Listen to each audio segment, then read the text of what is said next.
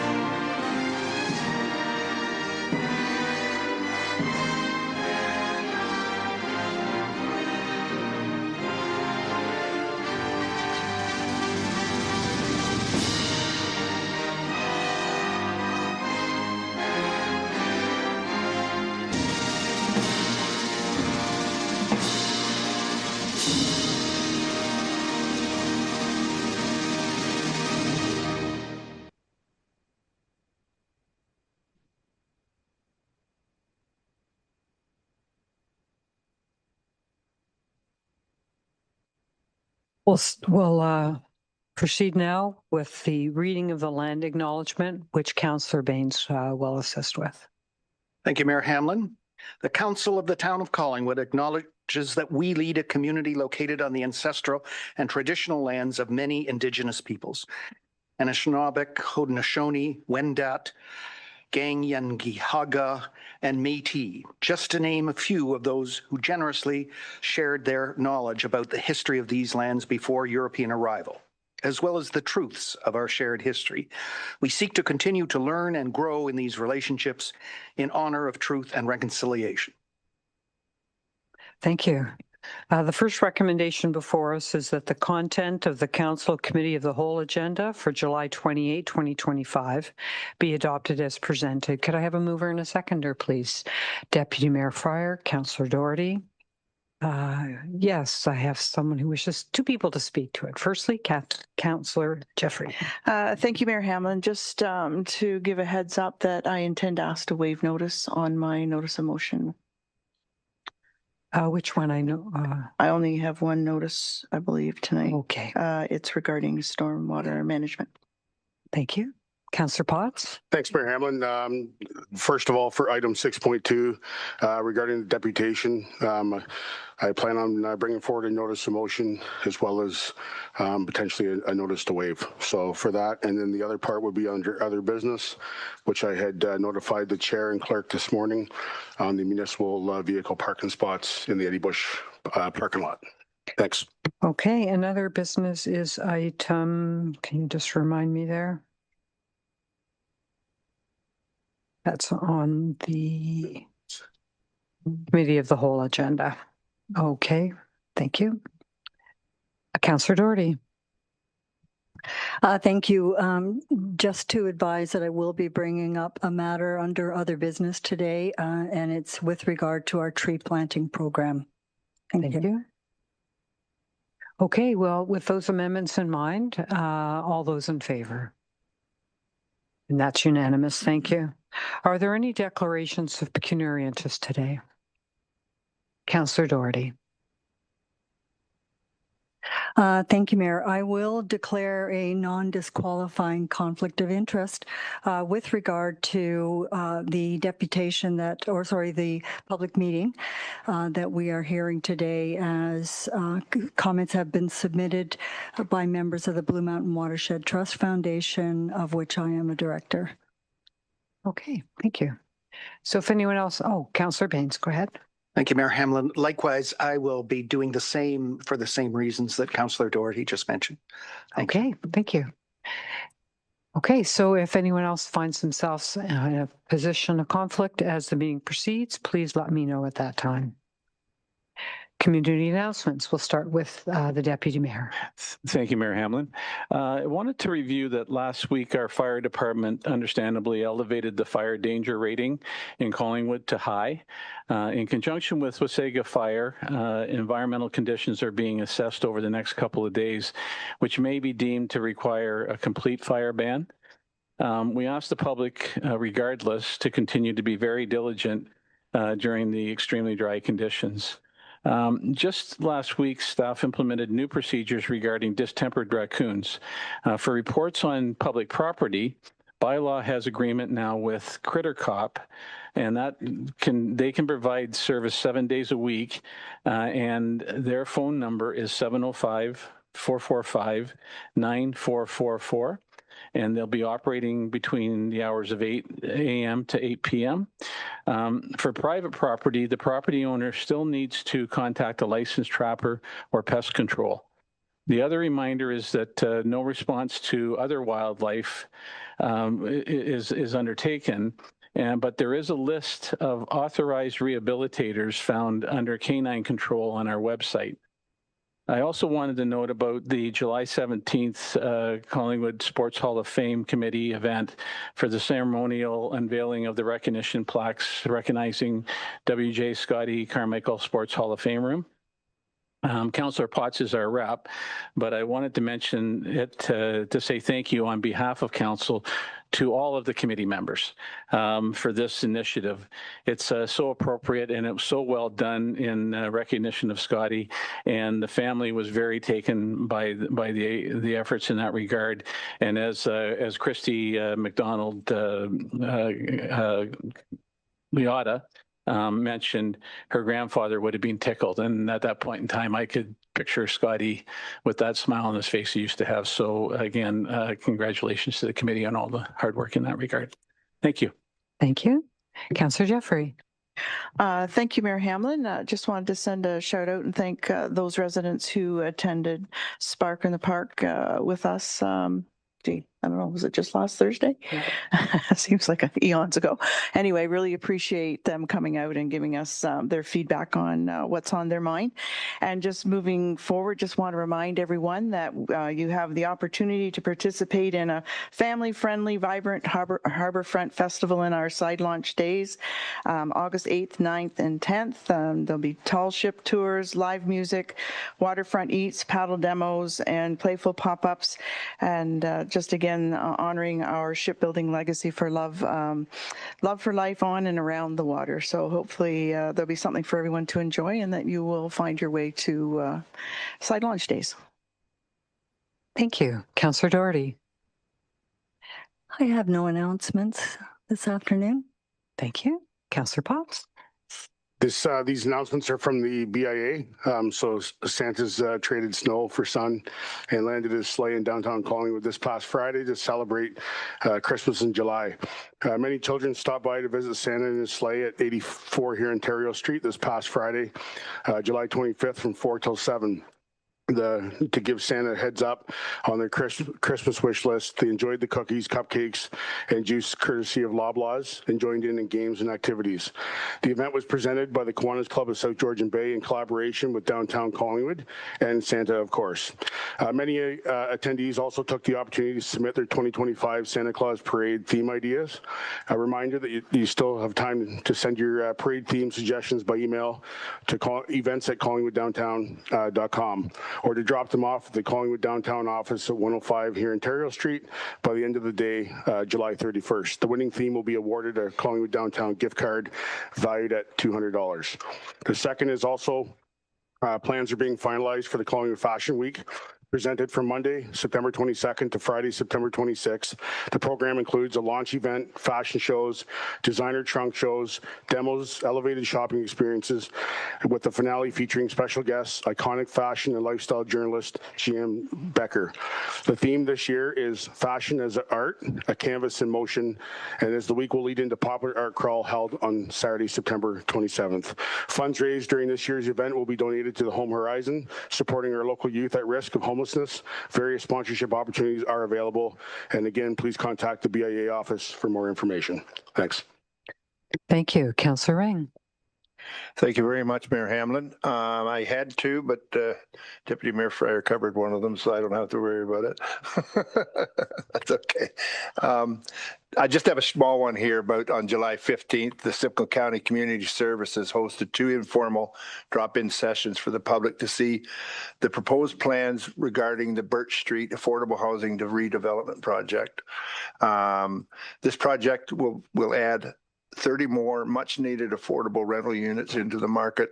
And if anybody didn't get the chance to see it, they should look it up online, because the building's going to be, I think it's going to add to the neighborhood. A lot of people were worried about putting it in that location, but I think even the neighbors think that it's going to add to the beauty of the neighborhood, and it's something really needed. So that's all I have today.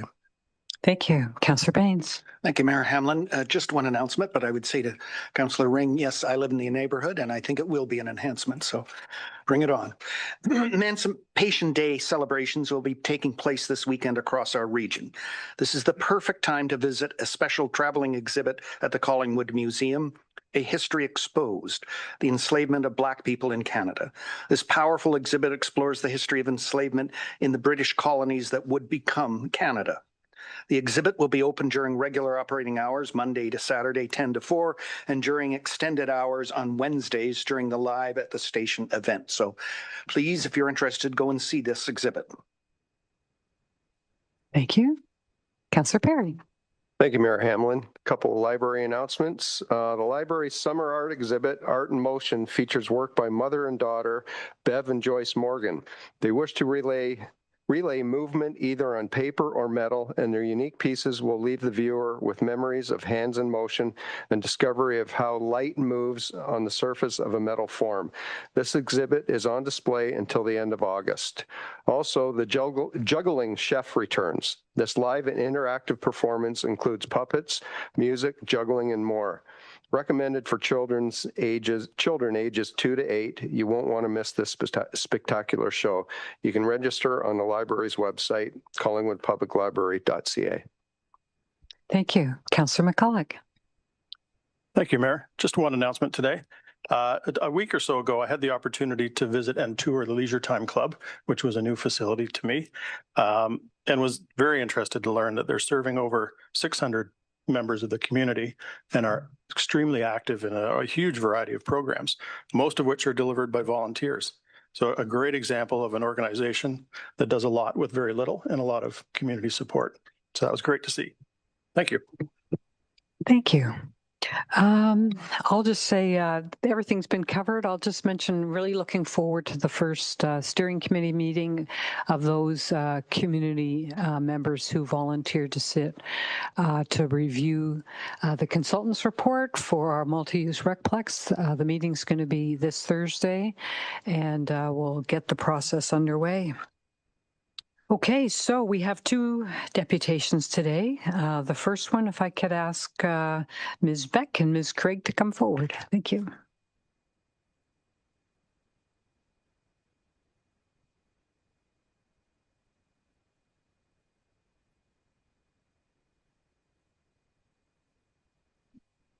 All right. First slide.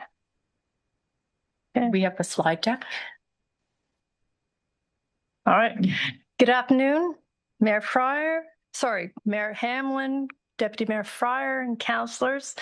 Thank you for the opportunity to advocate for a default speed limit of 30 kilometers an hour on our residential neighborhood streets and in high volume pedestrian zones. I'm Darlene Craig. And I'm Jeanette Beck. We're here to speak on behalf of Safe Streets Collingwood. Slide 2, please. As a community, slide 2. Slide 2, please. As a community, we have already committed to a people-first and sustainable active transportation network of commuting within our town. Slide 3, please. We want to make it clear.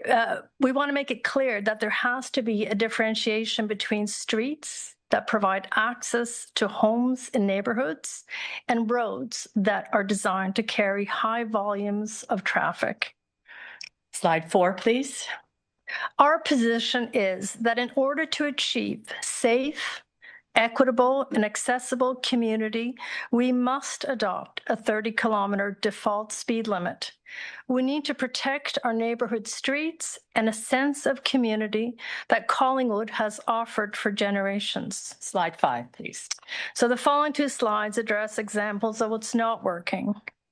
We have confusing stop signage and variable speed limits that are confusing to drivers. This has been a constant cause of collisions over the decades. Slide 6, please. Our existing straight grid has excessively wide streets with a right-of-way of 20 meters. This encourages speeding. And you all know that only a few of our streets have sidewalks on both sides, some only on one side, and many have no sidewalks at all. And our thresholds for making corrections must be significantly lower, and adjustments or changes cannot be mired in years of studies and consultations. Slide 7, please. So the following 7 slides address the signs of safety. These are facts. A driver's field of vision is negatively impacted by higher speeds. Slide 8, please.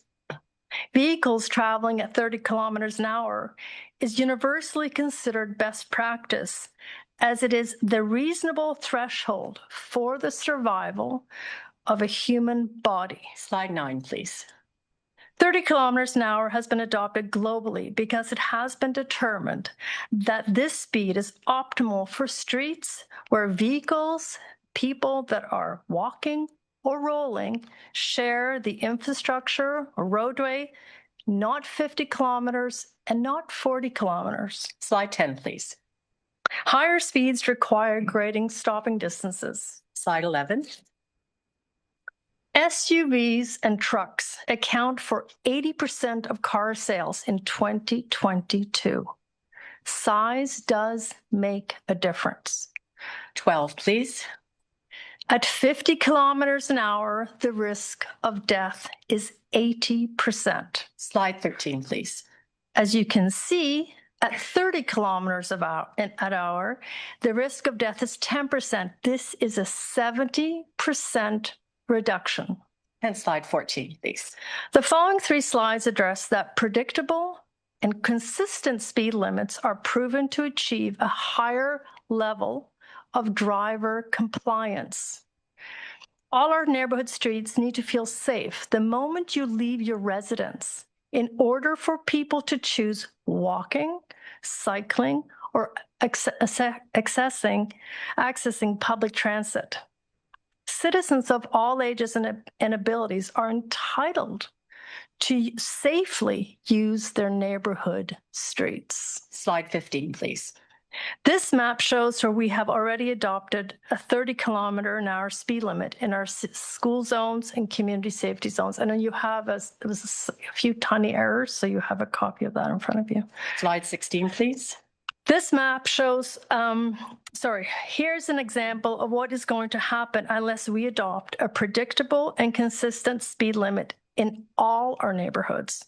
Drivers will default to adjacent streets with higher speed limits. Slide 17, please. The following 2 slides address the financial benefits. Realistically, we will never be in a position to fund separate walking, cycling, or rolling infrastructure on all our streets. A 30 kilometer an hour speed limit allows for safe, town-wide, on-street cycling and walking options. This is the only fiscally responsible solution. Slide 18, please. The cost of driving is the highest financial burden on our municipality. Slide 19. The following 3 slides address, in order to maintain a sustainable community, we need to protect our community from rapid growth. The use of route optimizing apps such as Waze and Google Maps has negatively impacted our residential neighborhoods. And number 20, please. Streets build community. So let's build places worth spending time in instead of just passing through. And slide 21, please. We will need to advocate for rerouting and directional signage to redirect through traffic outside of the core, a Collingwood bypass, and a preferred trucking route. Only then will we see a reduction in volume of through traffic, both with passenger vehicles and commercial trucking rigs. Slide 22. So the next 2 slides address the many environmental and health benefits of active transportation. It goes without saying that active transportation represents a significant reduction in greenhouse gases and increases fitness and reduces our healthcare costs. Slide 23. Lower speeds reduce harmful emissions and produce less road noise. Slide 24, please. The following 2 slides address how road safety professionals are promoting community speed limits of 30 kilometers an hour globally. Best current practices have been adopted in numerous cities and towns globally and in Canada, Toronto being one of the early adopters of 30 kilometers an hour a decade ago. Slide 25. And here are a couple of examples. And slide 26, please. So how do we build safe streets? To support a 30-kilometer speed limit, we will methodically and intentionally need to deploy the 3 E's. That is engineering or traffic calming, driver education, and enforcement. We will need an annual investments and both factual and measurable data in order to achieve the goal of an 85% driver compliance. And 27, please. And this is how this can look in a commercial area, like a high pedestrian volume zone. And number 28. This is what permanent traffic calming looks like. And slide 29. By making the default speed limit 30 kilometers an hour, we must ensure that our engineering standards are adjusted and that we deploy complete street designs on all new roads built. Slide 30. There will, of course, be roads to prioritize vehicular traffic flow versus citizen access to their homes. These will likely have higher speed limits and separate cycling infrastructure. Slide 32. We're committed to providing a town-wide active transportation network, putting people first. We have already adopted 30 kilometers in our community safety zones and school zones. We need to continue realizing our vision as per our community-based strategic plan, especially in the light of the fact that our population and therefore our traffic volumes are set to double. Let's not forget that all our neighboring communities are also growing at a breakneck speed. 32, please. We cannot be afraid of change. There will be some pushback. To put this in perspective, the impact of inconvenience to drivers is only 18 seconds of travel time over a distance of 1 kilometer. Public safety must supersede inconvenience. The introduction of seatbelts and the ban of smoking in public spaces are examples of positive change. So is 30 kilometers an hour. And conclusion, our last slide. Council, you have successfully guided this town through many large policies over the last 3 years. They are a testament to your thoughtful and strong vision, guiding us as we are set to double in size over the next few decades. When time comes, you have the opportunity to reset Collingwood on the right track by providing safe, predictable, and consistent default speed limit of 30 kilometers an hour. Thank you for your time. Thank you very much. Is there any questions from council? No? Deputy Mayor, if you could just take the gavel for a moment. Certainly, I assume you want to put a motion. Yeah. Okay, you go ahead then. Okay. That the presentation today be forwarded to those completing our master mobility and transportation plan. The seconder is Councillor Jeffrey. Do you need to speak? Anybody have any questions? I'll call the matter to a vote then. All in favor? And that is unanimous, and turn back to you. Thank you. Thank you so much for coming. Thank you. Thank you.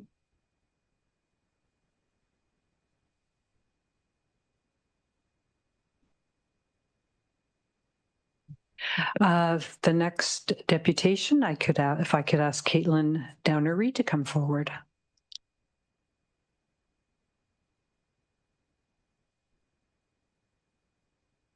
Good afternoon, Mayor Hamlin, Deputy Mayor Fryer, and members of council.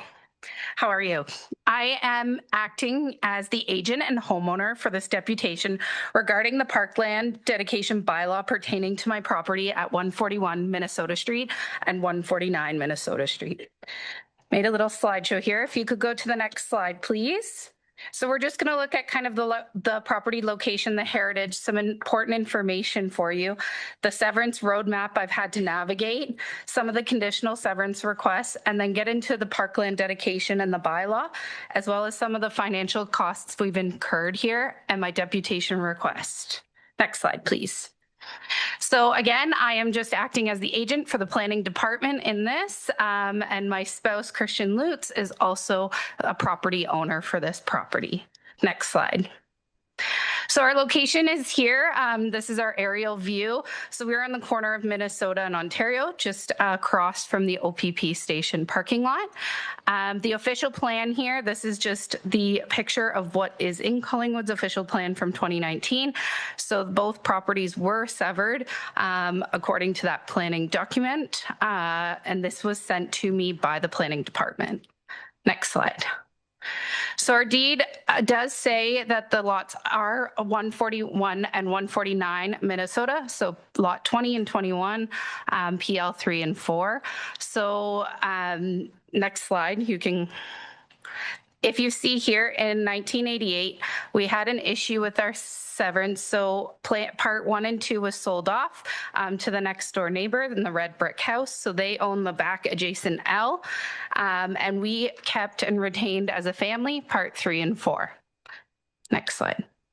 This is the current survey that we just completed. So the house sits on lot 20 and our carport Eastroff sits on lot 21, which we had to do a minor variance for 0.6 of a meter with the planning department. So we had to go to the committee of adjustments and get that adjusted. It was either take down our carport fully or get 0.6 of a meter setback for the property line. So we chose that route, which was a financial cost for us. Next slide. So just some issues with this severance and why I'm here today. So prior to 1988, this property's never been sold on open market. So it was owned by my great-grandfather, who was a Harrington. When the lease ended, the Downer name took over and the severance was completed for parts 1, 2, 3, and 4. This was all prior to digital deed writing. So if you go into the Ontario Land Registry, everything's still written by hand. So it's been quite a process working with them, Stuart Title and everybody trying to figure out how things kind of disappeared between the town of Collingwood as well as our deed. In 2002, the change of ownership happened. That's when they sold both parts 1 and 2, the back end of us. Again, so in 2021 is when we purchased it off my family, and it merged in title in 2024. So from 2021 to 2024, we had 2 roll numbers for the properties. We were paying separate property tax on both of those. We were getting a bill for 149, 141, and it merged. So it's been a process of trying to work with the Ontario Land Registry and Stewart Title. And this is where we're at. So we've decided that a severance is probably the way to go. In the long run, it was going to be cheaper, and here we are. And this is why I'm here. So next slide. So the Ontario Land Registry and Impact identified that the properties were indeed severed prior to the electronic writing of deeds in 1988 with the town of Collingwood. We were able to talk to the planning department, and they told us we could do a technical severance or an inadvertent merger. We couldn't afford this route. It was going to cost upwards of $20,000 to $40,000 with a land use planner. We looked at all the costs and thought doing a severance was our way to go to fix this merge in title. Next slide, please. So our severance roadmap to date has been a long process. So we had our first communication with the land use planners. We had our consent application earlier this year, and then our minor variance for the east-off on the carport.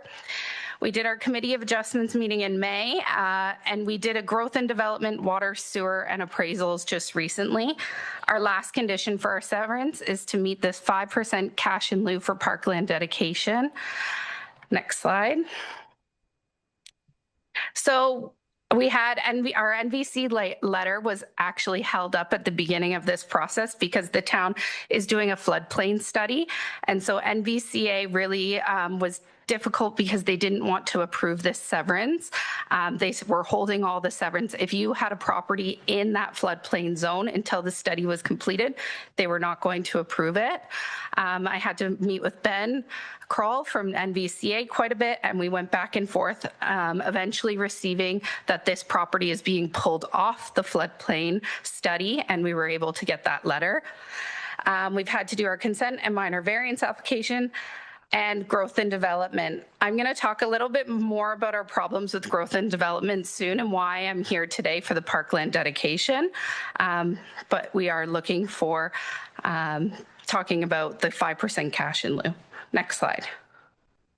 So our total costs, so our consent application to date was $3,000 to the planning department. We had to do a 0.6 east setback of $1,200, which ended up being $705 because it was under a meter.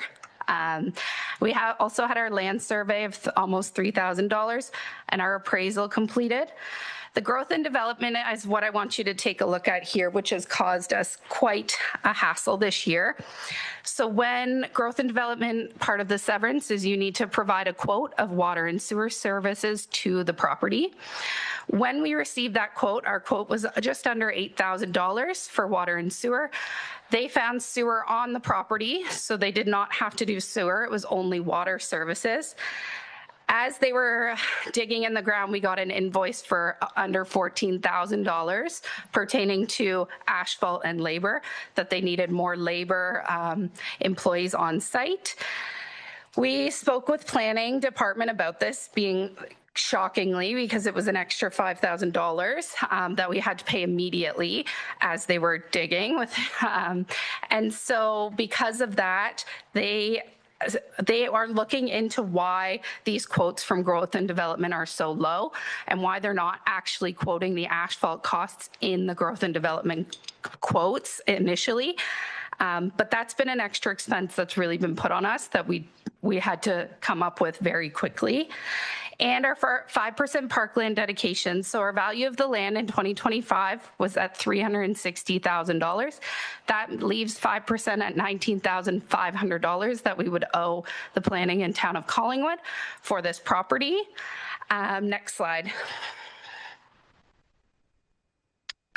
So the bylaw states that this is why I'm here. So in 2024 early, Collingwood Today wrote an article about this parkland dedication and how the town was going to review this 5% and identify if it would needed to be lowered due to the cost of rising houses prices. That was never, from my understanding, I can't find any information that was never reviewed. And so when I went to planning department, they explained to me that that this bylaw is quite old. And council may, by resolution, waive all or part of the requirement to convey land, cash in lieu of land, or any combination thereof. I did some research just to see what other areas and what's going on kind of in Ontario. A lot of other municipalities are waiving the parkland dedication for single homeowners, and they're putting it on the builder permit. So instead of if a person's going to sever, an individual wants to sever their property, they're actually putting it on the building permit of who's digging in the ground. So for example, if I'm not digging in that ground and I'm trying to put this property into my son's name, I shouldn't be paying for that 5%. It should be somebody who's actually building. Or if you look at other towns like Blue Mountains, they've lowered theirs to 2%. So with the rising prices of housing, you're looking at $360,000 for a piece of land. $19,500 is quite a lot. And unfortunately, we do not have that kind of money to provide after spending close to $25,000 on this severance. Next slide. So my deputation request today is approach 1. I'm asking for a motion to waive all or full of the amount of the parkland dedication for our situation, as it's been a unique situation that differs from normal town severances. And approach number 2, I'm requesting to work with you and reduce the fee to $3,000 towards the parkland dedication, because at this point, with what we've spent, that's all our available funds towards this. And that's everything. Thank you. Well timed. You have 22 seconds left. I talked quick. I think he's getting the word. Oh, so thank you. Would anyone on council have any questions? Yes, Councillor Potts. Thanks, Mayor Hamlin. First of all, I have a couple, but the first one I'd like to maybe ask staff. I know there was some correspondence about back in 2019, there was a similar situation, and in setting a precedence here.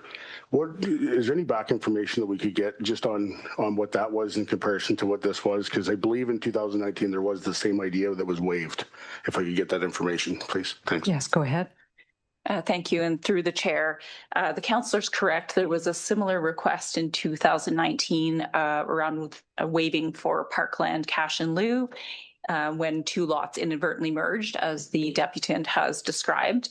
Only council can make changes and waive these fees under our bylaw. So that's why it's before you today.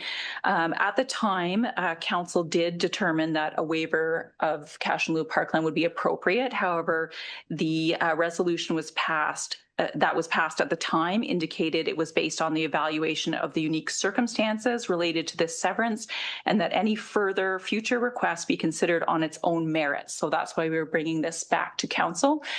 We can certainly note that these cases may require a more consistent approach across the board as we review our parkland dedication bylaw once the Parks Master Plan is completed. So staff have made a note of these circumstances and will be following up on a more global basis.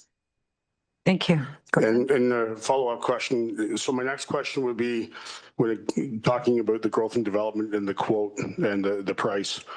I mean, I think it's an unfortunate situation that a price difference comes in that much of a difference.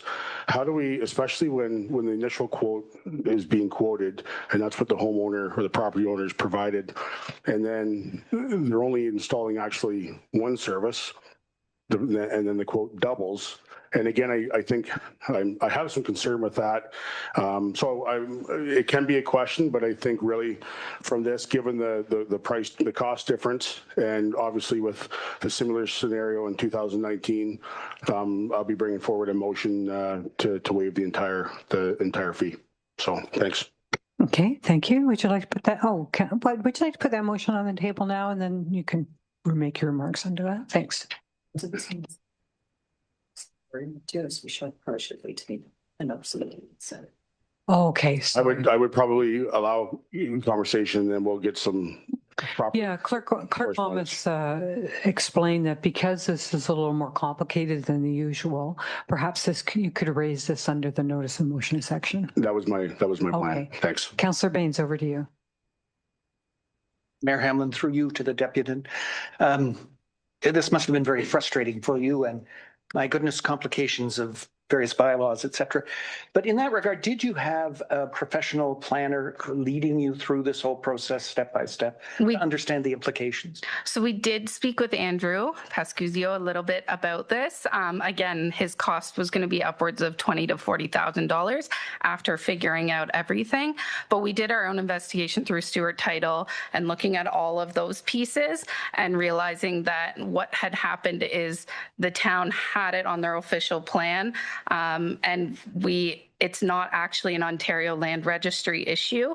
And so now we've kind of, what's the easiest way to go about this? Okay, the easiest way for everybody is just to do this severance. And to undo what was done in 2002. So to undo what was done in 2002, because this property had never been sold on open market. So that is why it triggered when I purchased it from my family. So it changed name, and Ontario Land Registry sent it to MPAC, and that's what. Thank you. And one more question. And your intent now is to gift it or to sell it to your son, did you say? My son, yeah. So we're trying to put it into my son's name. He's 3 years old, but again, he needs some property in the town. So that is our goal, is to transfer it into his name so he has a future. I would just property. Say, please get legal advice. We are, yes. So this time, yeah, we did have legal advice prior to this. It just, with the costs and looking at timelines, this was our easiest option, unfortunately. Thank you. No further questions. Okay, I don't see any other hands up, so thank you for coming today. Thank you.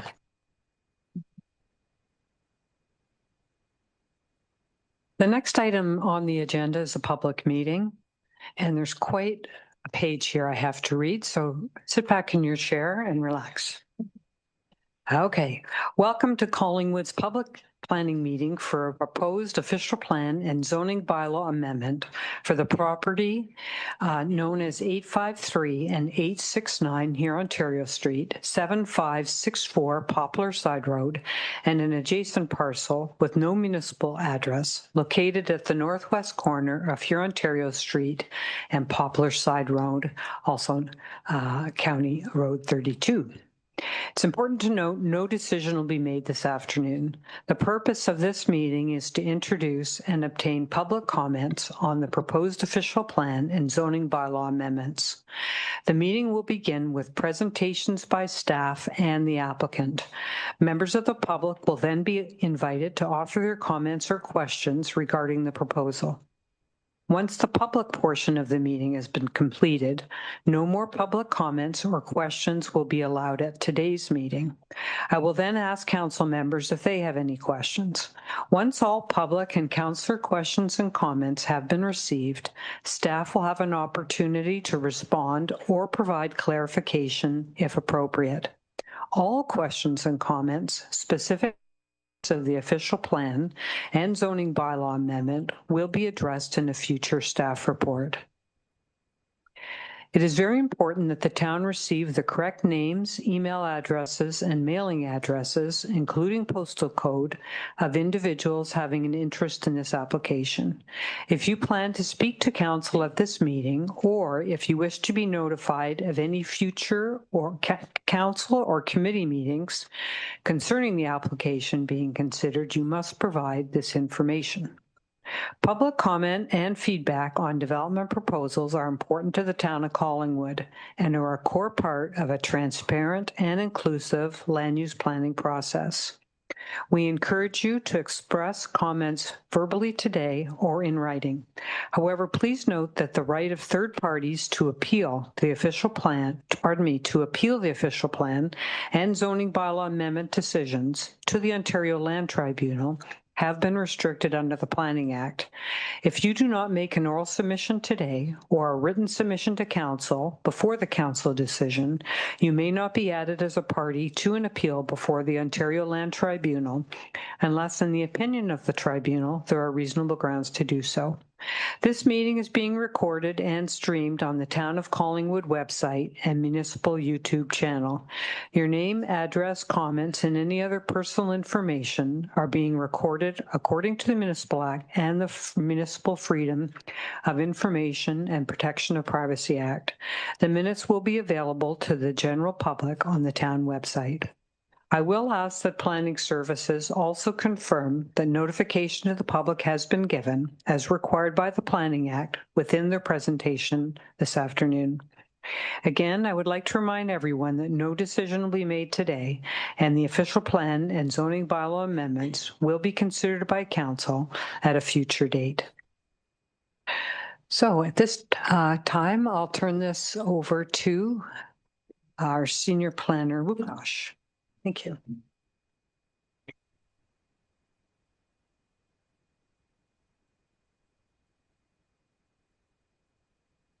Good afternoon, Mayor, Deputy Mayor, Council, and members of the public in the audience and looking in at home as well.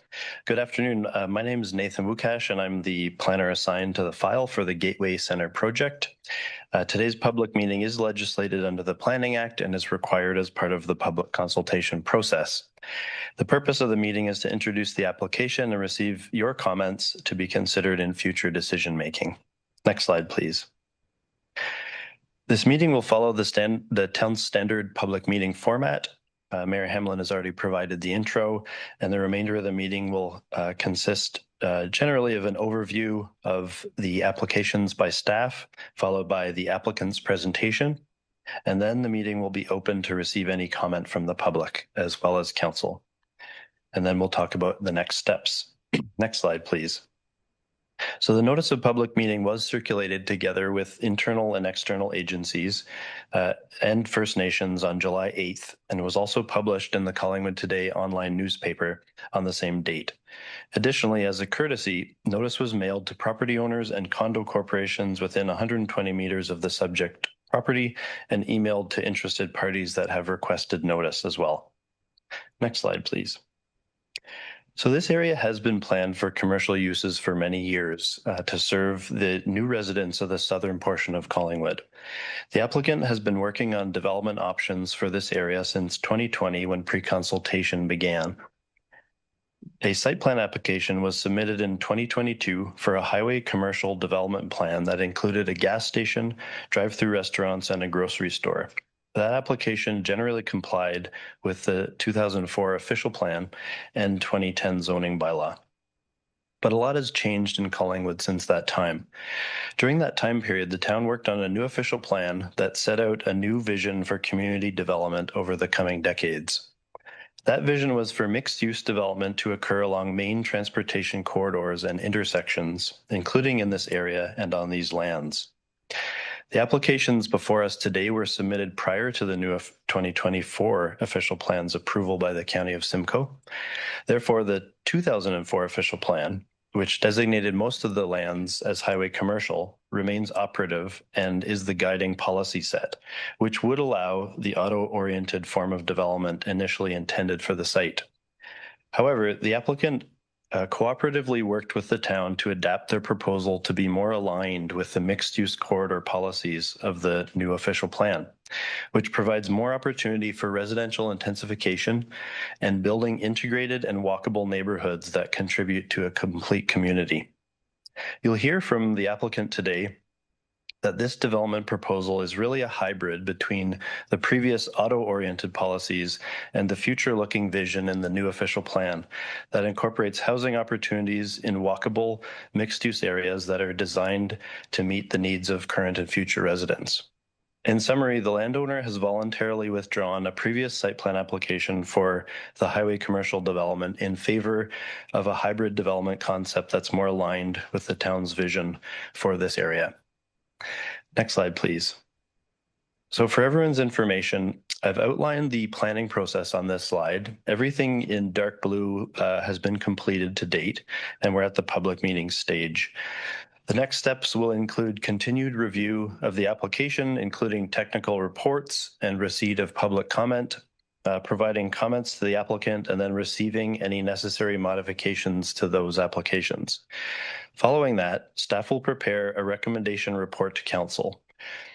And following council's decision, if approved, a notice of adoption and passing of the official plan amendment and zoning bylaw amendment would be issued, and there would be an appeal period for the zoning amendment only prior to a decision being final. However, it would not come into effect until the County of Simcoe approves an official plan amendment for the property. If that official plan amendment is approved, the county would issue their notice of decision, at which time there's an appeal period prior to that decision being finalized. It should be noted that the town's official plan is under appeal and currently at the Ontario Land Tribunal. Next slide, please. So let's get into the details of the applications. The property subject to the proposed applications is a land holding of 4 properties with a total area of 3.76 hectares and is generally vacant save for a single detached dwelling at 853 Hurontario Street. So the property is highlighted in red on your screen. To the north of the property is a residential lot. An institutional property contains a church and a newer subdivision called Indigo Estates. To the west are commercial uses along with residential uses along Poplar Side Road. And to the east is a residential subdivision called the Pretty River Estates. So the purpose and effect of the proposed official plan amendment is to redesignate the lands from highway commercial and residential in the 2004 official plan to site-specific mixed-use corridor exception designations in the 2024 official plan to facilitate the proposed development. As I mentioned earlier, the application was submitted when the 2004 official plan was in effect, and the new 2024 official plan has now been approved and designates those lands as mixed-use corridor 1 and 2. In order for the proposed site-specific policies that are proposed to live on in the new official plan, the application proposes to amend that document. Next slide, please. So the zoning bylaw amendment proposes to rezone the lands from the highway commercial C5 zone and the deferred residential zone to a holding mixed-use commercial exception zone. That new zone would permit additional commercial uses such as a food supermarket, pharmacy, retail commercial establishments, and prohibit autofocus uses. It would permit residential uses in a mixed-use building with a maximum height of 12 stories or 42.5 meters and a maximum of 165 dwelling units or suites or rooms, depending on the ultimate configuration of the residential use proposed, at the northwest corner of the site. So the application also proposes a H holding provision for the whole property, and I'll get into more specifics later in the presentation. Next slide, please. So this slide shows the applicable land use designations in the 2004 official plan, with highway commercial in red on the left, with residential land use designations that had at one time been a possible extension of the easterly residential subdivision, which was deemed to be unfeasible due to the narrow width of the land. The highway commercial designation was geared toward commercial uses with large floor areas, large land areas, and oriented to vehicular traffic. Next slide, please. So the town's 2024 official plan mixed-use corridor 1 and 2 designations focus on a more urban built form and permit a wide range of commercial uses with residential intensification permitted as well. Mixed-use corridor 1 permits only mid and high rises buildings and has a minimum of 3-story building height and permits up to 12-story apartment built form, subject to compatibility policies.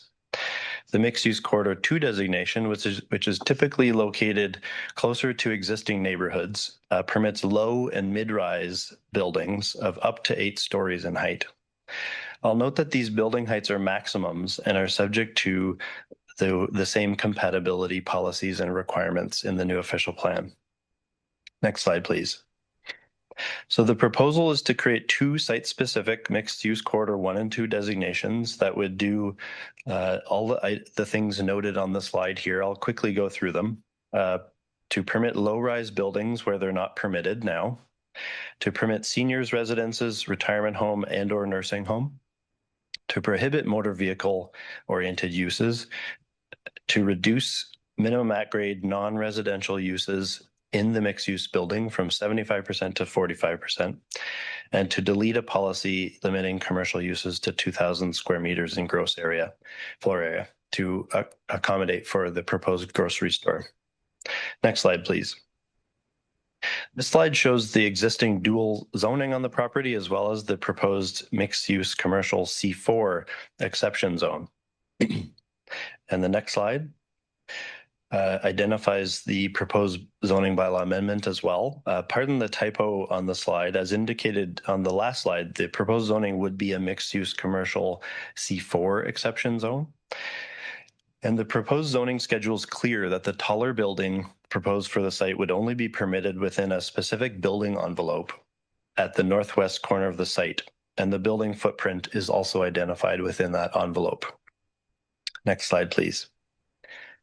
So similar to the official plan amendment, the rezoning proposes additional permitted uses, same as was identified in the official plan amendment, as well as residential uses up to a maximum of 165 dwelling units, suites, or rooms.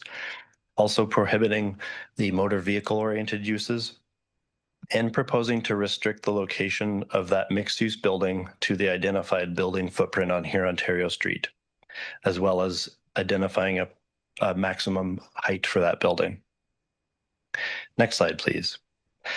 So a holding provision is also proposed to be applied, and that would apply certain conditions that would be required to have to be satisfied before development could proceed in accordance with the approved zoning.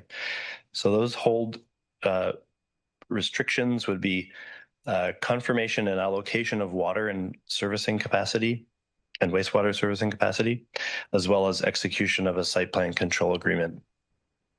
Next slide, please. So on this slide, you'll see the conceptual site plan for the proposed development, which would be subject to a future application for site plan control. The majority of buildings on the site are 1 story in height, but are indicated to be 7.5 meters in height, so would appear to have a 2-story building massing. These uses are proposed to include the food supermarket, pharmacy, drive-through restaurants, and retail and office uses. The exception to that are a proposed 3-story office building in the northeast corner and the proposed 12-story building, mixed-use building in the northwest corner of the site. 2 full moves vehicular accesses are proposed on Hurontario Street and Poplar Side Road, also known as County Road 32. So this conceptual plan is not locked in and not subject to approval through these applications. However, it's important to understand the conceptual site design so that the official plan amendment and zoning bylaw amendment are appropriate in their final form. Next slide, please. So this slide shows a preliminary 3D perspective of the proposed buildings, so you get a sense of the built form and massing of those buildings.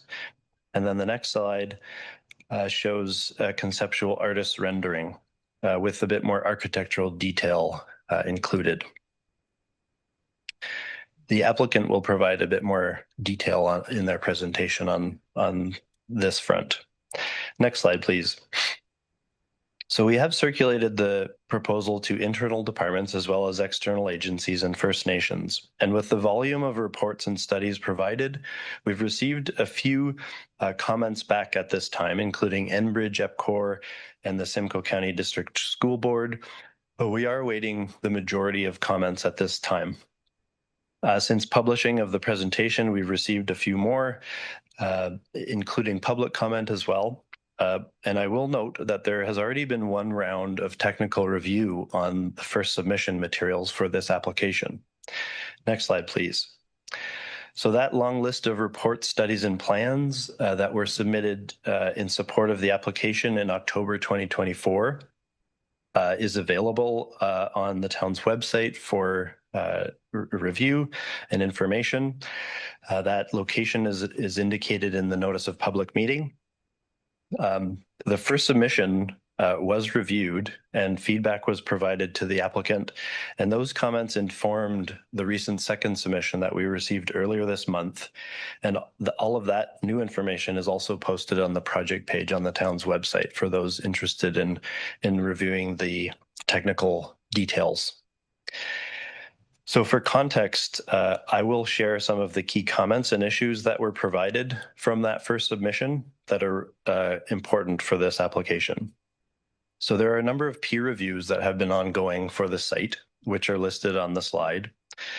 The first I'll mention is the environmental impact study and hydrogeological studies of the wetlands on the site, which has been ongoing with the Nottawasaga Valley Conservation Authority and the town's peer review consultant, NRSI. There are several wetlands features on the site. The feature in the northwest corner of the site was not determined to be regulated by the MVCA and can be removed. It was a stormwater management feature that was created early in the early 2000s as a part of a fill permit on the site. The wetland feature in the northeast corner of the property has been assessed with the boundaries delineated and mapped, and the MVCA has agreed that it is a candidate for their offsetting guidelines. The EIS addendum proposes a wetland offsetting plan that would see the portion of the wetland on the subject property developed, while the offsite wetland would be protected with a water soak-away pit that would maintain pre-development water input to the remaining offsite wetland. A peer review of that information is being completed by NRSI on behalf of the town, and the MVCA continues to review the information provided as well. However, following the first submission in late June, the MVCA has provided comments that generally accepts the applicant's wetland offsetting plan with future monitoring requirements and other site plan control requirements as well. So moving on, there are ongoing peer reviews of urban design and landscaping materials for this project that have been considering how it supports an activated and healthy streetscape, walkability, pedestrian focus, and screening drive-through locations, as well as built form and compatibility with surrounding land uses, including review of angular plane assessments, shadow studies, and architectural design on the buildings. A commercial market study is being peer reviewed by Urban Metrics on behalf of the town with the goal of ensuring the continued health of the downtown core and other commercial areas of the town. A traffic impact study has been peer reviewed by both the town and the county, with Poplar Side Road being County Road 32, which requires some road improvements in the form of turning lanes to access the site and Hughes Street as well. Finally, there has been peer review of the hydrogeological, geotechnical, and environmental site assessment details that were completed through the Growth and Development Division. So a few other key comments that I should address are about parkland. Staff have asked for cash in lieu of land dedication, proposed to contribute to a planned neighborhood park in the vicinity of this property. And the importance of trail connections and site walkability and transit access were also identified in that first technical review. Next slide, please. So this is the first opportunity for formal public consultation. However, the town has been in conversation with a number of interested residents over the years about protection of the environmental features on the site and their interest in the proposed uses and built form on the site as well. So in terms of public comment received to date, we have received about 4 to 5. They continue to come in today. Those will all be summarized in the staff report that you receive at a later date.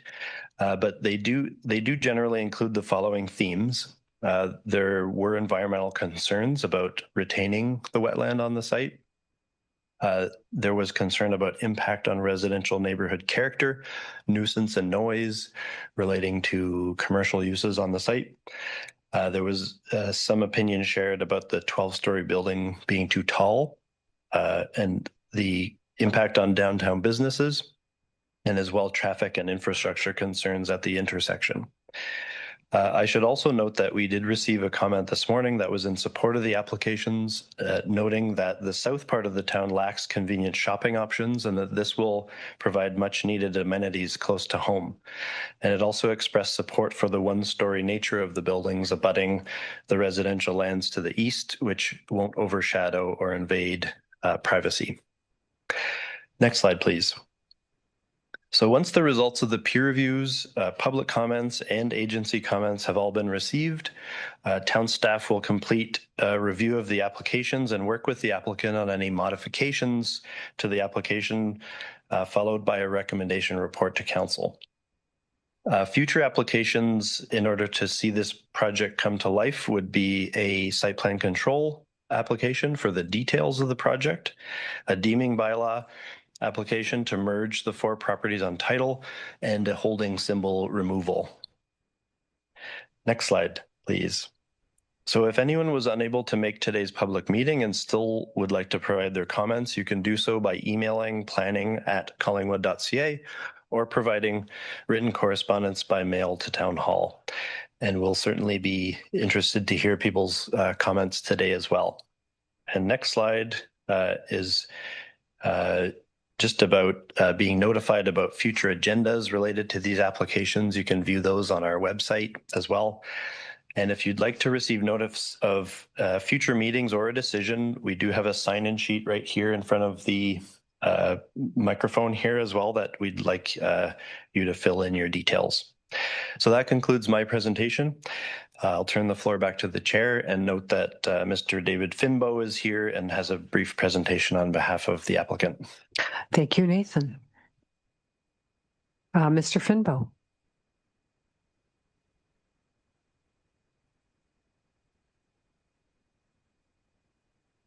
Yes, thank you, Mayor Hamblin, members of council. Pleased to be here today and thank you for allowing us to present. My name is David Finbow. Surname is spelled F as in Frank, I, N as in Norman, B-O-W. And I'm presenting this afternoon on behalf of Cheris Developments Limited and ASOF Investments Limited. For simplicity, I'll refer to the owner proponent as being Cheris. In attendance with me today are Steve and Chris Asaf, being the president and vice president of Cheris respectively. Thank you. I'm very respectful, by the way. I believe Nathan did a great job in terms of framing today's public meeting and the evolution of the proposed development. And I'll attempt to avoid duplication of what he presented wherever I possibly can. There are slides that will appear to be duplications, but I may want to add a few comments if that's okay. I'd like to reinforce what Nathan spoke to earlier. Cheris has been in discussions with the town on this project for over 5 years. And what we are presenting today is the third iteration of the development concept. And again, Nathan did a great job talking about where we've been on this project. And we do acknowledge the process that Nathan has laid out and that we're here to receive comments from the public. Next slide, please, Jenny. I think Jenny's controlling it, isn't she? Yeah, thank you. Just in terms of the Gateway Center team, we have a long list of consultants. The majority of the consultants are shown on this particular slide. And a number of the firms are local consulting firms who are very familiar with the town of Collingwood. Many of the initial studies and reports that were submitted with the first submission have been reviewed by the town's peer review consultants. Other studies reports were reviewed internally, and we've now received those comments and we've prepared, or our consultants have prepared revisions to these studies, and they have been resubmitted to the town respecting the proposed development concept that is here today.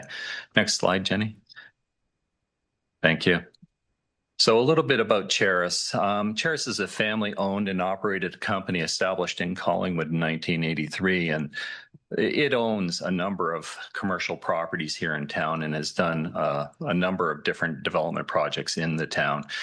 A few photos of these developments are shown here, being the Arlington building, the Rexall building, which is known as Mountain View Medical, and actually Mountain View Town Center, which includes the Bank of Montreal, and Shefford Court. They've also been responsible for the Collingwood the evolution of the Collingwood Courthouse.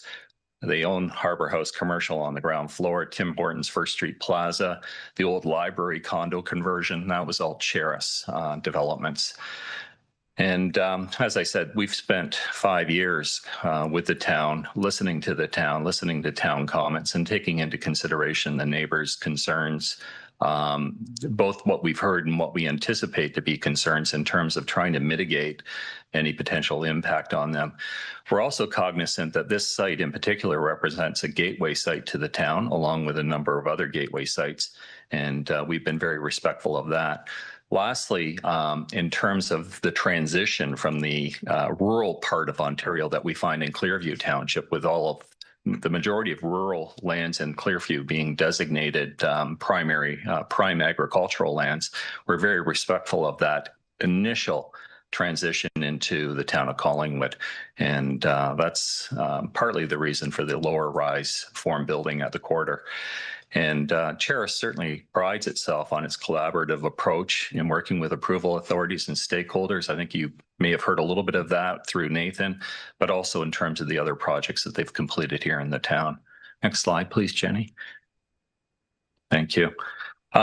Site context, I think we all know where the site is, but a couple of things that I did want to note is the proximity to the Hamilton Drain Trail, the future Triangle Park, CCI, St. Mary's School, and Mountain Croft Park to the west. And lastly, and probably very importantly, as the town evolves into the future, is the future Depoche land development and the Collingwood General Marine Hospital preferred location. So it'll be a very critical piece of that whole infrastructure within the south end of town. Next slide, please, Jenny. So a number of studies and reports have been submitted to the town. They can be found on the town's website. Many of these reports have been peer reviewed, as I indicated earlier. These consultants retained by the town, unfortunately paid for by Cheris. But I'd like to speak briefly to a few of these. First of all, the noise concerns that have been raised. A noise study has been completed and an addendum to the noise study. And the report has regard to the residents on Hughes Street. In particular, in the noise study, if anyone cares to go and look at it, they're noted as sensitive receptors. And the Ministry of the Environment have a specific criteria in terms of dealing with sensitive receptors. The report proposes measures that would be implemented through the site plan approval process, including the enclosure of rooftop equipment and potentially limiting deliveries to daytime hours, deliveries to the various commercial entities on the site. Lighting is something else that we've heard a little bit about in terms of ensuring it's dark sky compliant and show zero luminance at the property lines. That's all found within the town's the town urban design manual. Stormwater management and water balance report, stormwater management. We're proposing underground storage of stormwater and rooftop storage, both quality and quantity controls with outlet to the Hamilton Drain. I don't think there's any surprise there from an engineering perspective. And the water balance report is specific to ensuring no offsite wetland feature impacts. And I'll talk a little bit about that a little bit later. Traffic impact study has been completed. Hurontario and Poplar are both arterial roads. And of course, Poplar under the jurisdiction of the county. Nathan touched upon some of the required improvements to implement this development, including intersection signalization improvements, site access tapers, and continuous center lane through to Portland Street. So right now there's a left-hand turn lane as you head west on Poplar that will be continued all the way over to Portland Street. There are parts of left-hand turn lanes for in that area of Poplar. Commercial impact study and the related addendum to address the concerns of the downtown. That has been completed and is undergoing a review by the town's consultant. One thing I'll note is that the grocery store size has changed from our initial application from approximately 50,000 square feet to 31,000 square feet. That was a pretty important change in terms of it being absorbed and not having detrimental impacts on others. Next slide, please, Jenny. Again, these photos are renderings of what you might expect in terms of the development. Phase 1 is commercial buildings 1, 2, 5, 6, 7, and 8. These are the buildings on the southerly piece of the land. Phase 2 is the mixed-use building at the northwest corner and a 3-story commercial building. Tenants under contract for Phase 1 include No Frills, being the grocery store, Shoppers Drug Mart, Dollarama, Starbucks, and McDonald's. And in terms of the owner's interest, the owner working on this project for over 5 years now would like to proceed with site preparation this year, if at all possible, clearing and grubbing, potentially some fill operations, with site servicing and the commencement of construction in 2026. Now, Nathan has spoke to where we are in the process. This is an official plan amendment, zoning bylaw amendment, public meeting. Following this, and once council has made a decision, it will determine whether or not we can formally make application for site plan approval. It's the site plan approval process that will nail down a lot of the details related to this development. That being said, we'd still like to get out and do some site preparation later this year. Next slide, Jenny. Thank you. So again, the site concept, and I do think Nathan's PowerPoint did better justice to the site concept than the one I'm showing you. Nathan did speak to it being a hybrid approach. The applications were filed under the in-force official plan, which designates the lands as highway commercial, 7.3 acres and 2 acres residential to the east. But it does have regard to the town's vision for the future as expressed in the 2024 OP, which designates the lands as mixed-use quarter 1 and mixed-use quarter 2. And I'll get to that in a minute. The proposed development, 7 buildings comprised of retail, restaurant, office, pharmacy, and grocery store uses, 1 12-story mixed-use building, and the surface level and underground parking is provided. And we're certainly very interested in having a bus loop through the site. That would only help in terms of the town's residents as well as the businesses on the site. Next slide, Jenny, please. Just some details in terms of the site statistics. I'm not going to bore the public or council with the greater details, but I will note that the side yard at the easterly property line that is proposed is 9 meters. And I'll touch upon that in a minute. And again, the height of the proposed mixed-use building, which is 12 stories, which is a height that is envisioned by the town's 2024 official plan. Next slide, Jenny. So there's an official plan policy that indicates that 75% of all dwelling units in the town are to be within 1,200 meters, approximately a 15-minute walk of retail commercial, with a particular emphasis on pharmacies and food stores. I think knowing the town, we all acknowledge that the south end of town is deficient in that regard. And we've indicated on this particular slide what that 1,200 meter radius looks like. We've included lands in Ottawa. Not that they're going to be walking, I don't think. But anyway, the development will provide a walkable commercial center for the residents of the south end of town, residents to the south, and to the traveling public, and will feature a grocery store and a pharmacy. And as I said, both of those uses are under contract. There are policies in the official plan that speak to, sorry, next slide, Jenny. There are policies in the official plan that speak to residents and jobs per hectare. Again, this particular presentation will be available through the town if any members of the public would like it.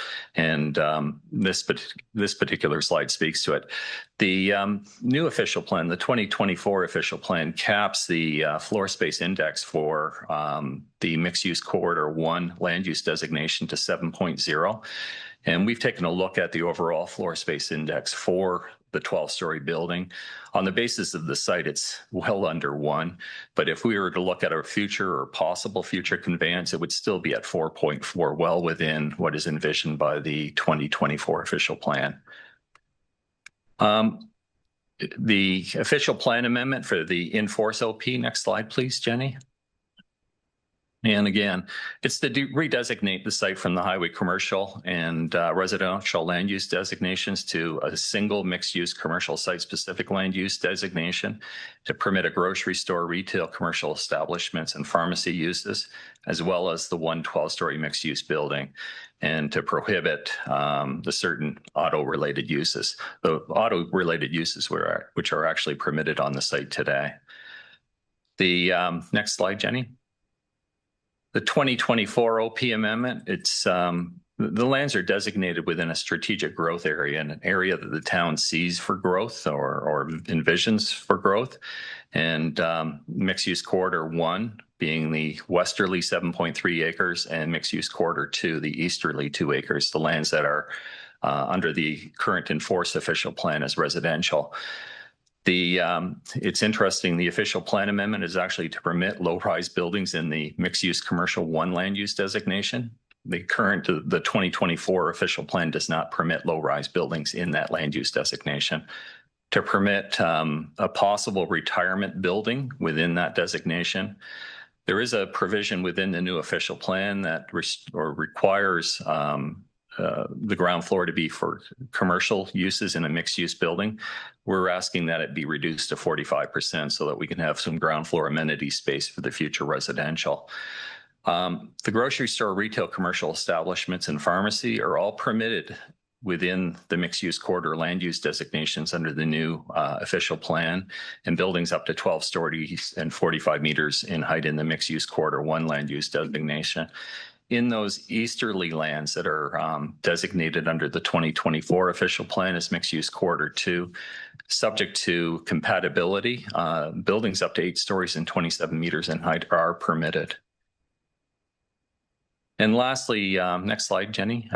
In terms of the zoning bylaw amendment, it's to rezone the site to the mixed-use commercial C4 site-specific, add additional uses to prohibit certain auto-related uses. And again, I want to identify or build upon something Nathan touched upon earlier in terms of the portion of lands designated or zoned deferred residential.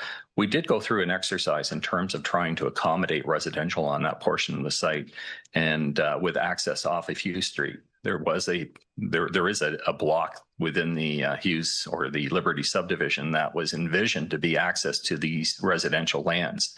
And what it would have entailed is townhouses pushed up against the rear property lines of the houses on Hughes Street with a 7.5 meter setback. So a single loaded road that would run off of Hughes Street to serve approximately 16 dwelling units with setbacks at the Hughes Street lots of approximately 7.5 meters. We determined that it just was not viable without creating significant detrimental impacts. Those buildings would have been permitted to be 12 meters in height in that area. Next slide, please. Parking and transportation, we've heard comments and concerns with respect to lack of parking, and we've also heard comments with respect to the site being overparked. We've tried to hit the zoning bylaw requirement bang on in terms of the commercial. There's 295 spaces proposed, there are 289 required. So we're trying to ensure that we're meeting both ends of the spectrum here. Next slide, please, Jenny. Now, an important piece is the Natural Heritage and Natural Hazards review. The Natural Heritage Review, an environmental impact study, was completed. It was peer reviewed by the town's consultant, NRSI. Our consultant, being Azimuth Consulting, has responded to their comments, including additional fieldwork related to brown bats, something they refer to as a bagging exercise, which is really quite interesting. So the northerly portion of the site is regulated by the NVCA, and you can see that area in yellow on this slide. There is one unevaluated wetland feature, which has now been evaluated and determined to be an actual wetland, and that would be at the northeast corner of the site. A hydrology of the wetland feature was evaluated based on a feature-based water balance completed in support of the removal of this wetland, with no detrimental impact to the off-site feature, which is within 2 blocks that were part of the Liberty subdivision, just to the north of the development, right up against the Hamilton Drain Trail. And we had submitted a wetland offsetting plan in accordance with the NVCA's net gains for ecological offsetting guidelines. And we have received comments back from the NVCA in terms of acceptance of that offsetting proposal in principle. And we will pursue that, obviously. There are no natural heritage features on the site that have been noted of concern. Tree inventory was completed on the site. The healthy easterly boundary trees are proposed to be retained, and certainly an NVCA permit will be required for the fill operation within the northern, or any of the works within the north end of the site. Something that I think is very important, and I'm going to go through these rather quickly, Jenny, in terms of the street cross sections on the next slides. So I'll go through these rather quickly, and please ignore where the property line has been identified on these slides. It's always meant to be on the development side of the sidewalks, the public sidewalks. So this gives you an example of a cross section right at the proposed mixed-use building, where there's a residential amenity area, a buffer area, and then the town-owned multi-use walkway, boulevard, and then here Ontario Street. Next slide, Jenny.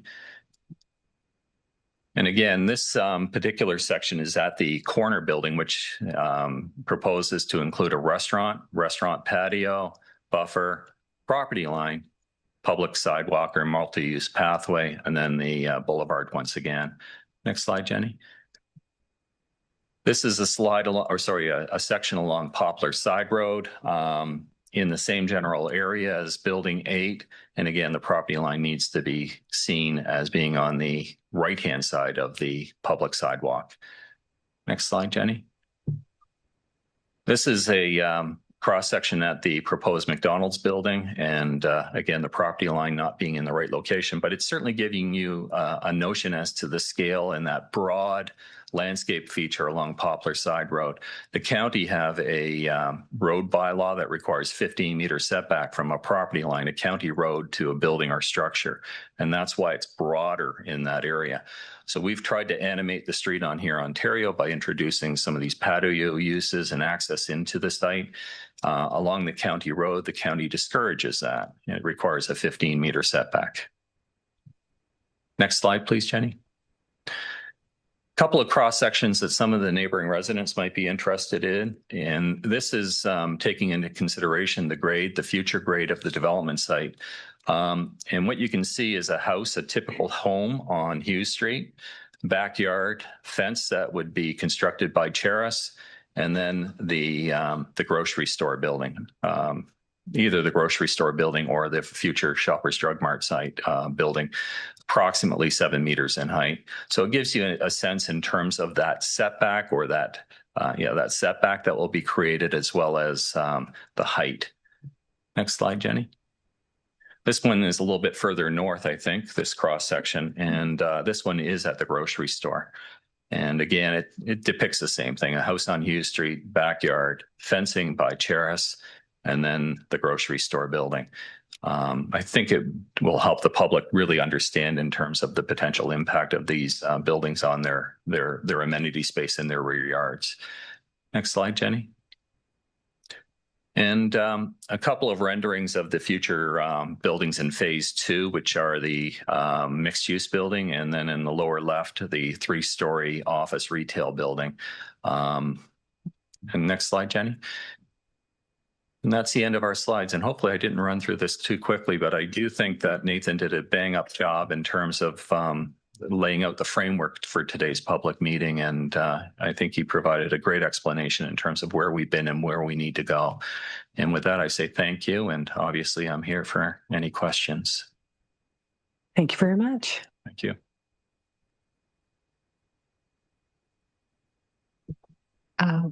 So at this point, unless Director Valentine tells me otherwise, no. If anyone from the public would like to come forward and share their thoughts, now's the time. We all run up at once. One at a time's best. Yeah, thanks. Good afternoon, Mayor and members of council. My name is Robert Kowalski. I live at 23 Hughes Street, directly behind the proposed development site at 853 and 869 here, Ontario Street. I'm here to strongly oppose zoning bylaw amendment we are discussing today, which would rezone this land from residential to commercial use. We purchased our home here 5 years ago, trusting that the land behind us would remain residential. This proposal would replace that quiet residential space with a noisy commercial plaza, including a grocery store, rooftop HVAC units, loading docks, US-based drive-throughs, and redundant corporate stores. All at the same elevation. An example would be the HVAC units, which we're just showing, would be at the same elevation as my bedroom or our bedroom windows. A quick survey of grocery stores in Collingwood shows that none are located directly adjacent to homes. And this is for good reason. It creates unnecessary noise, disruption, and incompatibility with the neighborhood. This violates the town's official plan, which states residential zones should permit residential, not large-scale commercial uses. Commercial development should occur in designated commercial areas. Development must be sensitive to neighborhood character and scale. Putting a commercial plaza in the middle of a residential zone ignores these principles. Moving on to just traffic and infrastructure. Here, Ontario and Poplar is already congested. It's a regional corridor to the Blue Mountains and a primary bypass route for GBTA traffic heading towards Thornbury and Meaford. This development would worsen traffic, burden infrastructure, and hurt small businesses located in Collingwood's core. According to the provincial policy statement and the official plan, development must be appropriate for the infrastructure available. It must minimize land use conflicts and protect public safety and character of settlement areas. This project does none of that. Instead, it introduces traffic, stormwater issues, and commercial chaos into a residential setting. Just moving on to some environmental impact. The site includes a vernal pool, which is visible from Google satellite images and registered with Ontario Nature, along with significant wildlife habitat for birds, amphibians, and mammals like muskrats and beavers as well. Paving or altering this area would destroy critical functions such as stormwater storage, which already seems to be an issue in our neighborhood with flooding, flood prevention, aquifer recharge, and biodiversity support. Under the PPS, development is not permitted in significant wetlands or wildlife habitat unless it's proven there are no negative impacts. I believe this proposal fails that test and threatens to erase an important ecosystem that's right in our backyard. Just from a human side, I'd like you to consider this from a resident's point of view. Would you like to look out your window and see drive-throughs, traffic, and semi-truck deliveries instead of trees, geese, and songbirds? Would you trade peace and privacy for AC hum, lights, and diesel fumes? This proposal will bring long-term disruption, stress, and devaluation to our homes and our lives. This is not why I moved here. So please ask yourselves that same questions if this was happening in your backyard. So in conclusion, this rezoning violates Collingwood's official plan, overloads the infrastructure that is not present, threatens the environment, degrades neighborhood quality of life, and benefits a non-resident developer at the expense of local residents. I respectfully urge council to reject this amendment and uphold the residential zoning as it stands. Please put interests of residents and the environment before private development. And thank you for your time. And I relinquish my remaining time to any of the other concerned residents. Thank you. Thank you.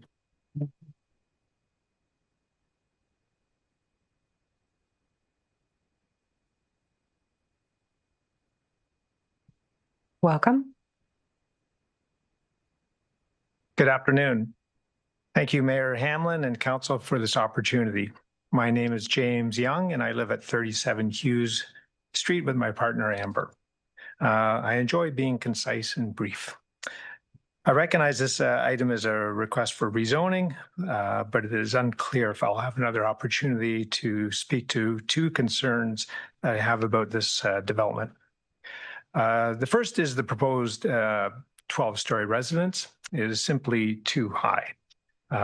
Nothing in Collingwood that I'm aware of is close to that, and certainly is not congruent with the surrounding area. Gateway is the name of the project, and as such, should take advantage of the saying of you only get one chance to make a first impression. My second concern is the loss of the wetland area on the very periphery of this property. Wetlands are important, although there are far more qualified people than myself to speak to their importance. Having said that, as a veterinarian, I recognize we have a responsibility to do our best to preserve wildlife and their habitats. My two requests then are, please give careful consideration to the height of the residence, and please seek an accommodation that will preserve the wetland and vernal pool in this development. Thank you for your time. We appreciate what you do. We know that your job is not an easy one, and thanks for the time. Thank you so much.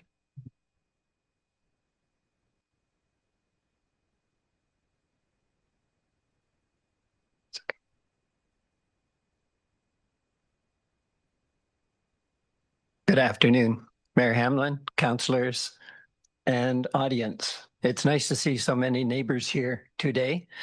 My name is Doug Brown. I live at 29 Hughes Street with my wife, Bobby, and that is in the northeast corner of the development, as it turns out. If you notice on the maps that you've seen, our property and our neighbor's Ted's, who's here, extends beyond the back line of the other houses on Hughes Street. We have acquired the lots behind our homes as a connectivity for the vernal pool to be connected to the Hamilton Drain, which flows into the Pretty River. Okay.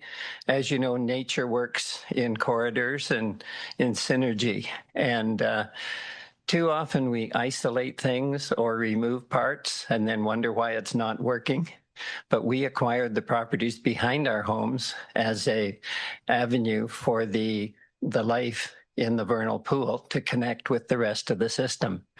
I know I have worked in the past with landowners, and some of them have been very proud to have tree lots. And then we tell them that the tree lot is really kind of useless unless it's connected to other tree lots. So this area needs to be connected. Okay. I have a few background comments, and then my focus is really on the vernal pool in the wetland.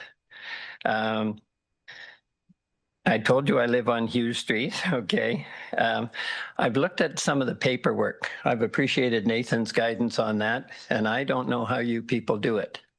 There was so much to read and so much to plow through, and I found when I got to one item, I was forgetting the previous.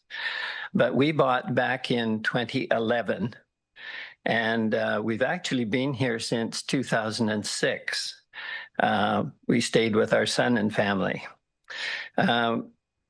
We bought in 2011, and the subdivision agreement for the Pretty River Estates that Liberty's developing was passed in 2009. So we were one of the very early residents and saw the area grow up. When we did arrive, one of the first things we did do was call the town planning department. I spoke to Mark Bryant, and he told us about the zoning, the highway commercial and the low density residential. So we were aware of what we were getting into, and we have been watching ever since, willing to work with whoever. In terms of what's happened over the years, we have met with different developers. I believe Cheris is about the fourth. When we first bought on Hughes Street, Home Hardware owned that property. Okay, most of you know that. And then there were others. I remember Cushman and Wakefield from Waterloo. They submitted draft proposals, and the previous developers all submitted proposals based basically on the highway commercial designations, which had the lower profile and smaller space. So that's what we've been used to up until this situation. I wrote a lot here, and I'm trying to cut it down. Back in, I guess it was November of 21, no, actually in September of 21, a person phoned me and said that Cheris had made a letter of application to the Collingwood Development and Operations Services Committee. And in quotes, consider eliminating the prohibited uses. And the committee at that point said no, because Cheris wanted to build bigger, the food superstore and things like that are now being requested and perhaps sanctioned. But back in the past, the decision was no, not at this time. And particularly in that way, you don't eliminate all restrictions up front. If an exception pops up, you talk about it and maybe make an amendment. But I am concerned, and I wrote a letter at that point, you don't eliminate all the restrictions before you even start. Mr. Brown, you have 1 minute left. Oh, do I? Yeah, so maybe you want to do your highlights, and then if there's anything else, you could just write a letter if you could. Sure. Okay, thanks. Okay. A friend of mine, Dave Featherstone, was coming. May I read his letter and pretend that I'm Dave for a minute? Why don't you finish your remarks and then we'll let you be Dave. How's that? Okay. My remarks relate to the vernal pool. I think you know what it is. It gets the spring runoff. There's no inflow, there's no outflow, so there's no fish that eat, and therefore there's a unique form of life in the vernal pool.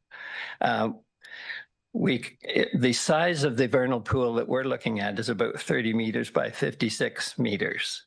Dave Featherstone's letter captures all that information beautifully. And I believe a copy was sent to the clerk's office. And does that get to all of you people?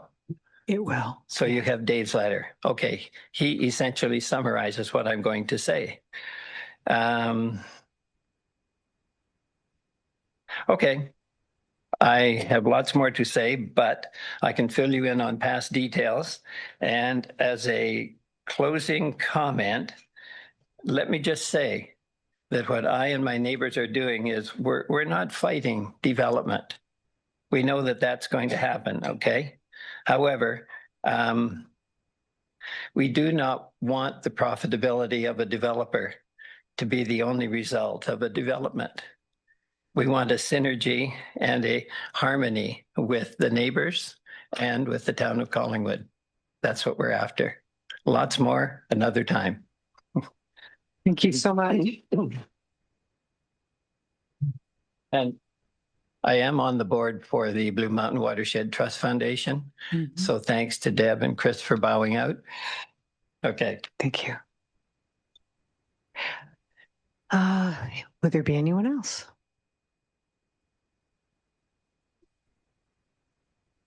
Okay, I'm supposed to ask 3 times, but I won't ask 3 times. I'll ask 1 more time. Okay, so at this point, oh wait, I have to check to see if there's anyone online.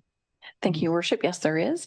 And again, for other participants online, if you'd like to address council regarding this application, please press the raise your hand feature at the bottom of the screen. And at this time, we will unmute Lori Reed McAleer to speak. Go ahead. Lori, are you on mute? You should be able to speak now. Hello, Lori, go ahead.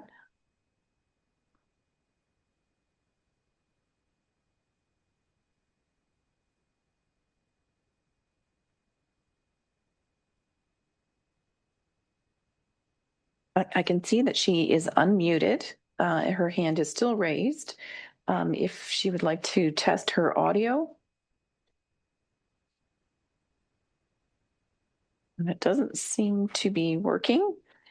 Any comments that Lori would like to submit to council regarding this application? The information is contained in the presentation and can be sent to planning@collingwood.ca. Thank you.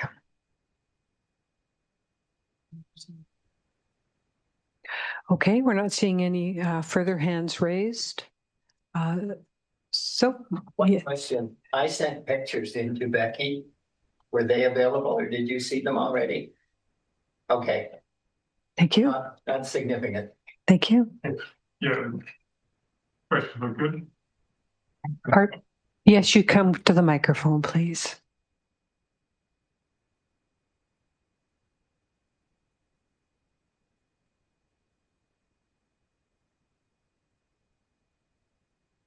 Thank you, Mayor, and thank you, Council, for the opportunity to express my a few words here. I don't live anywhere near the development, but I live at on Trot Boulevard in that area across from Canadian Tire. So if you could just start with your name and your address. Yeah. My name is Eric Pahapill, Pahapill, and live at 72 Trot Boulevard. So I'm relatively new to Collingwood as a full-time resident. I've been a weekender type of resident for many years. But I am interested in this project, and I'm coming to listen to this presentation today. And one thing that I really want to understand more in this presentation, I'm not getting the big picture of how this plan fits in with the rest of the town's plans. And for starters, there's talk here of adding space for a grocery store. We currently have several grocery stores in town, and there's no discussion as to what's the sort of current capacity and utilization of the current grocery stores. And now we're talking about adding another grocery store. So that's one type of thinking. I'd like to understand more how this fits into the whole big vision of the town. Also, what's being plans for developed beyond this site in the area. What is the big picture? How does it fit in, and what is really the need? So everything starts with a need. I'm an engineer myself, and whenever anything in the world of engineering starts with a need. So that's where I want to understand is what is the need for this project? And it goes back to I talked about, for example, the grocery stores. What's the current utilization? How does it fit in? Do we have a need to add this facility? So I don't know if any of that material is on our website, or if we can just get more information. Myself want to understand the big picture more, and then once we have the big picture, and then everything makes more sense to look at how does it make sense to proceed with this particular plan. So that's my request, is for a bigger picture look at how this fits in with the future of the town. Thank you. Thank you.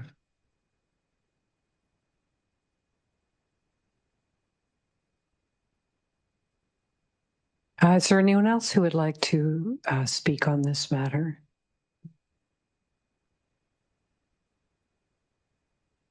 Okay, so I'm going to now close the public portion of the meeting and turn it to council for any questions or comments they may have. Are there any questions or comments at this time? Councillor Doherty.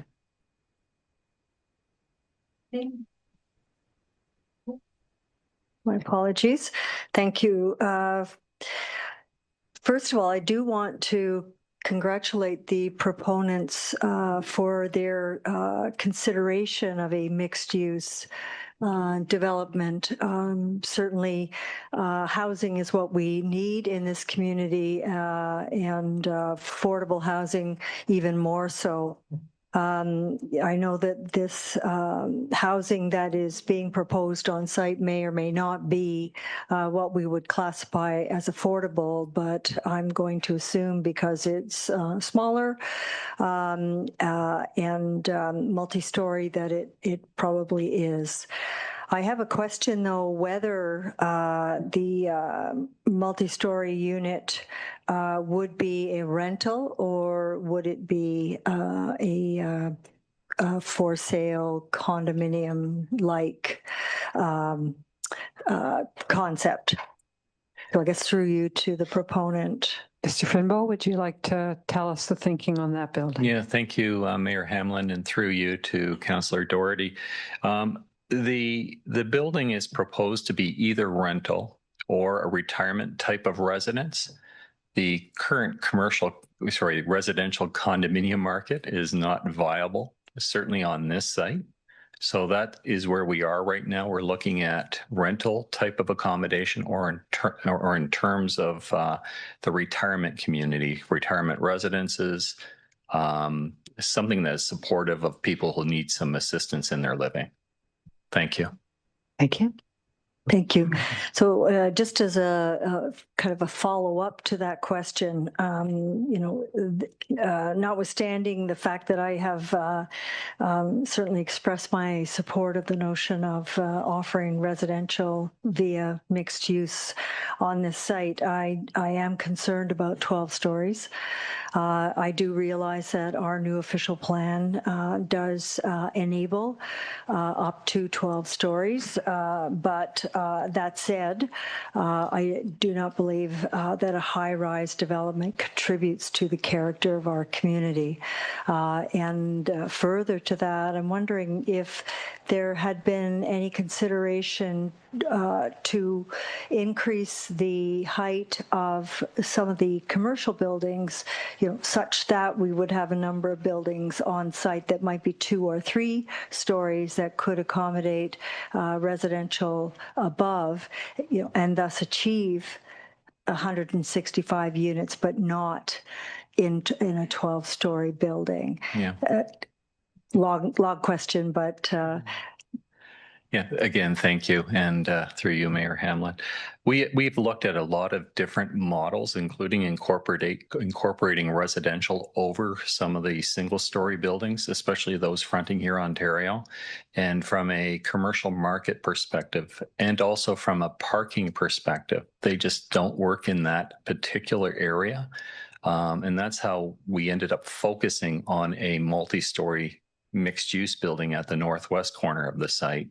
We hear you in terms of the 12 stories, and certainly Nathan alluded to the fact that there is a compatibility process that is envisioned by the 2024 official plan, including angular planes, shadow studies, and other things, and that is being undertaken by the town's peer review consultant, just as our own consultant completed that exercise.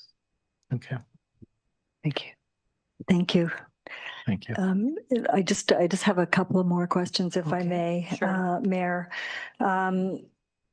The next question I have is with regard to architectural design, and this is nominally and in reality a gateway project, and as such, in my view, it should be held to a higher architectural standard.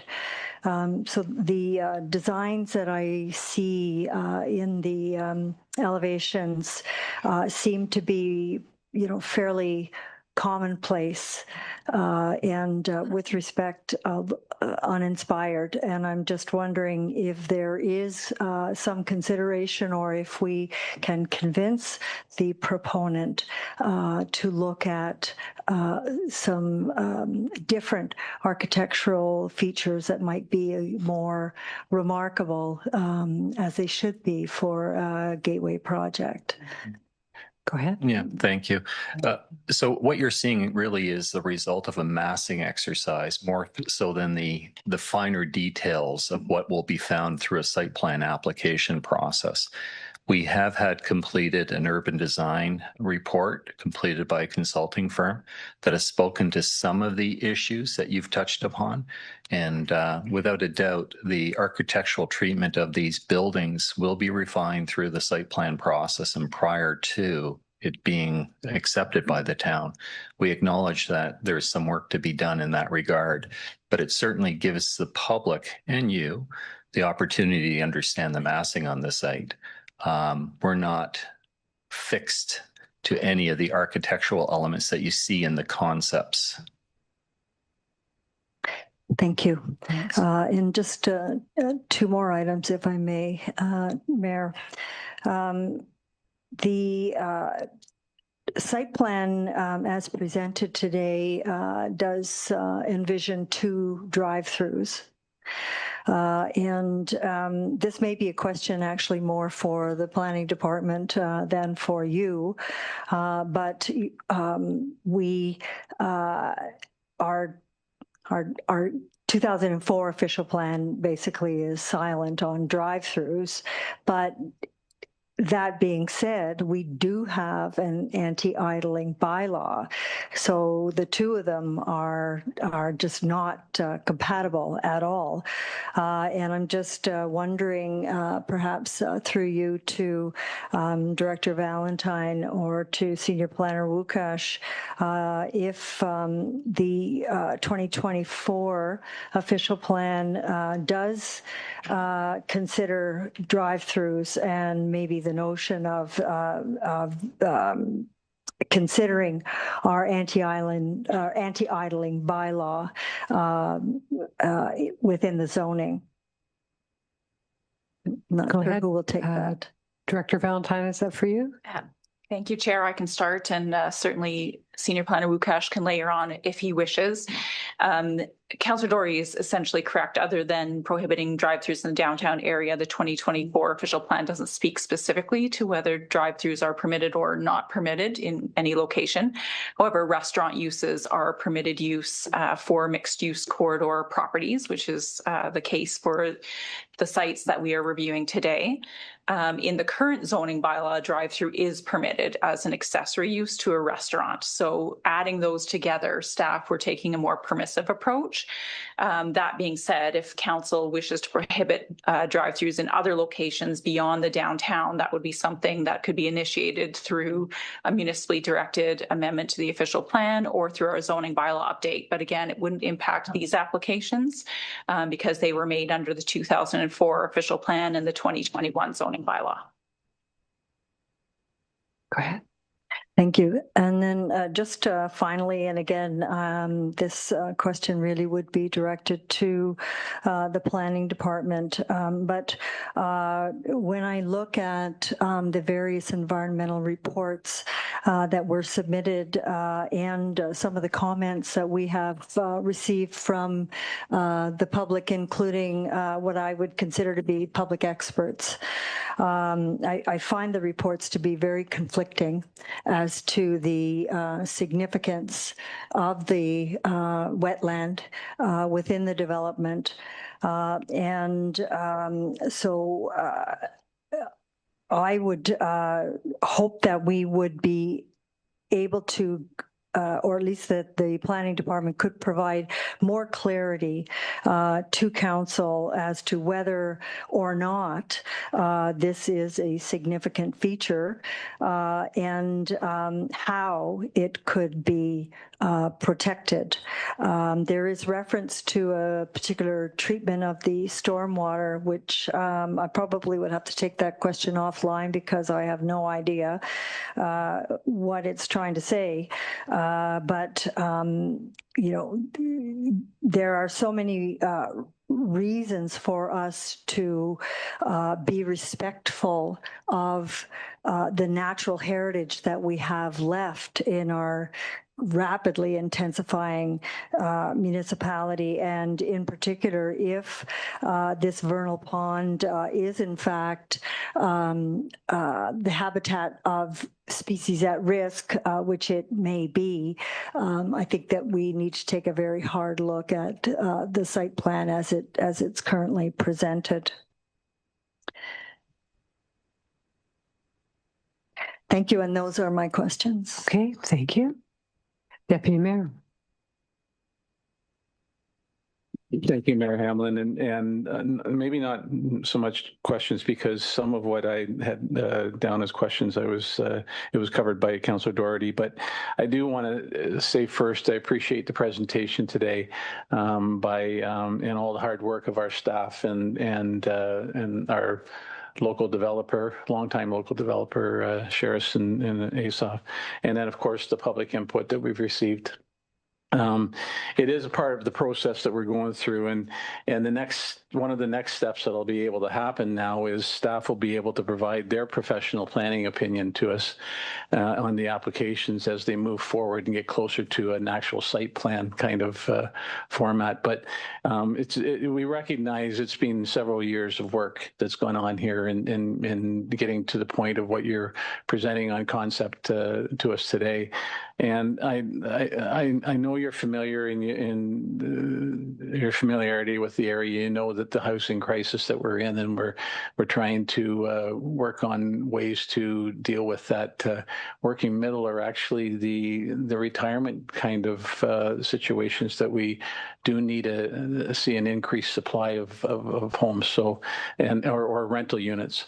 So I'm pleased to hear the thoughts on where that's going, and the one concern I have, and it's been there since the 12 stories was imposed on us on the MZO property just east up the Poplar from you, is I do want to know more about the firefighting safety aspects of that situation in our town now, and I know that'll come through as part of the reporting that we're going to see, but I do know that the developer has their interests, but they also have the interests of the community at hand, according to the presentations. So I'm looking forward to those next steps, because it sounds like it's going to happen fairly quickly, and we'll be able to see something more than just conceptual, but more realistic as to what's being proposed. So thank you for today. Thank you. Councillor Jeffrey. Thank you, Mayor Hamlin. So the Deputy Mayor just covered off another one of mine with respect to the firefighting. I know we have a 9-story building. We know we have a few 6, but once we get to 12, that'll be another conversation about what our future planning is for that. So I guess what I have left is kind of on the theme of impact on other commercial areas. And I was just wondering, I know that Mr. Fimbo referred to the tenant agreements, and I was just wondering if he's able to say if these are additional to their existing locations in the community, or if they're moving their location from one commercial district to another.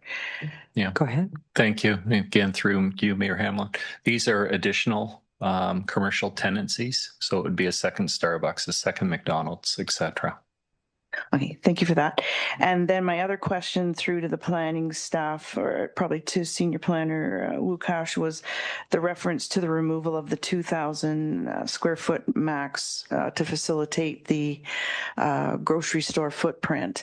And I was just wondering why we wouldn't keep the 2,000 square foot max with an exemption for one footprint exceeding. Yeah, thank you. Through the chair. That was along the lines of my thoughts on how we would respond to that as well. There are other elements of that policy that is looking to be deleted that, in my view, professionally, I think we should retain as well. So we can work with the applicant on the most appropriate way to handle that ask of the town. Right. Thank you. That's all I have so far. Thank you. Are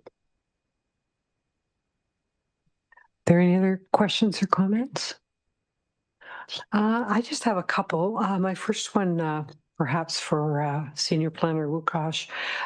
There was reference to the lights that would exist in this kind of commercial project and the residential, and whether they're compatible, and the fact that our existing design standards would cover this. Have we updated that part of our existing design standards to make sure lighting on commercial properties are compatible?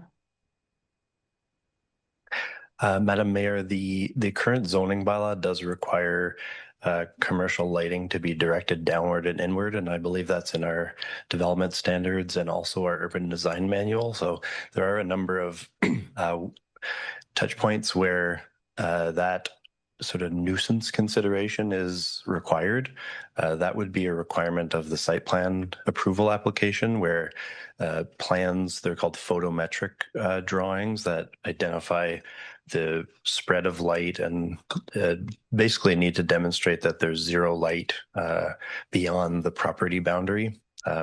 Typically, light standards on commercial developments like this do have to be sort of shaded and directed downward and inward to the site so that they don't leave the site and create impact beyond the property lines. Okay, I'm glad to hear that because, of course, we've had a few issues like that in town, and I'm glad that this would be considered a high impact one. Thank you. One of the last people who gave us some thoughts asked about whether the market studies were online and whether they've been completed. Oh, maybe that's for you also, Senior Planner. Thank you. Yes, thank you. I can certainly reach out to the gentleman that spoke about that question. There's some background information on the official plan that I can certainly provide, as well as the commercial retail market analysis that was completed by the applicant. The peer review of that will be done fairly soon too, so that will be public information as well that we can certainly share. I would take the opportunity to remind everybody that spoke today to maybe see me outside, and we can get your names and addresses and emails so that we have record of everybody, and we can reach out after the fact and provide any further information that's necessary. Okay, thank you. The last thing I'll just say is I do appreciate all the hard work the applicant and their consultants have done. I know it's been a long row, and I know you have added residential in specifically because of our new official plan policies. And I do think it's important for our community as we go forward, as we do more of these mixed-use projects so that people are easily able to access for their day-to-day needs. And I also like the fact that the mixed-use higher-rise building is away from the existing residential in the northwest corner of the site. I don't know if 12 stories is the right number. It seems high to me, but I was happy to hear today the words that the height has to be compatible, and there's a number of tests that staff will be looking at. So I'm looking forward to having our professional staff's opinion on that. And then, of course, we'll have an opportunity to weigh in at the appropriate time. So thank you to the applicant. Thank you to the community that's come here today and those listening online. And if you'd like to leave now, this part of the meeting is concluded.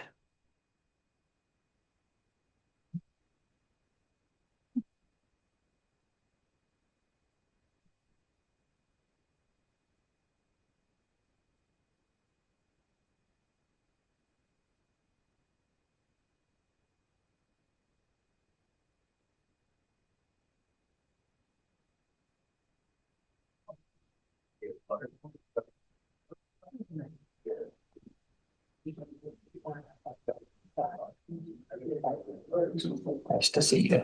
Hey, how you doing? Good. Yeah. Would people like a 10-minute break now? Yeah. Okay, so we'll take a 10-minute break now. Thank you.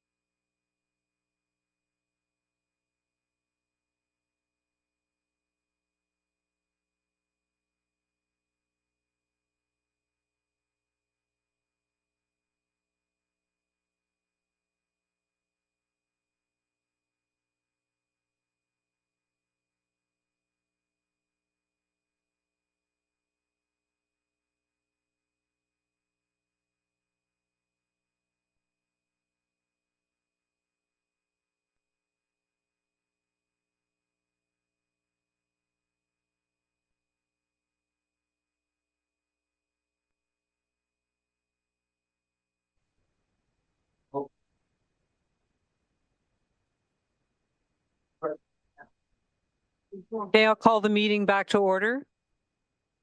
We're going to start now at 8.1 on the agenda. The recommendation is that the following minutes be approved as presented. Council Committee of the Whole meeting held July 14, 2025, excluding Committee of the Whole recommendations. Joint Special Council meeting July 16, 2025, and Council meeting July 21, 2025. Could I have a mover and a seconder, please? Councillor McCulloch, seconded by Councillor Baines. Any comments? All those in favor? And that's unanimous. Thank you. Is there any business arising from the previous minutes?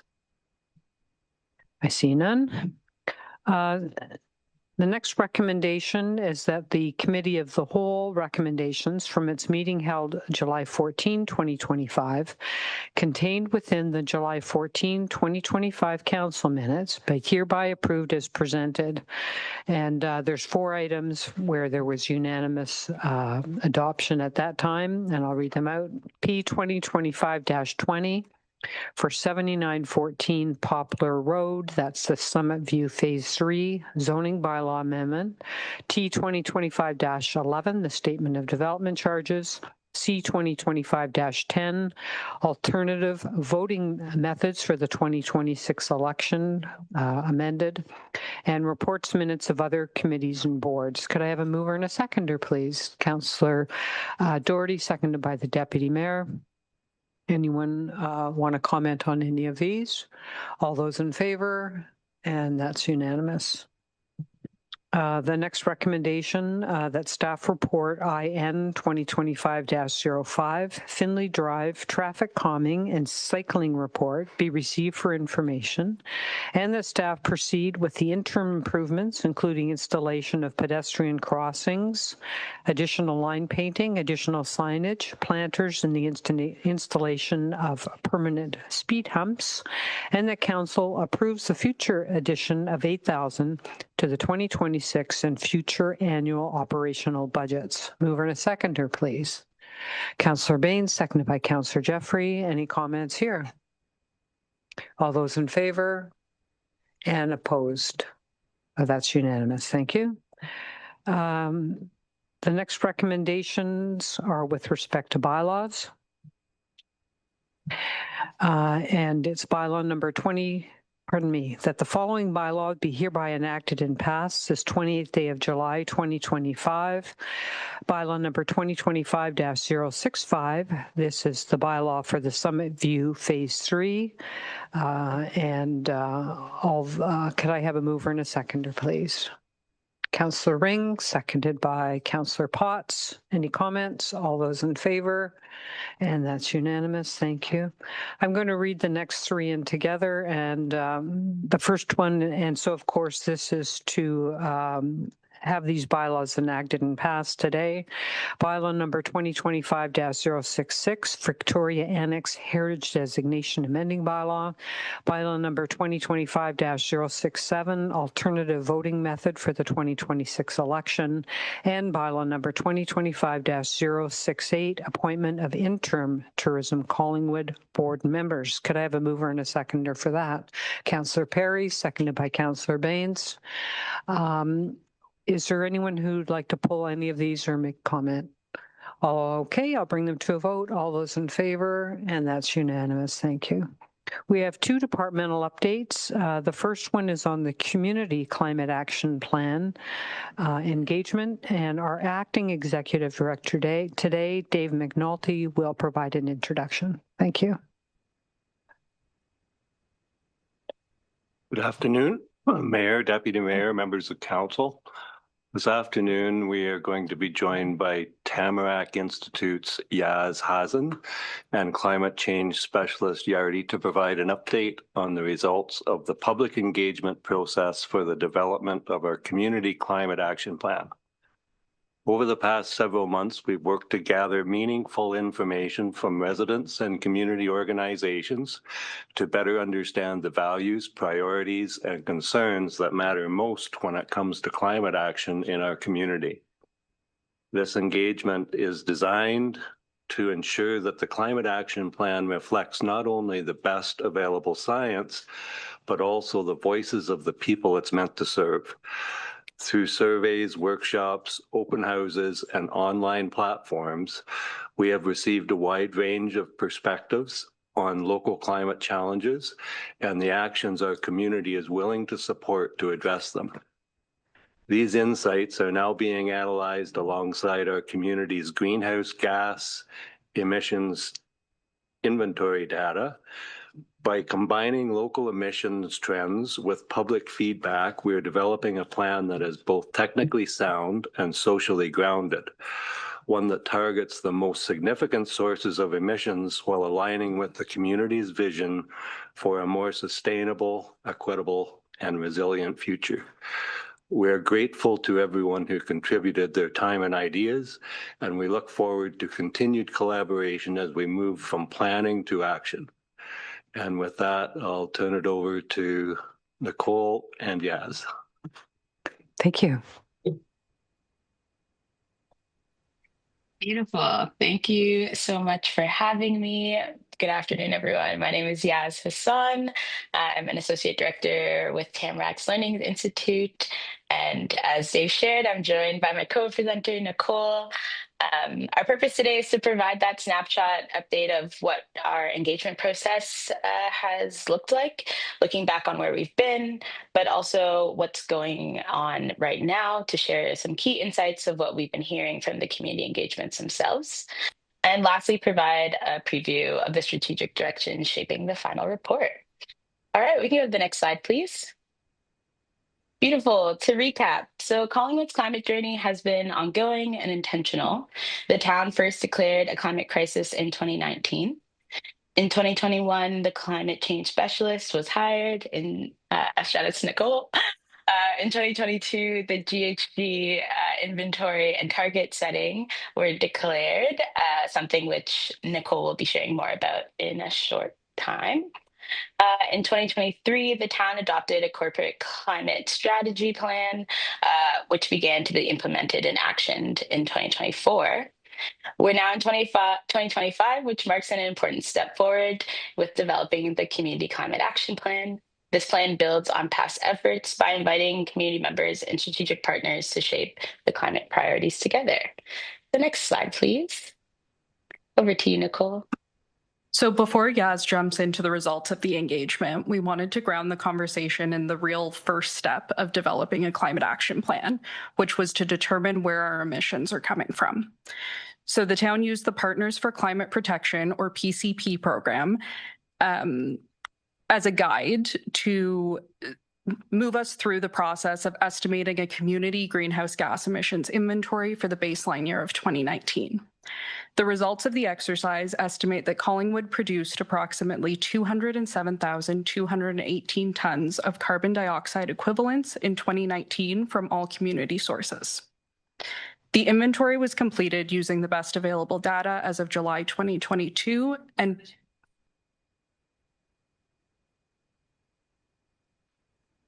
the inventory was peer-reviewed by staff from the PCP program. As a general summary, the majority of Collingwood's emissions came from two sources: the transportation sector, accounting for 48.5% of emissions, followed by stationary energy, which included residential, manufacturing, commercial, and institutional, and that combined accounts for 46% of community emissions.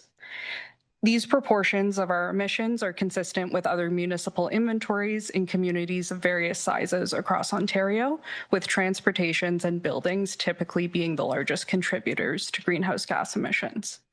With that information in the back of your mind, I'll pass the presentation back to Yaz to take you through the community engagement process. Thank you so much, Nicole. Now let's take a look at where we've been in this journey that led to the engagement process itself. Recognizing that authentic and ethical engagement takes time, this engagement journey was structured in an over 6-month process and informed by the community-based strategic plan's vision, mission, pillars, and goals.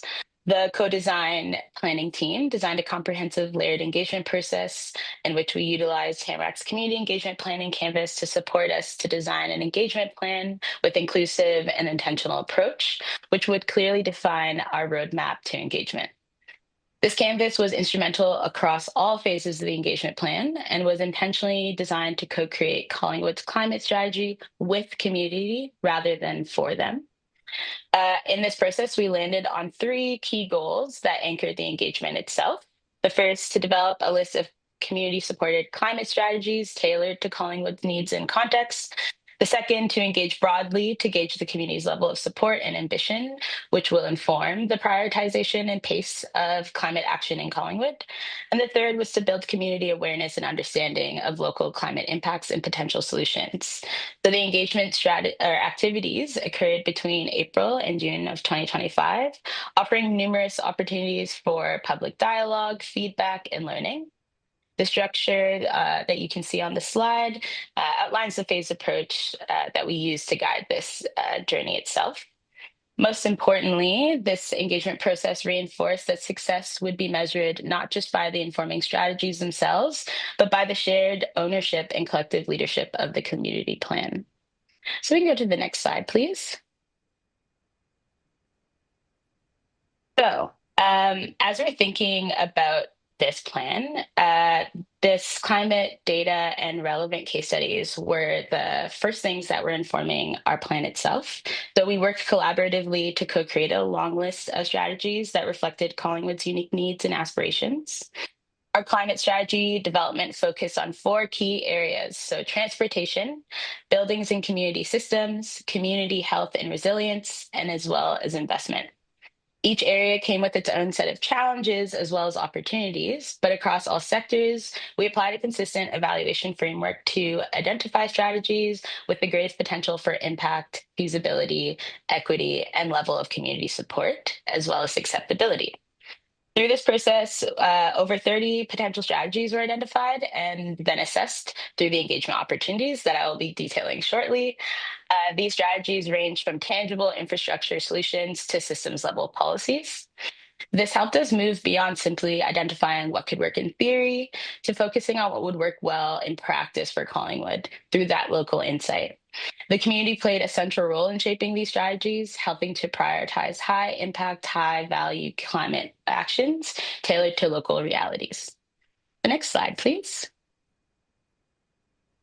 Our engagement methodologies were rooted in principles of authentic engagement, as I shared earlier, and resulted in multiple accessible channels of engagement so that Collingwood's community members could engage in ways that made sense and aligned for them.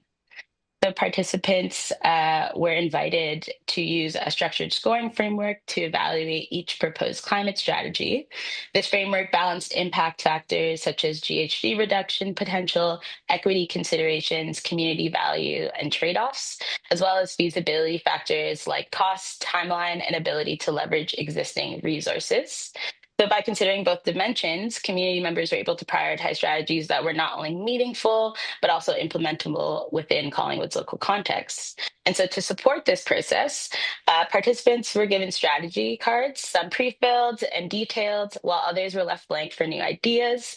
These cards outlined key information about each of the strategies. And using this tool, participants scored each strategy using the scoring frame and formula that I'll be sharing about in a minute to guide the analysis and prioritization.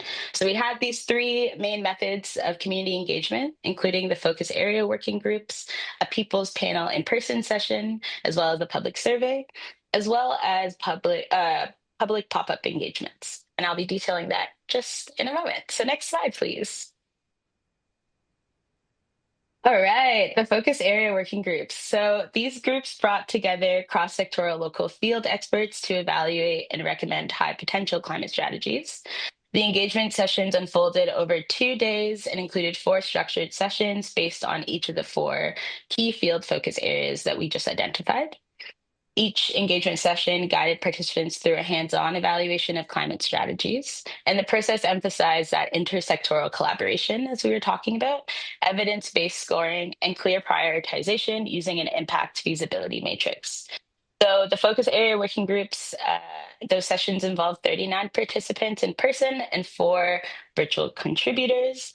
Each group dove into 4 or 5 strategies and scored them based on feasibility and impact factors, and brought forward invaluable expertise and local context to every strategy. These sessions were rich with local knowledge, practical insight, and helped shape understanding the nuances within strategies that the public would later assess and be scoring. Next slide, please. So the People's Panel was composed of residents and community members from across Collingwood. We didn't ask for folks to have any previously climate leadership experiences, so anyone could participate.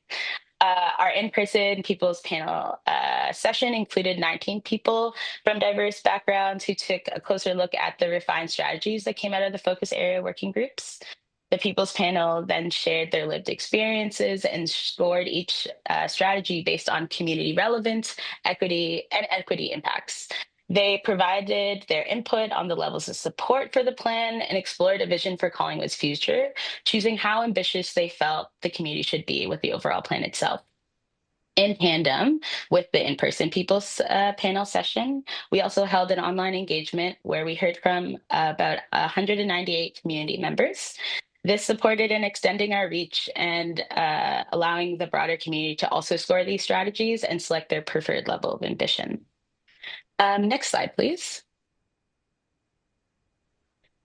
We also held 5 pop-up engagements in everyday community spaces in Collingwood. These pop-ups helped us meet people where they were at, which is a primary principle of authentic engagement. Gathering in the moment input at libraries and farmers markets, Canada Day celebrations, and even swim lessons.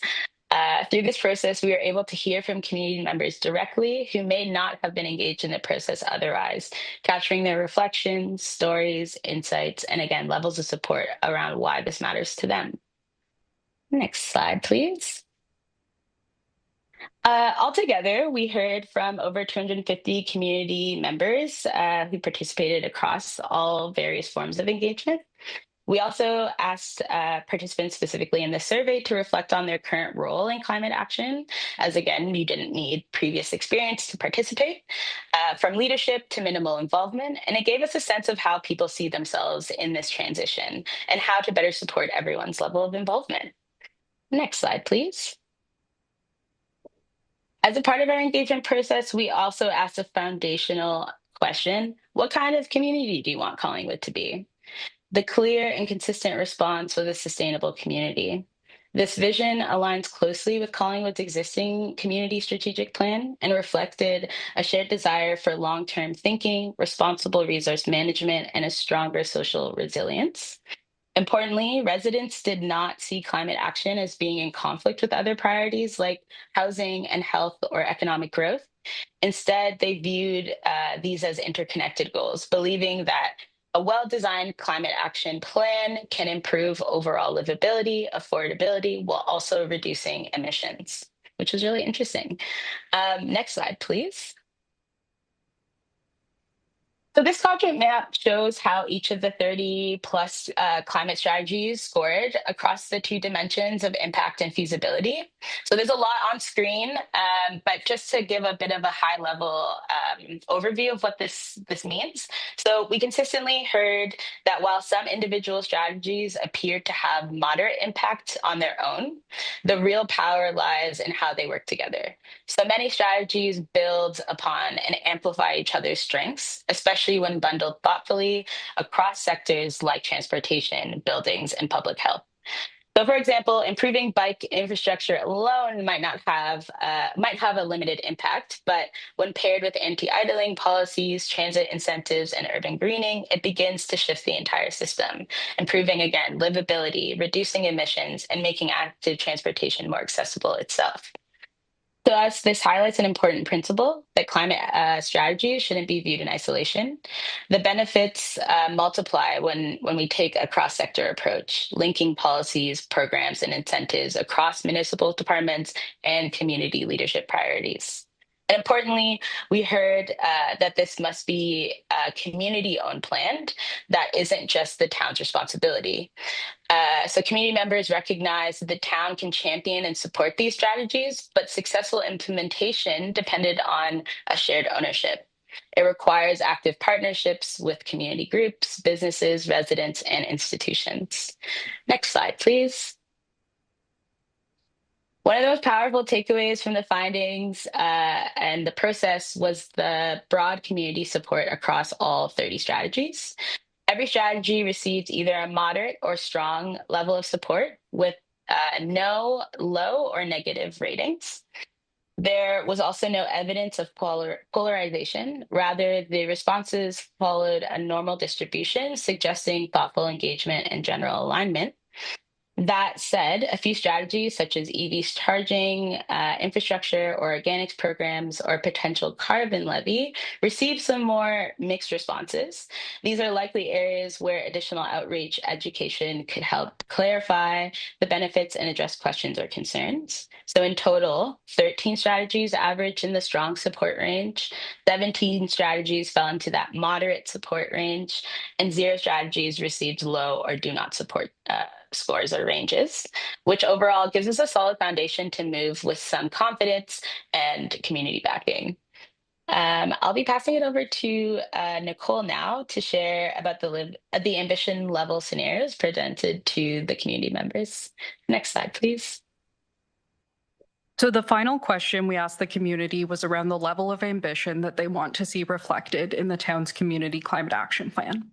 To begin that conversation, we drafted 3 example scenarios to use as models. So for each scenario, you'll see a graph on the right-hand side. The colored bar graph represents the 2019 community greenhouse gas inventory that we showed in a previous slide as a pie chart. The increasing dashed line represents the projected increase in emissions between 2019 and 2030 if no climate action is taken. These 2 elements will remain the same in the next 3 scenarios. The decreasing dotted line will change in each scenario and represents the potential greenhouse gas reduction from the scenario being discussed. I'll begin by walking you through scenario 1, noting that each of the scenarios build upon each other and move from least ambitious to most ambitious. In scenario 1, the expectation would be for the municipality to continue implementing and improving strategies that are already planned or in progress that support climate action. The impact is limited to what is under municipal control and relies on individuals making small changes relative to the highlighted actions, in addition to other sustainable options in their daily lives. The scale of investment for this scenario is in the $1 million range over a timeline of 5 years, and we could see a 10% reduction in community greenhouse gas emissions. Next slide, please. Scenario 2 increases the expectation that community groups and businesses will take leadership roles and partner in broadening actions being implemented across the community. In addition, climate change needs to be a stronger factor in decision-making. The scale of investment for this scenario is in the $5 million range over a timeline of 10 years, and we could see a 50% greenhouse gas reduction in community emissions. Next slide, please. The final scenario sets the expectation that all stakeholders contribute to achieving a net zero vision, where accountability is shared among all sectors, organizations, community members, and levels of government. The scale of investment for this scenario is in the $200 million range over a timeline of 25 years, and we could see an 80% reduction in community greenhouse gas emissions. The 3 scenarios presented are used as models to illustrate what may be required for successful implementation of a community climate action plan.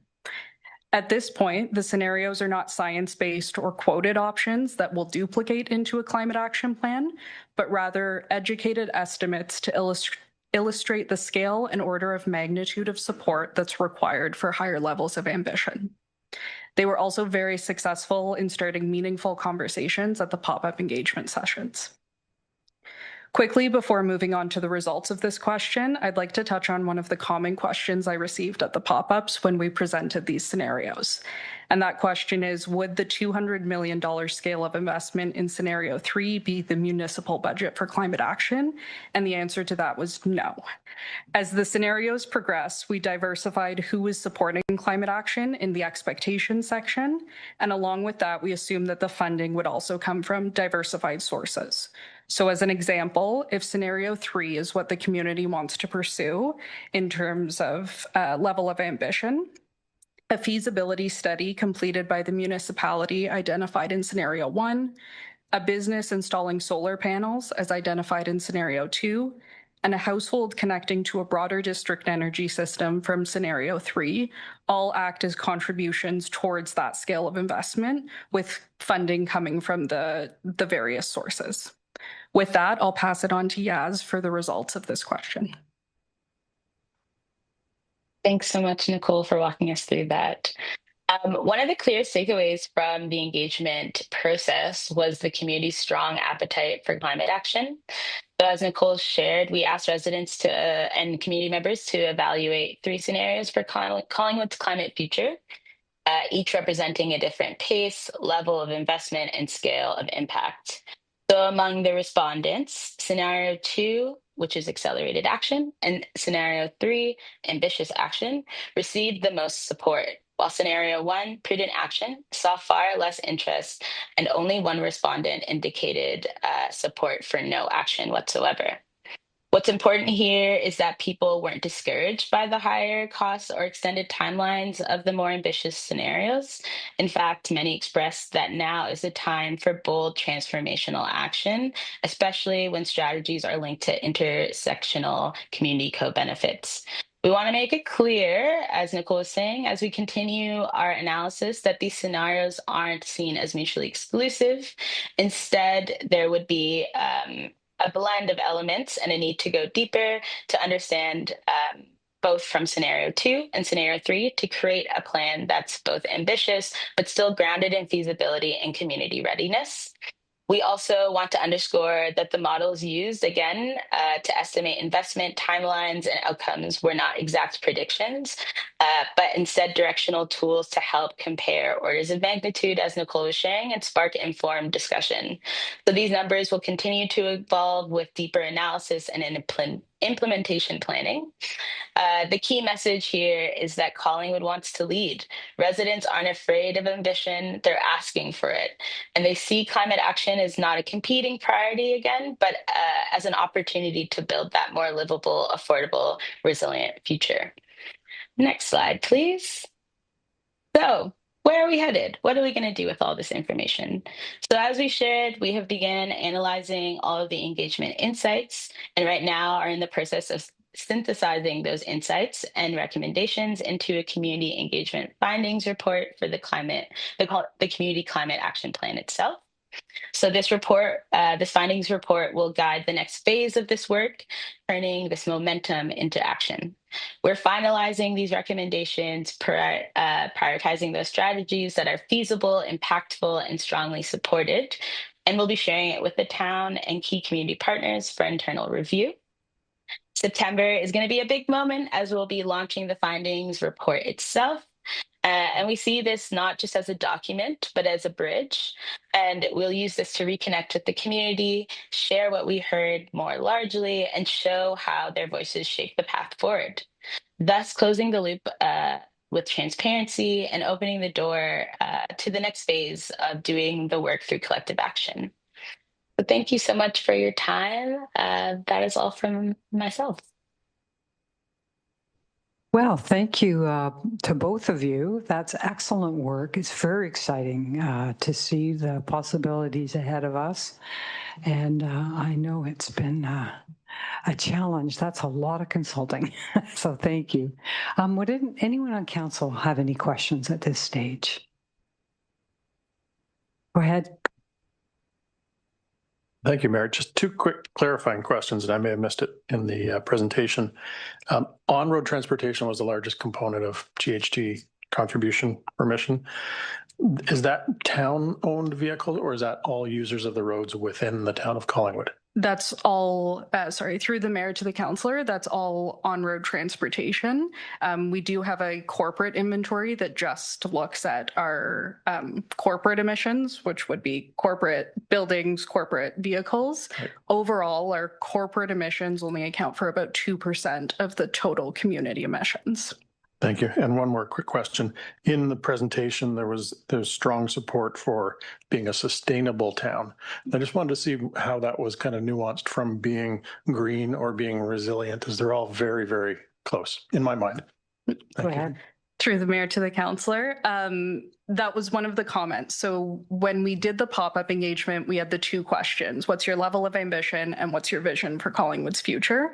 And one of the biggest comments we got was their vision for the future was almost more difficult than voting on the level of ambition because there was so much overlap. What we asked people to do in that case was vote for what resonates most with you and then tell us what that means to you. So many people for sustainable, but also for responsible said that they saw that as encompassing all of the options. So we do have a list of comments that we received for that question, and in the final community climate action plan, we'll better define what that meant to the community through the engagement.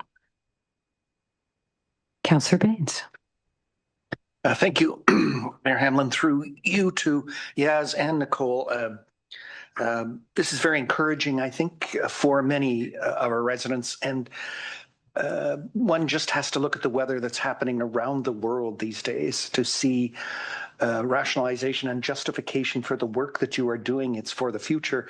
It's for the kids. It's for all the old people as well, because holy moly, if you need proof, just take a look at how the weather has changed in the last 40 years. So keep up the good work. That's what I would say.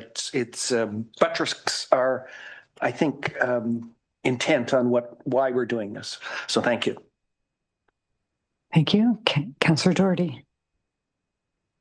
Thank you. I'll echo my two colleagues' comments, congratulating you on this excellent work. The one thing that I will say that I was so pleasantly surprised is the degree to which our public are willing to, go the extra mile to make changes that will have high impacts, but will take a long time and will cost a lot. And I'm just wondering, is that typical of the kind of communities that Tamarack may be familiar with as they do these studies elsewhere, or is Collingwood a pleasant anomaly? I'll let Yaz take that one. Thank you through the mayor to the councillor. I appreciate those reflections. And it was something that was really energizing as we were doing the engagement itself. I think one of the biggest factors for why we saw that in Collingwood was that cross-sector or intersector approach that we were thinking about these strategies through.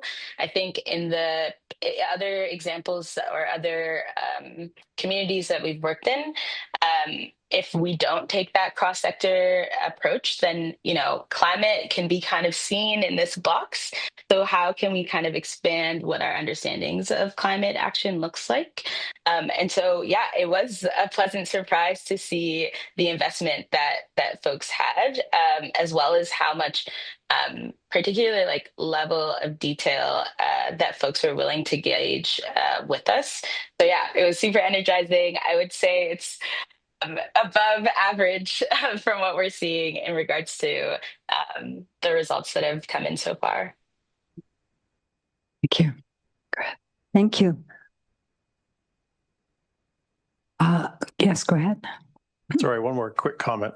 There was mention of intersection, and being a numbers guy, numbers stick in my head, and it struck me in the Safe Streets presentation, they mentioned the reduction of speed limits more than cut emissions in half. That seems like low-hanging fruit when you look at where most of our emissions come from. So kind of combining those two reports, you get a pretty striking result. So that was very interesting. Thank you. Thank you. I had one question. In terms of the 42% of the emissions that comes from the transportation on road, does that include the traffic that cuts through our community, or is that just our residential, our own residents and businesses? To the mayor, that would include traffic that's through. I will note that the on-road transportation was taken from a database from another consultant. So we can't get the granularity of exactly what hiring our own consultant to do that kind of study would have given us. But from their methodology, it would include the through traffic. And we also cross-referenced it with a couple, about 6 different online sources. So we are confident in the range, the numbers that we put towards that sector. Well, thank you. That was awesome. Look forward to seeing you in September on this. So next up is Sue Bragg from Baker Tilly, who's going to speak to us about the 2024 audited financial statements, but I'll turn it over to Treasurer Graham for introductory remarks. Thank you, Mayor Hamlin. I'm pleased to present Sue Bragg, the partner at Baker Tilly. We're all familiar with Sue. She has done our audit for a number of years. And I'll turn it over to Sue to present our 2024 audited financial statements that are in a very healthy position. Thank you. Great. Good afternoon, everyone. I think you were all provided with not only a copy of the financial statements, but also a copy of a PowerPoint presentation that might be coming up on the screen. Here it comes. I'd much rather look at that than a picture of myself. So it's great to be here. This is actually my first council presentation for 2024 financial statements.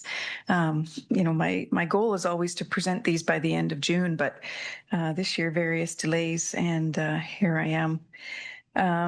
So on the next slide, just wanted to point out that you do have the draft consolidated financial report in your agenda package. It's on pages 231 to 260. And it is consolidated. Both the library and the BIA are consolidated in the figures that you see there. The anticipated date of the audit report will be September 8th.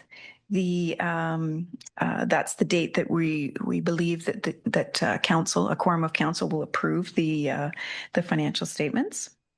And certainly we are expecting an unqualified audit opinion. That's what is included in the draft report.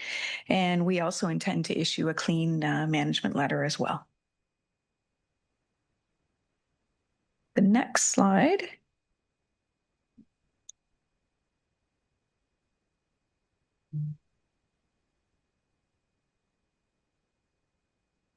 Does everyone else have a black screen?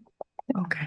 Sorry, we're having technical difficulties in the back, so I will just... Yeah, next slide. That looks good.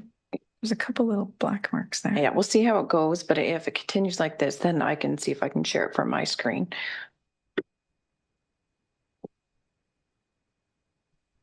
I'm on to the next slide if you're able to change it. Yep, there we go. So this, I'm not going to belabor this too long, but suffice to say, and I'm sure all of you know, an audit does not mean we looked at every dollar and every transaction. We look at where we think the risky areas are, where the large dollar areas are, where there could be cutoff issues between 2024 and 2025. And that slide gives you an idea of exactly what we looked at. We started the interim audit back in November and obviously completed the field work in May. The next slide. And before I get into too many details, I hope I don't sound like a broken record, but on many of the pages, many of the numbers, you're going to hear me talk about the large capital project that we've embarked on with the water treatment plant. It is pervasive throughout my comments. it bears on many of the figures that we will look at and discuss, as well as the ratios. And of course, as that project progresses, and I believe there are going to be a couple of years where the water treatment plant is being finished and the wastewater treatment plants being started, that's going to become even more prevalent. So with regard to the consolidated statement of operations, you can see there we've got a budget column and comparisons to actual for 2024 and 2023. The one line that I want to look at is the fourth line, capital and other revenues. We budgeted about 45.8 million. Actual was about 35.3 compared to only 6.3 million last year. And of course, the major reason for the increase in actual 23 to 24 is the water treatment plant. And it's quite common that the budget figures for capital items do not line up perfectly with the actual figures, and that's certainly what we're seeing here. The lion's share of that increase in the capital and other revenues was because of New Tech's contribution towards the new water treatment plant. The next slide. In terms of changes in revenues year over year, most of them were very similar to last year and to budget. Investment income was higher than budgeted in last year, and of course, we're seeing the benefit of better interest rates. User charges were higher than both last year and budget, and that's mainly due to the new water supply agreement with New Tech. 2024 was the first full year of that. With regard to expenses, there was nothing to mention other than a reminder that, the budget of 60 million does not include amortization, and that is not a small figure. So for 2024, it was 13.4 million. In 2023, it was 12.7 million. So if we were to look at operating expenses without amortization, the budget would be 60 million. The actual would be 56 million, and last year would be 53 million. So much more in line when you compare them without the amortization. And the town of Collingwood is not unusual. You don't set tax rates based on amortization because it's an accounting estimate, and many municipalities take the same approach as we do here. The next couple of slides are a little more visual. So we've broken down the revenues on the next slide. Yeah, here we go. We're comparing 2024 to 2023, and we've shown that, about 57%, almost 58% of revenues are with regard to property taxation, very consistent with last year. Likewise, user charges make up about 28% and very similar to last year. On the next slide, we break down expenses by department. And again, very similar results to prior years, a little bit of movement, 1 or 2 points.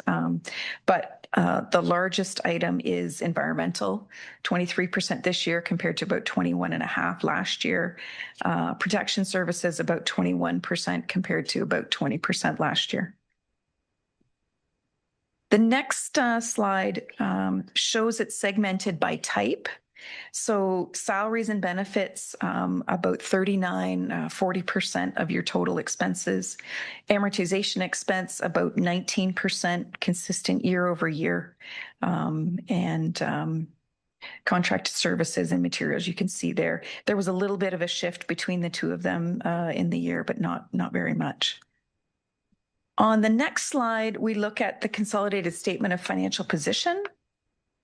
And this is the first slide where we look at ratios. So every year, the ministry sort of sends out what I call a report card to the municipalities, and it looks at 7 different ratios.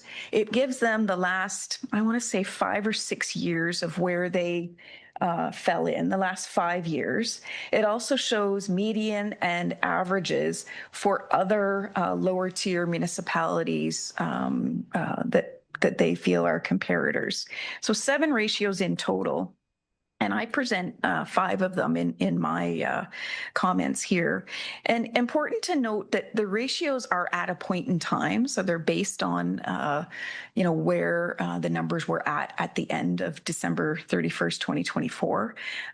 It can be difficult to compare because while municipalities are given guidelines on where to categorize things, sometimes there isn't consistency among that.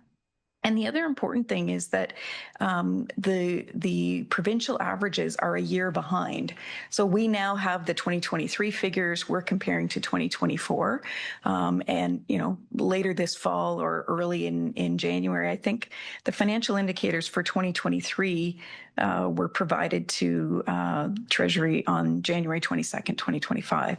So just a comment that they are a year behind. So on the consolidated statement of financial position, we're looking at the top section, which is the financial assets. It's up about $9 million year over year.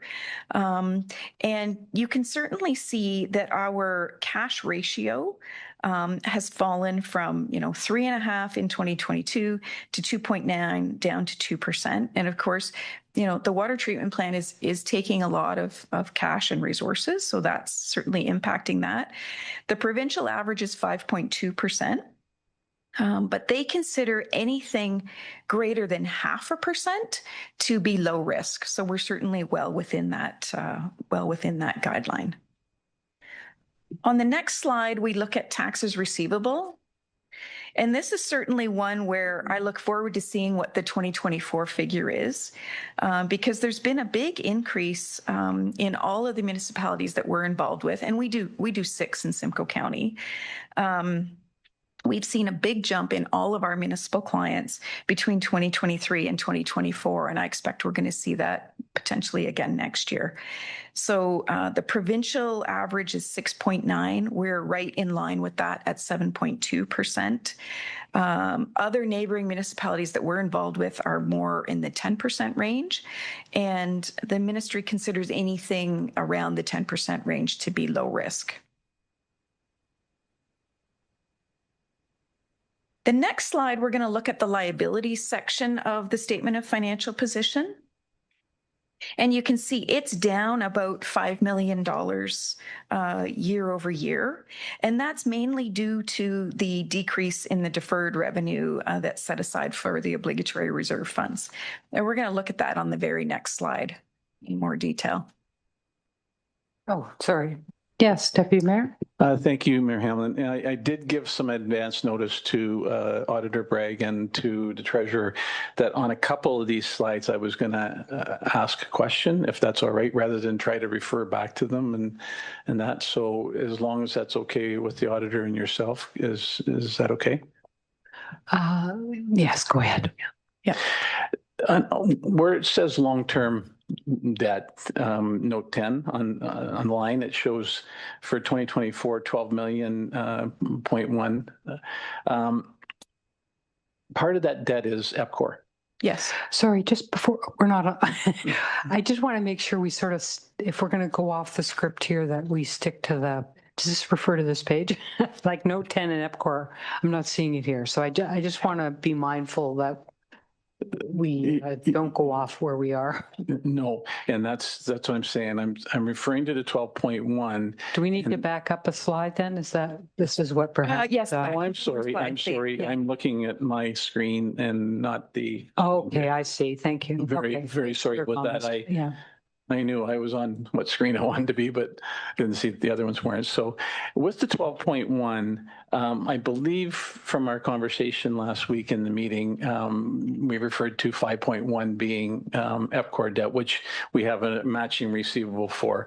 So we're carrying $7 million of other debt, not related, recoverable. So my question at the time last week was, I would like to ask through Mayor Hamlin, if I could, to the Treasurer, that $7 million isn't just tax related, it's going to be water related or possibly wastewater related. So I'd ask for maybe if there was the possibility to get a little bit of an understanding of where our debt situation is relative to that $7 million figure. And I'm hoping that I've explained that okay. Do you understand the question? Okay, go ahead. Thank you, Mayor Hamlin. Through you to the Deputy Mayor. Of that 7 million, you're absolutely right. 225,000 relates to the BIA, which is paid through the BIA levy and not through our property taxes. 3.8 million is actually DC recoverable for both the fire hall and the library. User rates, so referring to water and wastewater, represents 1.3 million. We have a tiny balance still left, believe it or not, related to the airport. When we sold that in 2019, we pocketed away part of the proceeds to a reserve to continue paying for this debenture. That's about 76 million. And the amounts related to taxes are 1.5 million. Thank you, Mayor Hamlin. Now, a follow-up through to the auditor. Those numbers sound pretty good. In your opinion, that's got us into a situation from a debt standpoint that we've got room that if we need to use it. And is that your assessment of it too? Yes, through the mayor. As you know, annually the municipality receives a debt repayment limit schedule, and we are like, I want to say 6 or 7% of what the maximum is that the ministry would allow us. We're very, very low on that scale. Now, again, water treatment plant, wastewater treatment plant, like there's going to be certainly some more debt to come in short order. But yeah, you're well within that limit and far lower than we see in most municipalities. Thank you, Mayor Hamlin, for the question on that. I'm going to be referring to it more when we're talking about asset management plan later, but I wanted to get the opinion of the auditor in regards to our debt situation. Thank you. Thank you. Go ahead. Okay, next slide. So I mentioned a couple of moments ago that the main reason for the decrease in the liabilities was because of the obligatory reserve funds. And you can see there what comprises the obligatory reserve funds. And the majority of it is the funds that have been set aside as per the DC Act. And so the DC obligatory reserves have decreased from about 40.5 million to 34.6 million. And again, that's all related to the water treatment plant. The next slide. Here we look at net financial assets. And it's important to note that the total financial assets do not include tangible capital assets. You know, it includes cash, investments, accounts receivable, but it does not include tangible capital assets. Whereas when you look at the total liabilities, that 93 million, that does include long-term debt related to TCA and the other things that the treasurer mentioned earlier. Net financial assets that position has improved by about $14 million year over year. And you might think that this chart looks a little odd because the province assumes that municipalities are going to be in a net debt position, i.e. that their total liabilities are going to be higher than their total financial assets, again, because their financial assets do not include TCA and the debt figures or the total liabilities do include the debt related to TCA, tangible capital assets. So they consider anything in the negative 50% range to be low risk, despite the fact that the provincial average is 45% to the positive, and Town of Collingwood is in the 74% range. So a little bit confusing. I've often had clients say, you know, I don't think that chart's right, but it actually is because of how the ministry considers the debt relative to the TCA. So speaking of tangible capital assets, let's look at the next slide. And so it shows that the tangible capital asset value was just under $286 million. That is based on the original cost of those assets and then amortized straight line over their estimated useful life. So as you can appreciate, that's a big accounting estimate. That $285 million does not represent fair market value. It does not represent replacement value.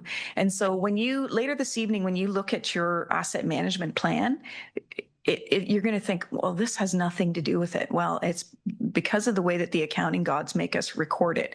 We have to do it based on cost and then amortize it over estimated useful lives. There were about $40 million in additions, and almost half of that was the water treatment plant. There was also, you may have noted in the statements, there was about $8 million of contributed tangible capital assets, and that was the town assuming Pretty River Estates and the Riverside Townhomes. And so again, the province considers low risk anything lower than 50%. The provincial average is 40%. And, for a number of years, Collingwood has tracked 41 to 42%. And I believe the deputy mayor may have another question at this point. Yes, go ahead. Thank you, Mayor Hamlin. It is actually when you present the next slide on depreciated allocation that I would ask. Let's go to that then. I don't have a lot of comments on this. All that we've done here is shown you by asset type how much has been amortized versus how much useful life is left. So through you, Mayor Hamlin, if I may, you touched on a little earlier about the fact that depreciation doesn't get into our budgeting, but asset management does. And we're doing our best right now to try to bring that in and get it to a state of where we feel comfortable that it's recovering when it needs. So when I look at this slide, this particular one, and not knowing for certain the value of each of the asset categories, but generally, if we look at it, it's probably about a 50-50 split as far as what the depreciated assets value is in total. So what I'd ask to do through the treasurer, if I could, I wanted to touch about a slide that we have in AMP that because during the AMP process that we've done, because we're bringing service levels in, we've analyzed very strongly the asset condition. So is that slide available, or I just if you the asset could. Management plan? Yeah. And I don't, yeah, go ahead, Clerk Gomez. Yeah. Sorry, we do have that, but we can't change the slide Okay. right now if they're technical, but we can put it on at the end. I can speak to it easy enough. Yeah. Thank you. I'd already given some information through the treasurer to the auditor. So it's showing very good and fair assets of about 74%. And when I look at the slide you have about the straight line depreciation situation, in your opinion, would hearing that as far as an actual analysis of our assets, would you feel that it's even better than I'm assuming that this is a good kind of look from a financial statement standpoint. On an asset management standpoint, would you consider knowing 74% to be more favorable than this or similar, or? Yes, go ahead. Certainly. And I think that the consultants with the expertise to actually give those ratings is a much better indication of where you're at on your asset management plan than, as I mentioned earlier, a straight line estimate of useful life. We all know we apply the same rate to all roads, and not all roads get the same level of activity, as an example. And so I think that what you've got in the asset management plan will be far more accurate than this accounting, which is really just an accounting estimate of net book value. Thank you, Mayor Hammond. Again, I wanted to get the auditor's opinion that I felt that it reflected a fairly good situation as far as our assets go. We still are facing, from the report, a 32% increase in tax rate in order to make up the shortfall. And we'll save those remarks, please, for the asset management plan. I think we'll just get back to the auditor here. Thank you. Okay. I'm asked by council, I'm directed by council to meet with the auditor, and then I'm asking questions relative to that meeting and trying to make sure that the councillors know that I've asked questions at the meeting. So I don't believe I'm off script in any way, shape, or form. Sorry, I was just referencing your comments about the asset management plan and then tax increase we would need under that plan, and that's not part of what we're discussing right now. Next slide. So accumulated surplus.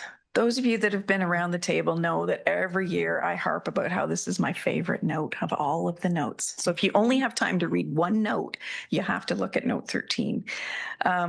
So what this note discloses is what makes up accumulated surplus, because there's lots of misconceptions about 336 million of cash, 336 million of reserves, and that's not it at all. So of that 336 million, 280 million is invested in tangible capital assets.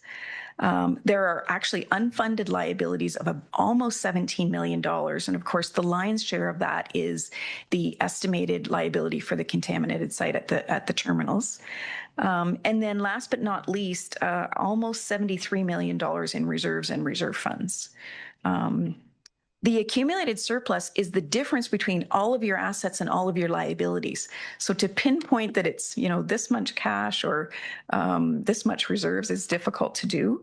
But I just wanted to make sure that I clarified that again this year. And one of the ratios that we look at is the reserves as a percentage of operating expenses. The province considers anything above 20% to be low risk. The provincial average is 91%, and we've consistently been better than that, in the most recent year, 105. Next slide, please. And this is just a reminder. Last year, when we talked about the 2023 financial statements, there were two new accounting standards that came into play. And they're worth mentioning again because they are new concepts for all of us. So financial instruments was the first one. And if you remember, there was quite a change with the remeasurement loss at the time on the principal protected notes. That has had a huge rebound this year. So it has gone from a remeasurement loss of $6 million to a remeasurement gain of $4 million. You can see some details on that on page 240 in the agenda on the financial statements. And then last but not least, the asset retirement obligation. So again, you may recall last year was the first time that we had to set up a liability for any legal obligations related to retiring assets in the future, even if we had no plan to retire those assets. And so we had commonly what we saw across all municipalities, and it was the same for the town, asbestos and fuel tanks. And so you'll see those, the note with regard to that. There were no, and every year that's going to get revisited. If you had a situation where a fuel tank had been removed and remediated, or asbestos had been removed and remediated, certainly that liability would change. But otherwise, we are, accreting it. They don't give us enough different terminology like amortization, and they've added a new one, accretion, that speaks to the asset retirement obligation. So that was just wanted to remind all of us of that change last year. I know I said that note 13 was my favorite note, but there are a couple others here of note as well. Note 11B. I'm sorry, I'm on to the next slide now. There we go. Is the disclosure for the liability for the contaminated site, the terminals. And then note 18 gives information with regard to the water treatment plant, the contract commitment that we have, New Tech's involvement, and as well, we added to that that subsequent to year end, there was the funding that came through, the $70 million that was jointly awarded with New Tech. And so that is there for you as well. With that, I'd like to thank my staff and the Treasury staff. I'm really just the talking head. The majority of the hours on the file are not done by me. Zach Telfer is our audit senior, and Emily Irwin is my manager, who And then they have, I don't know, 3 or 4 staff that work with them on it as well. So big thank you out to them, as well as to the treasurer and the deputy treasurer and all of their staff. It's a pleasure to come next door. It's nice. We don't have any meals or mileage to worry about. And the staff love to come and work at the town. So I'll certainly happily entertain any other questions that may be out there. And if they're really tough, I may need to call on the treasurer to assist me. Okay, we'll see how they go. Would there be any questions? Yes, Councillor McCulloch. Thank you, Mayor. Just a quick question, and I'm not sure who it will fall to, so I'll ask and I'll let you direct.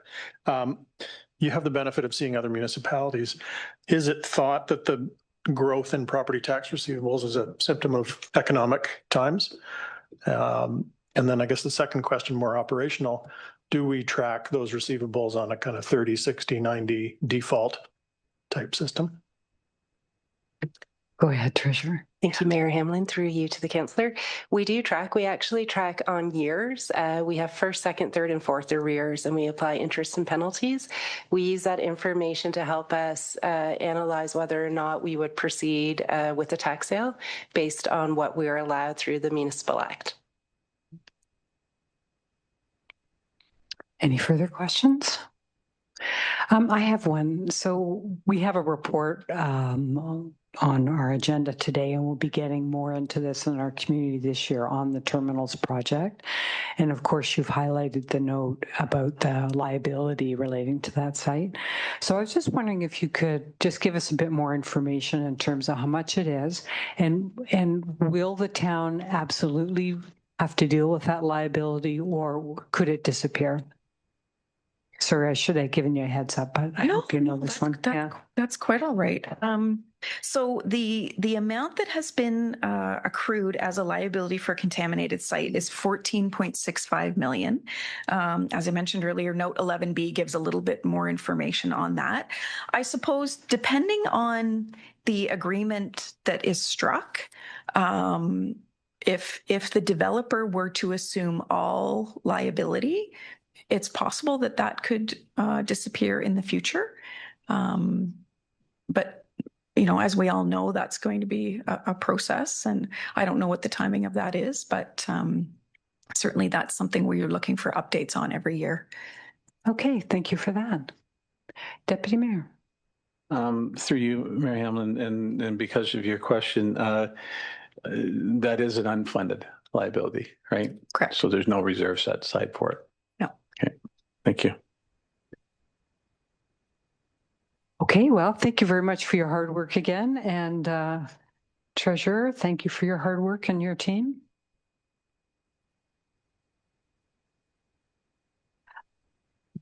Clerk Thomas has suggested that before we take a longer break over the dinner hour, that we deal with item 13.1, the One Community Solutions program presentation, as there's 2 people waiting to do that presentation. So I'll just ask if those presenters can come forward now.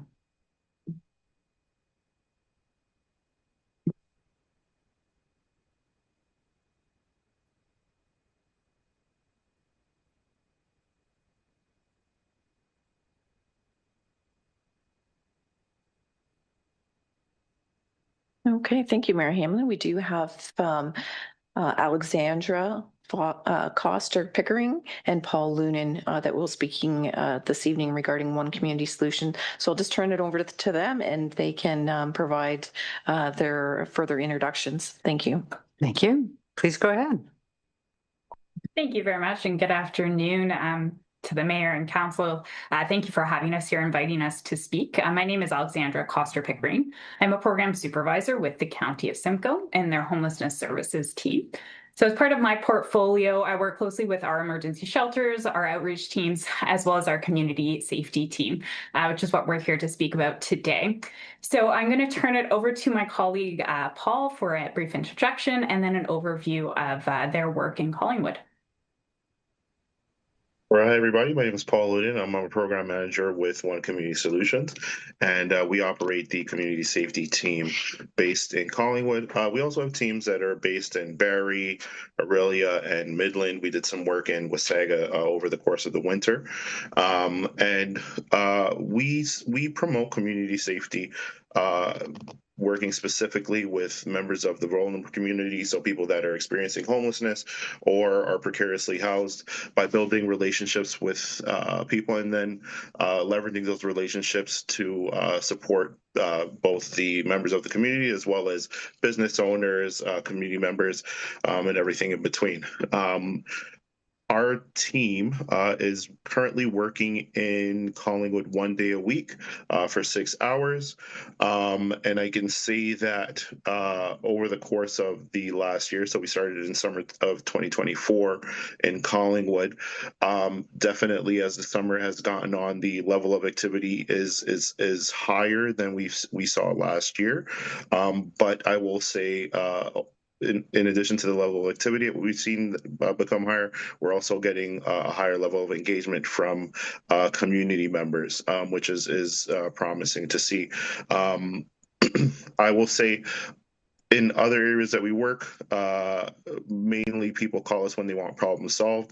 What I have found here is that the community members that speak to our staff, and this is purely anecdotal, but the community members really look interested in tools to support people that are experiencing homelessness and are really much more solution focused than sort of complaining.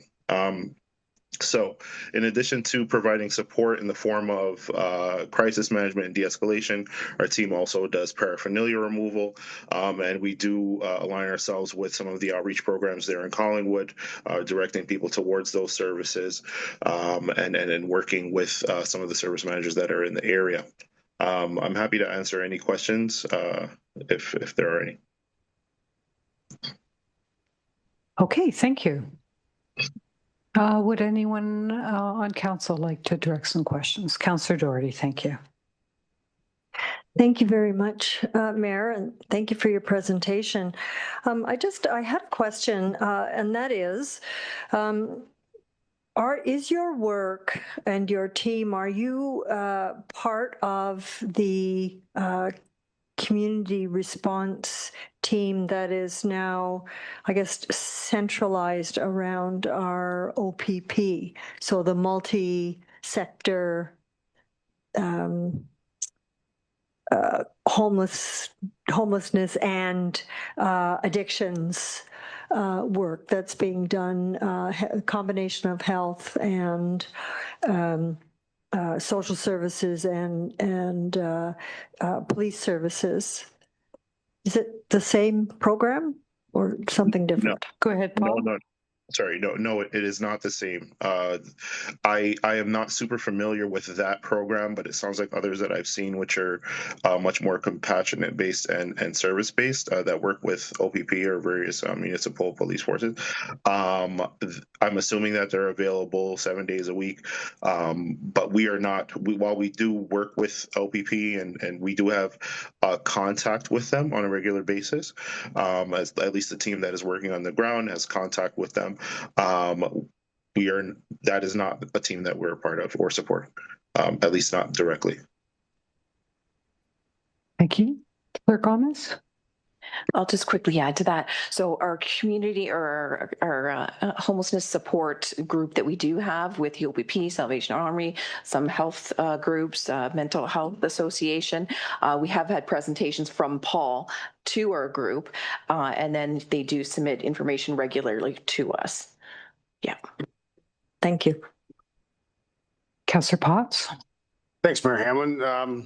I'm just wondering if they could elaborate on the schedule. They talk about the schedule being 1 day a week at 6 hours. And I'm just wondering if there's any elaboration on like what day of the week. Is it the same schedule each week? Is it changing up in times a day? If there's any information for that, thanks. Go ahead. No, So no, we work there on Fridays between the hours of 3 and 9. So when we first started, we sort of played around with the days. We tried essentially every day of the week, and we found that Friday in particular was where we saw the highest number of incidents. And so, based on the resource that we had available, we focused on just Fridays. So Fridays between the hours of 3 p.m. and 9 p.m. I will say during the winter, the team was working slightly earlier. As the sun went down a little bit earlier, they were working between 12 p.m. and 6 p.m. But since the spring and summer months started, we've reverted back to our original schedule of 3 to 9. Just a follow-up, thanks for that. So let's just say council wanted to maybe make a recommendation or on something. This is true, I'm assuming, to the clerk. Is this through the county? So this would all be organized through the county as far as trying different peak times, schedule times, if there was any interest there? Yeah, Alexander, is this for you? Yes, I can speak to this. Thank you. To the councillor through the mayor. Yes, that's certainly something that we're open to discussing with council members or hearing from the city if there are better times or dates that might service your community better. And that was organized through through the county based on assessment that was done in conjunction with OCS. While I have the floor here, I also just wanted to speak to some of our other outreach services that are available 7 days a week. So while we only have one Community Solutions in Collingwood on Friday, we do have an outreach team that can be reached 7 days a week. They cover a rather large geographical area, but they are available 7 days a week from 7 a.m. to 10 p.m. Thank you. And just a quick follow-up, if I may. So that's good. I think, especially as a representative on the BAA, it's important that if we do hear from our business community, maybe that correspondence can be easily passed through to yourselves at the county, just to see maybe some different changes, because it's our community as a whole, but it's our business community that are seeing a lot of the trends and the increase in population from time to time. So thanks very much for that. Councillor Baines. Thank you, Mayor Hamlin. Through you to Alexandra or Paul, whichever one wants to take this. In dealing with 4 different communities, are there any observations or experiences, learnings, I suppose you'd say, from dealing with any one of them that could be applicable here in Collingwood, in your estimation? And if so, what would they be? Yeah, I could speak to that. So there's a couple different things. One thing that we've seen here that is encampments, and we've seen that in Orillia, we've seen that in Midland, and so we're not directly supporting. That's more of an outreach consideration, but certainly we're constantly assessing and reassessing the catchment area and the places that we go to that are what we would call hotspots, places where they're going to be high levels of activity or people that may or may not need support. But generally speaking, we do want to make contact with as many people as we can. So searching for encampments. But the second part of that is the community engagement that we've experienced.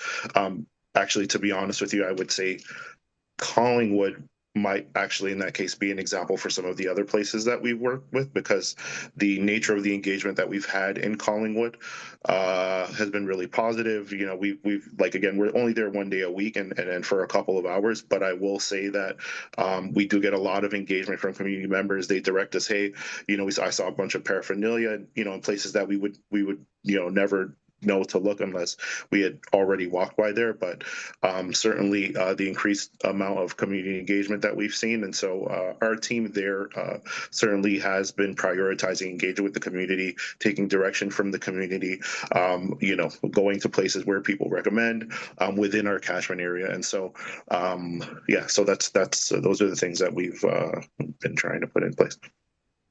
Thank you for your feedback and keep up the good work. Councillor Jeffrey.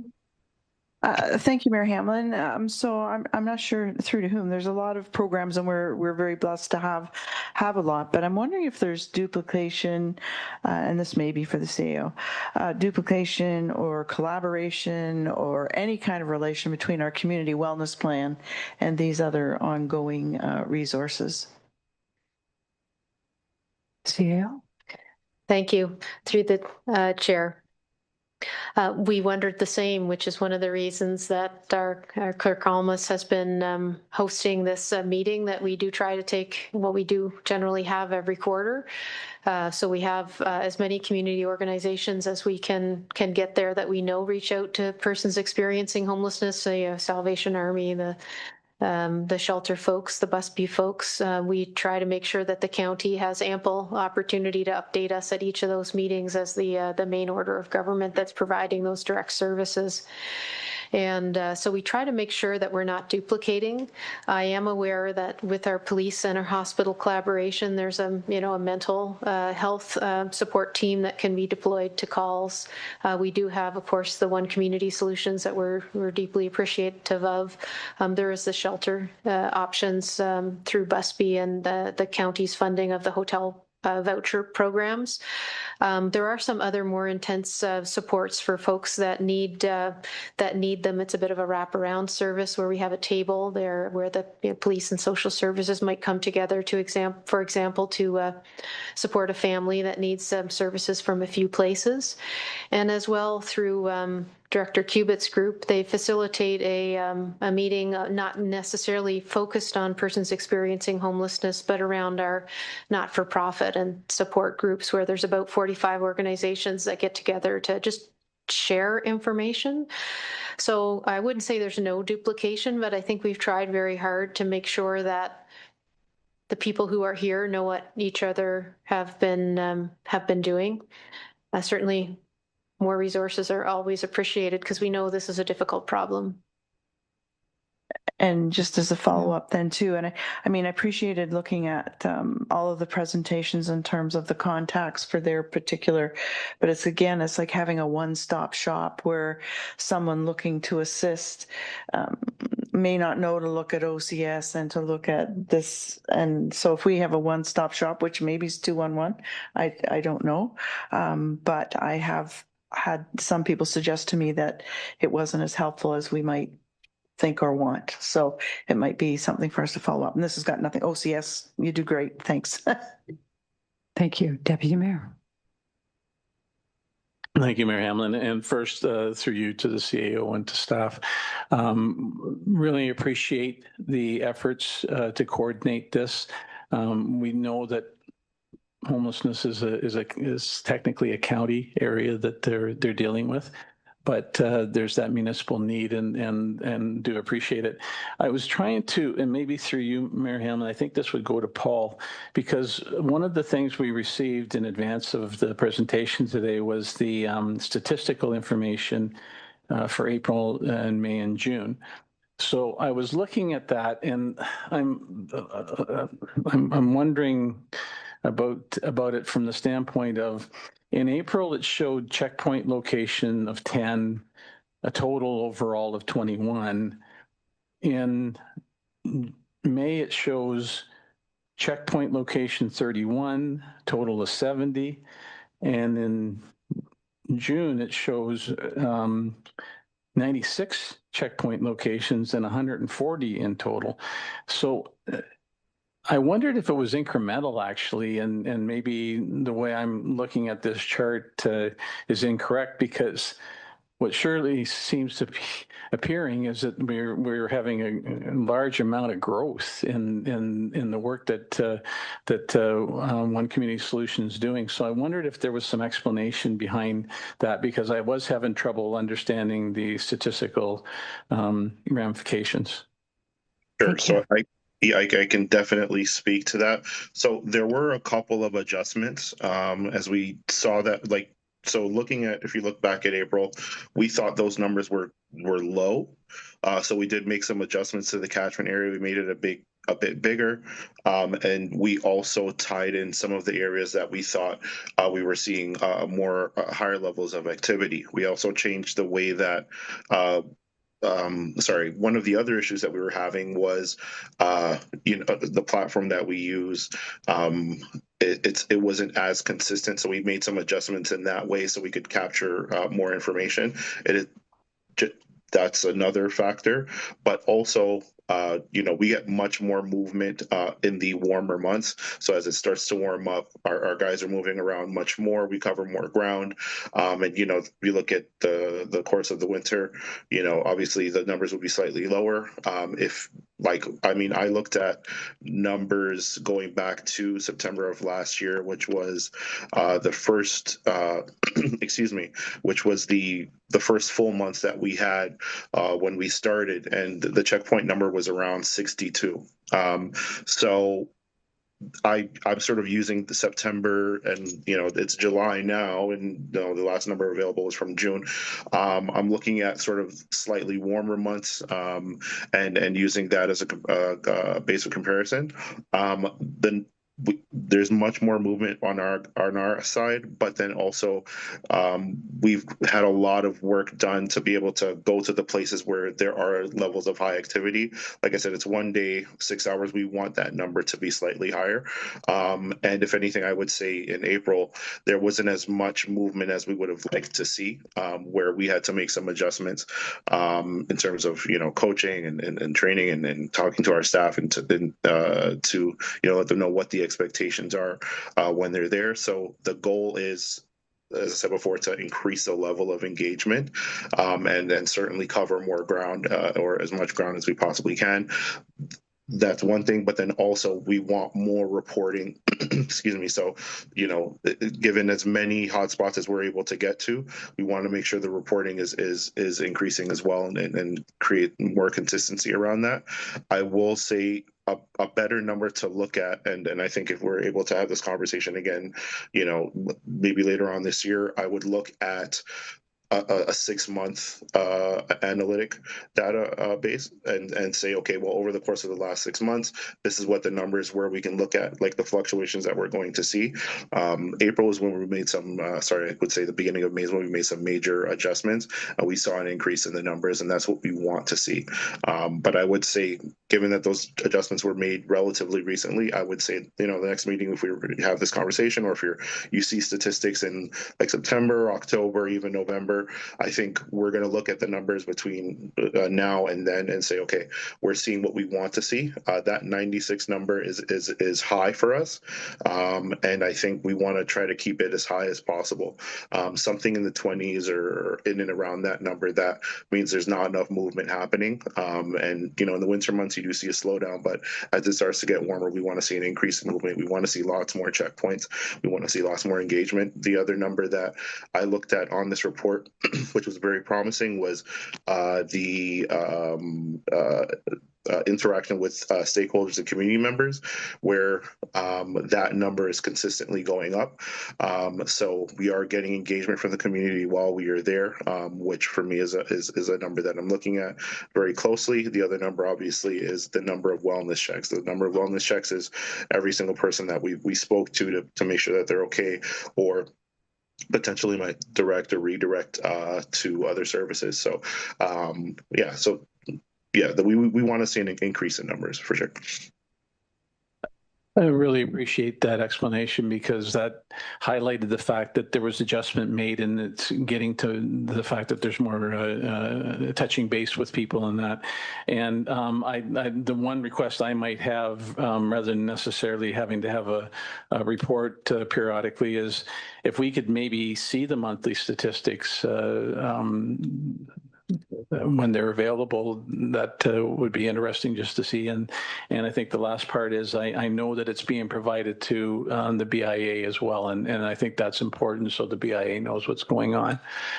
So if we can just make sure that data is being distributed to the BIA and to council on a regular basis, I think that would be real helpful. Thank you. Thank you. So I have a question, and it's this. I know that the One Community Solutions are doing these, doing the health checks you've suggested, and I'm just wondering, is there any aspect of what the county's doing, and so perhaps this is a question for Alexandra, where we're actually trying to reduce the number of homeless in our community?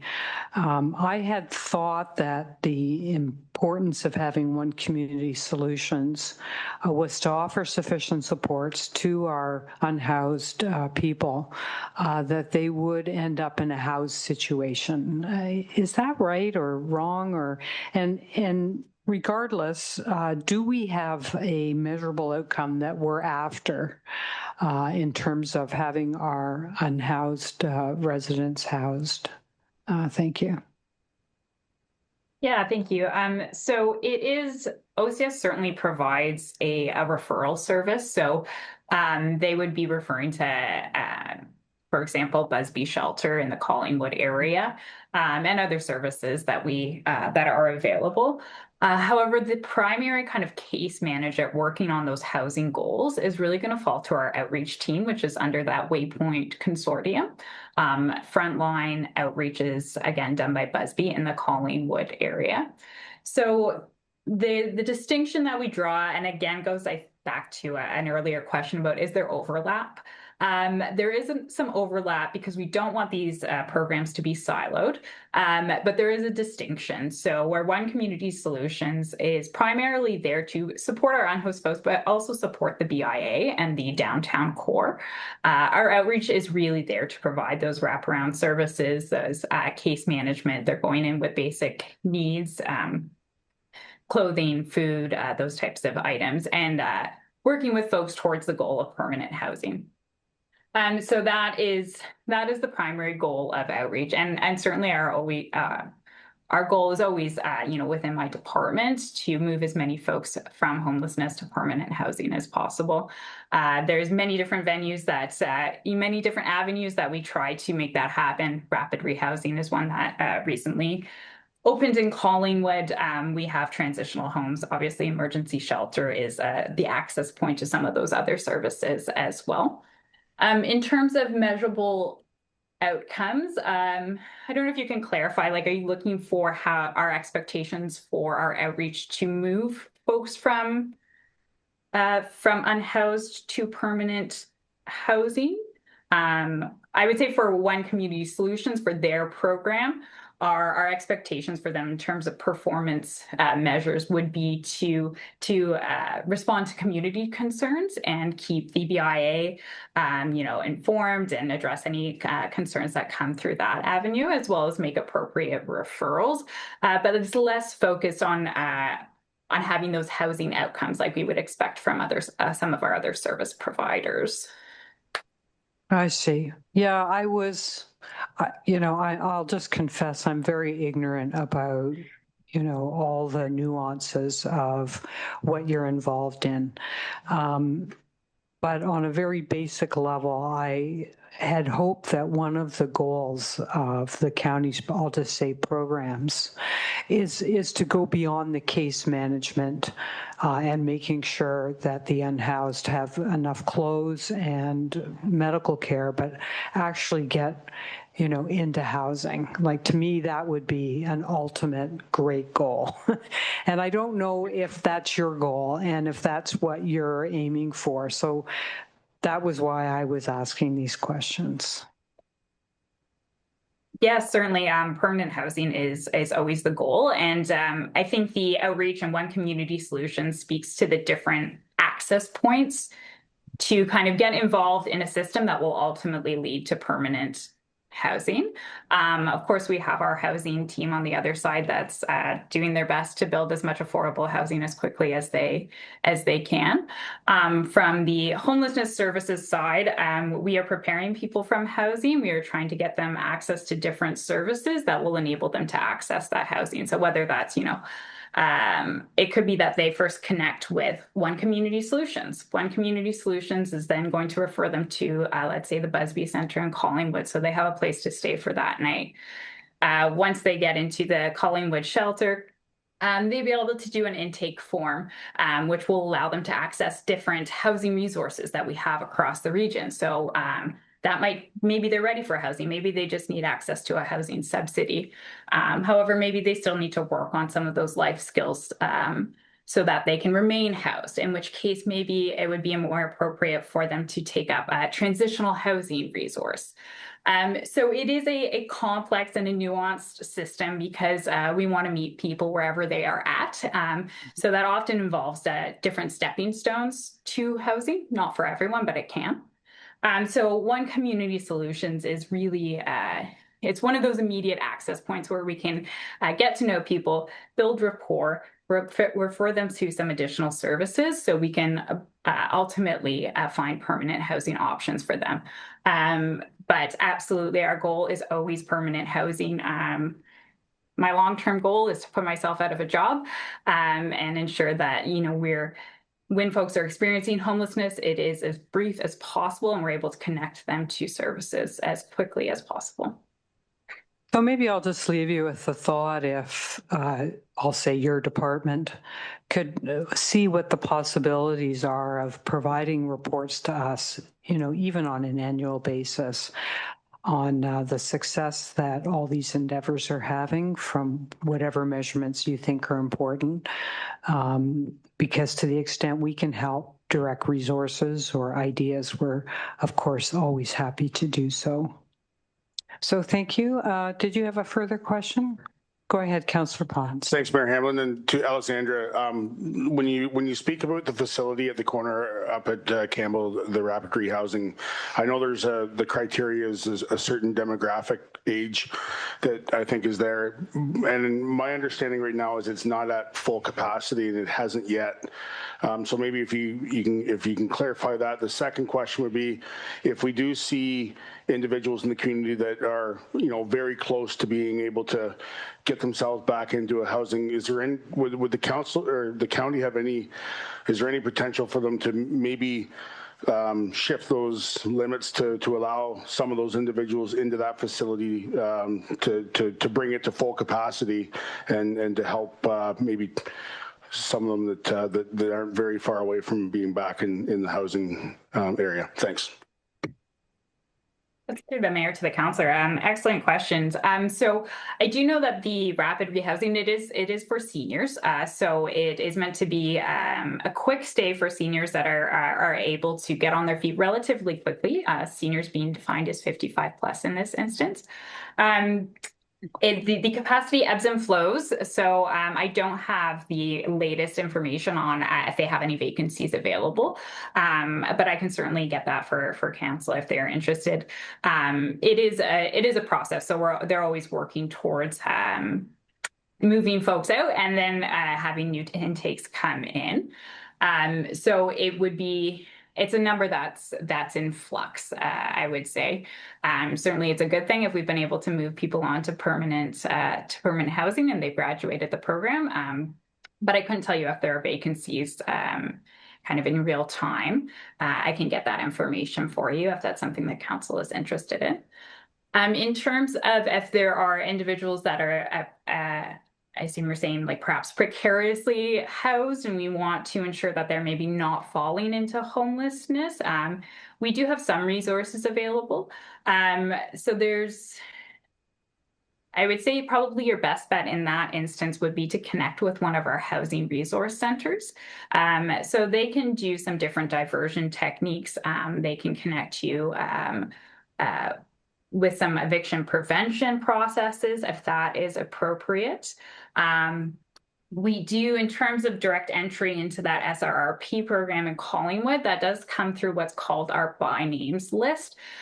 So it is a database that's used across the county for all of our service providers that kind of touch homelessness services.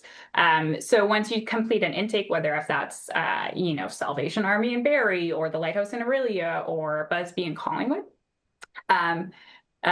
if you consent to being put on this list, that is how intakes are pulled, is from this centralized list to provide kind of equal access to housing.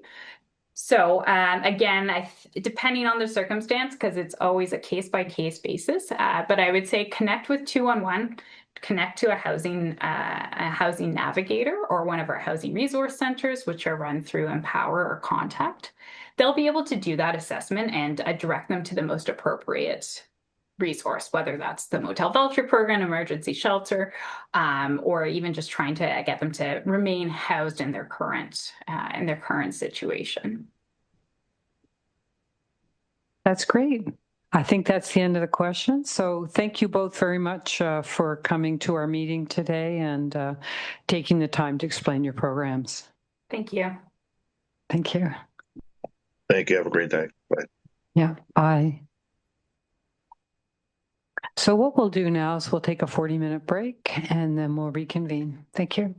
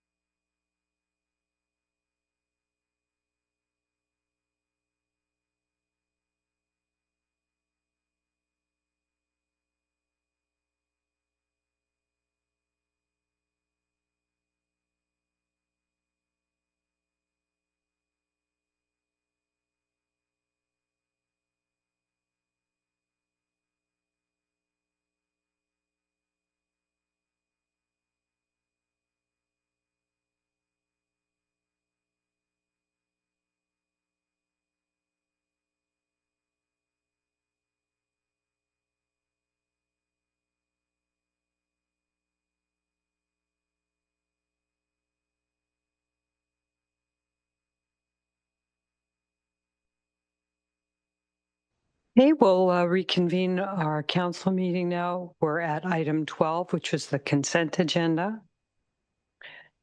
The recommendation is that council hear and receive the general consent agenda, and further to note that the information and opinions provided in the general consent agenda items are those of the authors and are not verified or approved as being correct. And there's 4 items. The first one, Principals Integrity, Integrity Commissioner's Periodic Report. The second one is Girdwood, Traffic on Highway 26 West. 3, Spence, Outcomes of Murph Report. And 4, Patterson, Theater Location. Could I have a mover and a seconder for this, please? Councillor Ring, seconded by Councillor Perry. Would anyone, so we'll vote on receiving these. All those in favor? That's unanimous. Would anyone like to pull any of these for any reason? No, seeing none. Was there anything further on the county report, Deputy Mayor? Yes, go ahead. Just one short item, I believe. What I wanted to ask about is had circulated reports to council on recycling changes in the organics collection enhancement options that were being considered. The latter being the more significant because it is a county decision and not provincial. Obviously, in the end, it is Mayor Hamlin and my decision as county councillors, but there could be significant impact on Collingwood residents in regards to the organics. So I just am going to ask, based on the information that I circulated, if anybody has any input that they want to provide to us, we'd be welcome to receive it. We will meet on August the 11th, and at that point in time, be making decisions about organics. So just as I said, reaching out to see if there's any input from councillors.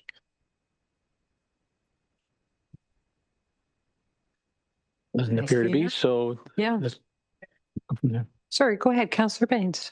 Thank you, Mayor Hamlin. I had cause to drive up from Port Perry to Aurelia on Saturday, and I went through some small towns that this is only germane to the county, I think, because they had specific signage at the entrance and the exit about utilizing the green bin, and this is the proper place for it. And I thought, gee whiz, we need that in Collingwood to increase the amount of use and uptake on the green bin, in my opinion. And I just give that for what it's worth, because that's obviously a county responsibility. And if they would consider doing more signage like that, I mean, I've got to believe it increases the uptake. So I just make that comment. Thank you. Part of the decisions that are being made are about further education and marketing in regards to the use of the green bin, but we'll keep that in mind as we deal with it on the 11th. Thank you. Thank you. I'll just add what staff wants to do at the county, and this is partly what we'll be discussing, is that you have to put out a green bin or they won't pick up your garbage. Yes. So I think if that was the way that council chooses to go, there will be tons of education and signage around this, because otherwise we'll all be hiding under our desks because there'll be nonstop calls. Okay, motions. We have the first motion is from Deputy Mayor Fryer. Over to you. Thank you, Mayor Hamlin. And I guess the first order of business is to read it in. So whereas it is incumbent of Collingwood Council to review governance policies such as annual compensation and composition at least once per term on a timely basis to provide sufficient time for public input, and then for staff to take all regulatory steps required for any changes that are implemented.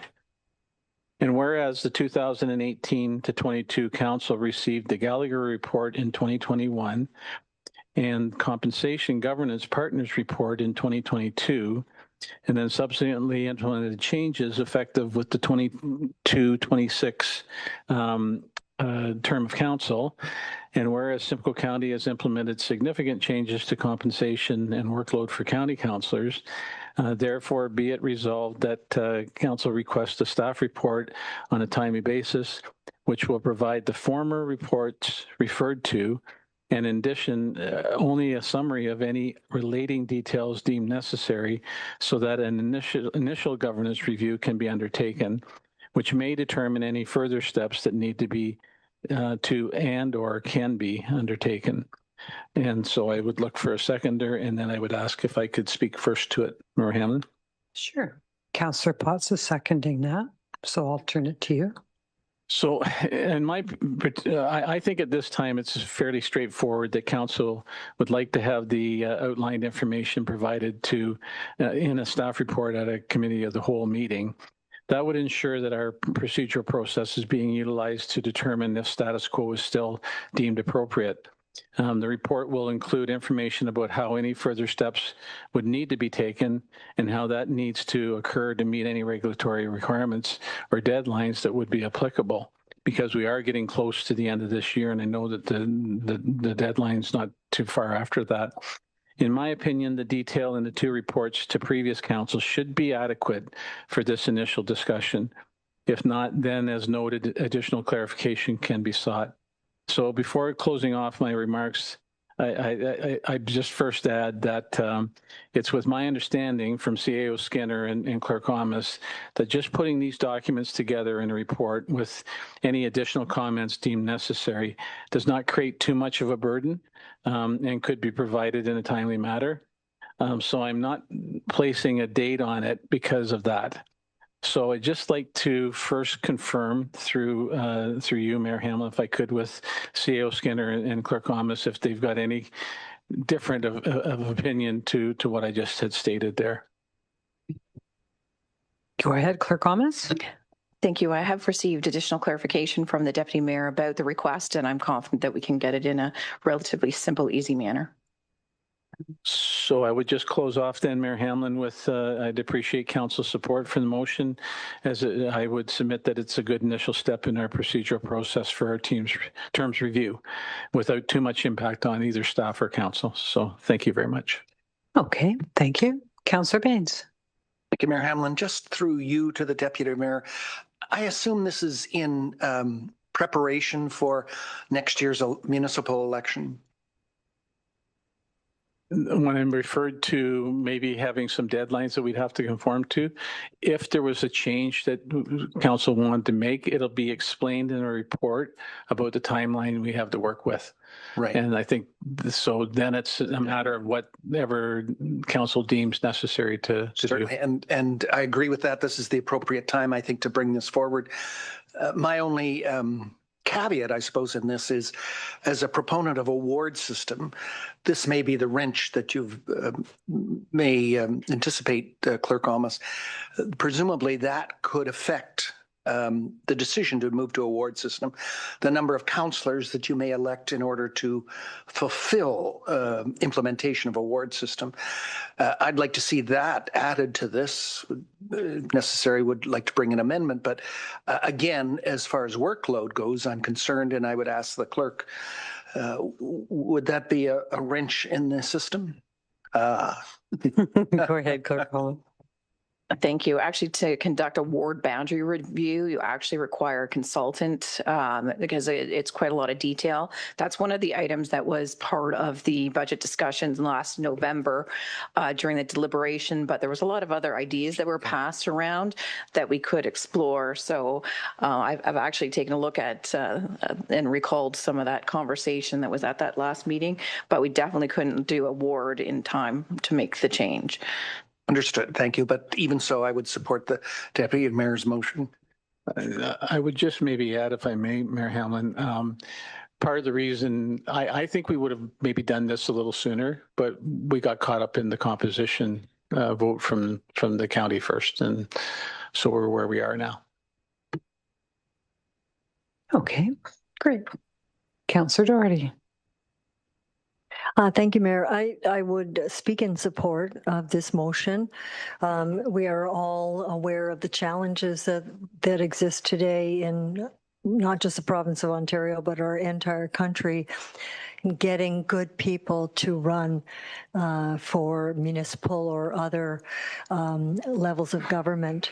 One of the barriers is especially for young families, is the amount of time that's involved, the amount of time that one may have to take away from their full-time job, and the compensation just doesn't make up the difference.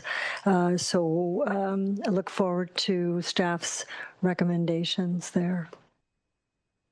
Thank you. Okay, I don't see any other comments or questions, so all those in favor? And that's unanimous. Thank you. Councillor Jeffrey, over to you for your motion. Thank you, Mayor Hamlin. So whereas Collingwood is an inclusive community that offers a healthy and active lifestyle and a beautiful waterfront setting anchored by a responsible government, strong business and nonprofit networks, and an animated downtown. And whereas it is critical to keep our entire town of Collingwood clean of litter and garbage, and whereas it is a goal to champion local, regional, intergovernmental, and multi-sectoral collaboration and advocacy, and whereas Keep Collingwood Clean is an impactful volunteer-based group integral to and committed to keeping Collingwood clean through exceptional initiatives such as the #1 nationally recognized participant in the cigarette waste collection program with TerraCycle. Therefore, be it resolved that Council directs staff to work with Keep Collingwood Clean to investigate Town of Collingwood resources that can be potentially provided, such as, but not limited to, storage for cigarette waste pending shipment, volunteer insurance coverage and communications for volunteer recruitment, education and awareness campaigns for residents, local businesses, and visitors. Okay, would there be a seconder? Councillor Ring, any comments, questions?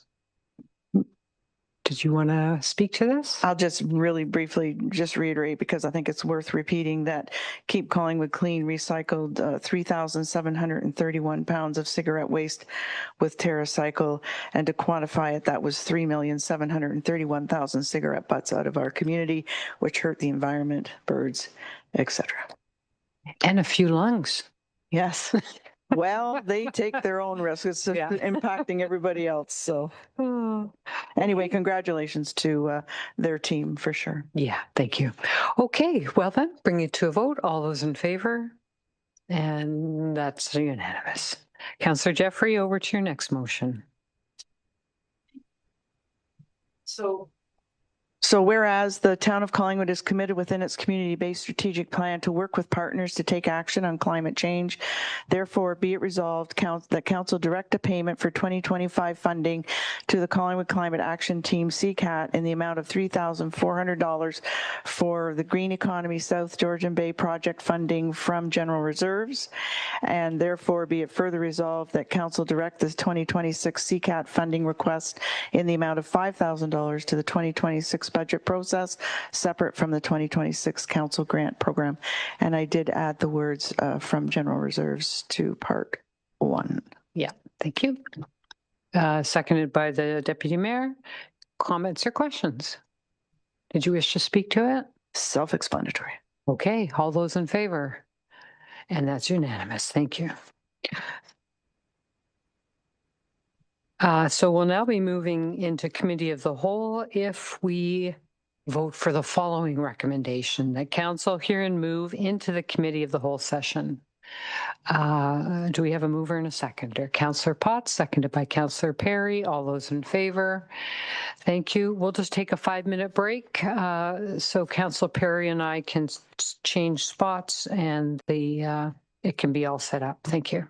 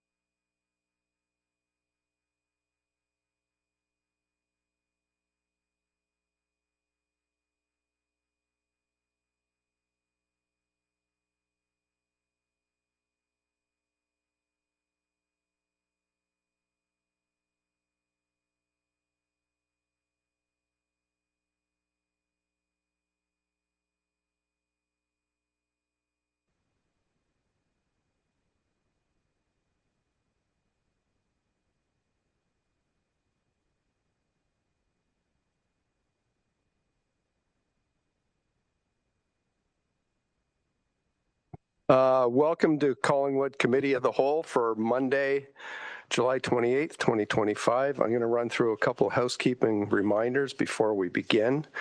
As chair of the Committee of the Whole, I would like to take a moment to remind everyone how the Committee of the Whole process works. Members of the public are welcome to speak up for up to 5 minutes during 2 specific times. 1, after staff have presented their reports, and 2, during the unregistered deputation section of the meeting. This is your opportunity to share comments or perspectives before the committee discusses and makes its recommendation. Please note that this is not a question and answer session with council or staff.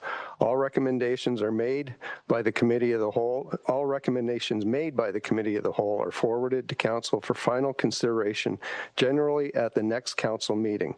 If you have additional questions or feedback after a matter has been discussed at committee, you are encouraged to contact the clerk's office by email at clerk@collingwood.ca or by visiting Town Hall. We ask all participants be respectful and maintain proper decorum while in the council chambers. Disruptive behavior may result in being asked to leave. Your respectful participation helps ensure a productive and welcoming space for everyone. Thank you. Now, I would like to introduce the first staff report. 15.2.1, South Georgian Bay and Springwater Community Safety and Wellbeing Plan. And I'll turn it over to CAO Skinner. All right, thank you very much, Chair Perry. I would like to introduce our consultant, who I understand is on the line and has been very patient in juggling her schedule tonight for this. It's Carrie Warner from Avail Consulting. She's going to talk about the proposed South Georgian Bay and Springwater Community Safety and Wellbeing Plan for 2025 to 2029. The intention of this plan is to promote community safety and well-being. Some of the sub-intentions include to reduce policing costs and calls and to positively divert people who should not end up in a police-type situation and potentially find some safety net long before that to divert them to other options. Despite that, the town pays for policing, and we do hire the OPP to be the town's police force using taxpayer funds under the oversight of the Detachment Service Board. Local municipalities must adopt a community safety and well-being plan under a provincial regulation.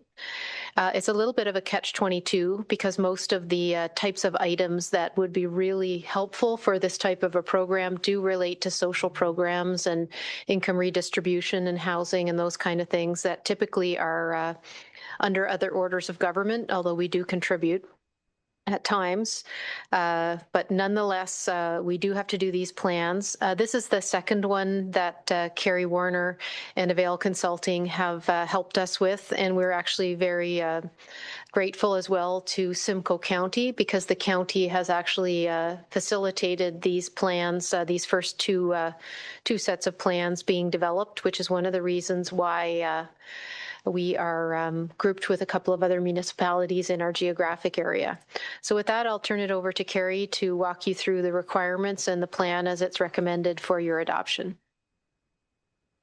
Thank you, CAO Skinner, and thank you to Chair and other members of Council for having me tonight. As Sonia mentioned, that my name is Carrie Warner from Avail Consulting, and I have had the great privilege of working with your community through the development and implementation of the first plan, which was just coming out of COVID. I don't even know when that date was, but let's just say it was 2021. And now to look at that, look at the lessons learned, and there's been a ton of lessons learned. I'm going to touch on a few of them tonight and develop the refreshed plans. So I'm going to thank the person who's advancing the slides in advance, and I'm going to ask them to go to the next slide. So we'll look, thank you for just a little bit of an introduction because that maybe shortened my little piece on why we're doing this planning, how the plan was informed, the focused areas of risk, what will be actioned, so the specific strategies in the plan, how the plan will be actioned, and that is super important because we have a ton of lessons learned from that and proposed next steps. Next slide, please. So as it was mentioned, this is a requirement that every municipality in Ontario develop and adopt and implement a community safety and wellbeing plan based on that legislation. And, so there's the legislative requirement, but then there's also the, equally, if not more important requirement is that when you look at these plans and you look at the areas of risk in these plans and the strategies, you can see that these are very complex social conditions that we're talking about in these plans, and that they interface across various sectors and they're very interconnected. And so when you look at someone who may be experiencing some of these areas of risk, they're often not in isolation, and it can get very gummy and sticky pretty quick for both the person and the service providers. And so I think that's really the strength of these plans and the intent behind these plans. And as you can see there in the blue, the municipality is responsible for preparing and adopting and supporting the implementation, reviewing the plan every 4 years, and that's what brings me here tonight. We're at the 4-year mark, and then to revise and publish a new or revised, refreshed plan if necessary, and then to monitor and evaluate and report on the progress and impact. And so you think, wow, I'm not even entirely sure how the municipality can do all of that. And that's why you have community partners who are really doing some of the heavy lifting. And I appreciate the CAO's comments about some of the things you would expect to see in this plan are kind of beyond the municipality's role. And so that's why this go round, if you look at the strategies in this plan, and we will take a few moments tonight to look at that, you can see that we do see a shift, and you will have more of those kind of county-wide strategies, and then you will have one hyper-local strategy, and we'll kind of unpack that. To support that, you see the bullseye there, and the ministry is asking us to look across 4 domains. They're asking us to look at what do we do in crisis response related to these areas of risk? What do we do just outside of that immediate crisis, but still that elevated acuity, and that would be kind of intervention. Then we think of our friends in public health who live in that prevention realm, and then social development, and who's really tasked with social development. We could argue that everyone is, but it's kind of the last thing sometimes when so much of the need and the emergency is in the red and the yellow. And I think of the saying, how can you decide what next year's fashion is if your pants are on fire today? And I know that's kind of kind of a cross way to say it, but that's really, when you're looking at these plans, we have to be conscious across those 4 domains, because it would be very easy to just get into the reactive, what do we do in the red and the yellow? So I'll move to the next slide, if that's okay. So how this plan was informed, it was kind of in 3 phases. So you have like the data and documentation review. And so we did look at original data that we looked at when we developed the first plan to see, those indicators and what do they look like now, have they changed? We also looked at some of the work that's happening in these areas of risk. So mental health and addiction space, collaborative tables, Ontario health teams, poverty reduction task groups, municipal plans, housing and homelessness. So looking at various documentations and mandates and strategies to see where those points of alignment could be and are, and what the need is. And then also doing targeted engagement of key providers. So certainly those providers that work in the space of the areas of risk that we've identified. And while you could say, well, those are just 3 areas of risk, we have so many other areas of risk. That is true, but there's only so many things you can focus on in a plan. And I want to just kind of say that if you don't see it in the plan as a strategy, and you think, well, we really need a B, or C, it doesn't mean that it won't happen. It just means it maybe didn't hit the plan, but it doesn't mean that it can't happen in collaboration with some of the strategies in the plan or simultaneously. It just means that we might not be, kind of myself, tracking that, but we'll certainly look at the impact in concert with the strategies that we're trying to roll out. The second piece was really kind of the engagement piece. And so that was a lot of, attending collaborative tables, doing kind of focus groups with them. There was polling, there was online surveys, residents and provider survey. We had an interactive, provider strategy setting session where we invited, I think a significant number of providers, and we had a decent turnout. Certainly a nice cross-section of providers, local providers across those areas of risk. And then we also had an in-person county-wide provider strategy setting session, and that's really looking at, okay, across the county, what are we looking at around housing and homelessness, around mental health and addiction? Because while we know that Collingwood is growing and you have a lot of resources in your community, you've got a great network of providers that are already working incredibly well together, you're also part of a bigger system. And so we don't want to be doing things in isolation. And to the CAO's point, some of this is really led by the county or other providers in the county. So we wanted to take all of that into consideration. And I also want to point out, I think it's important to say that while we did this initial documentation, data review, consultation, engagement, strategy setting session. That's where it started, but that's not where it stops. We have 4 years of working with this plan now and through the implementation, and there is targeted engagement and consultation that is planned as part of the implementation activities.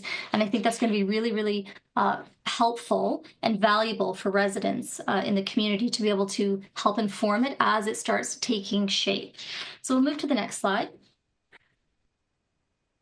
So looking at all the data, all the engagement, we did look at the original plan, and we identified that housing and homelessness, mental health and addiction, and access to services and supports are still kind of those primary three, certainly access to services and supports, because it captures so many of the other areas of risk under that. But those were still the 3 primary areas of risk that we propose should be in the plan and to be developing strategies around.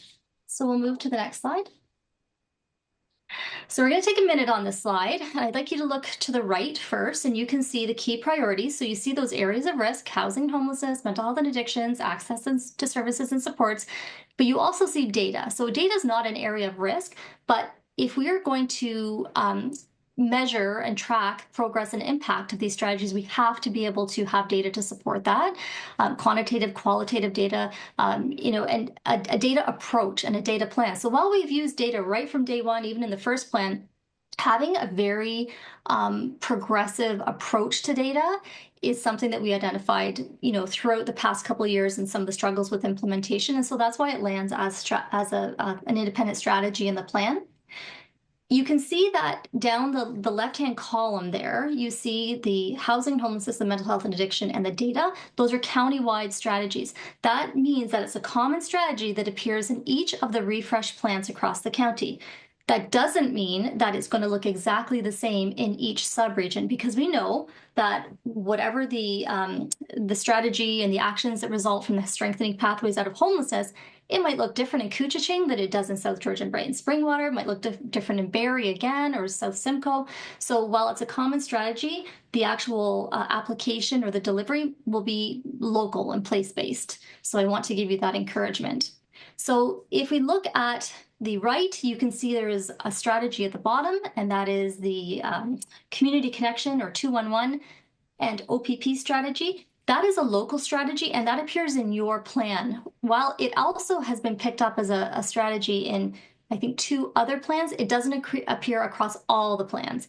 And so that's a very, very kind of hyper-local, place-based strategy, and I'll talk a little bit more about that. So let's look to the left and let's kind of, highlight what these strategies are. You can read them in full in the plan, and you've got the bullet points there, but you can see that the housing and homeless one is really focusing on prevention supports and reduction strategies. So reducing, that's addressing the risk, the people that are already, experiencing housing precarity or vulnerability, or at the extreme homelessness, but then also getting upstream and figuring out how do we stop people from tipping into that. So the prevention supports, and then those bullets are kind of, just 3 of other, a few other ways that are not listed there of ways that we will be looking to address that. The next one is the mental health and addiction strategy. This is a very interesting one. This one is looking at transitional age youth. So that's youth age 12 to 25. And that's a very, very critical time in kind of that span of youth, because you kind of move from youth into being like a young adult. And sometimes services change and you can fall through the cracks. So this is a very robust strategy that's just starting underway. And I'm so happy that it kind of made it into the plan, because I think it will really give it some strength. It would already be strong, but I think this will just kind of anchor it. And that's really bring all those providers in your local community and across the other communities that support youth in various capacities. Now they're starting with mental health, but they'll bridge into housing and other things. But it's looking at uniting those providers that serve this population to better identify and reduce gaps in service and really support youth from falling through some of those cracks and supporting their care partners, whether it be parents or guardians. But again, you have all those youth providers coming together and having that collaborative conversation and doing that mapping and seeing how they can look at their own agency protocols and how they relate to other agencies to make that some of those transitions more seamless. So I'm pretty excited about that.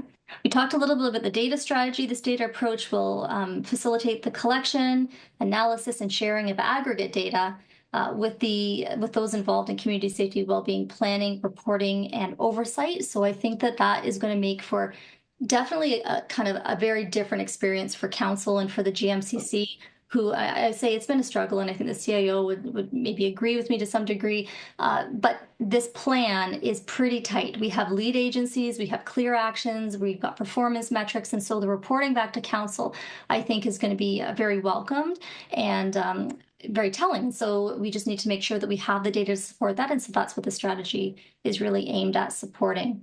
And then the last one, this is the relationship, a more formal relationship between 211, which is delivered through Community Connections, which is local to your community, which is nice, and the OPP. And this strategy serves to support individuals before their situation escalates by offering to connect them to navigators that are skilled in information and referral. So we know that when police go out, the majority of their calls are not chargeable offenses, and they come across people who may be in crisis, but there's nothing that they're going to be charging them with, but they know that they need some support. And so right now they're doing kind of, informal referrals.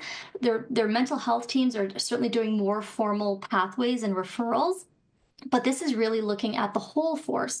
So any officer in any, on any call, to be able to get consent and make a referral to 211. Because we know if we give somebody a number or a card when they're in crisis, whether they, take the initiative to make that call to 211 or to call that, referral or provider that's being recommended to them, if the next morning the crisis is blown over, they may or may not make that call. But if in the moment the police can say, you don't even need to give me your name, just a number or an email, some way that 211 can connect back with you, they make the referral right there digitally off to 211. Somebody, a live person, follows back up with that person, and they can address the initial reason for the call or the referral, and then through the work that they are trained to do already, they really kind of unpack the rest of that person's situation to see if they can help them and make referrals in other areas or to other providers to support them, because we know that there's a lot of interconnected needs when people are in crisis.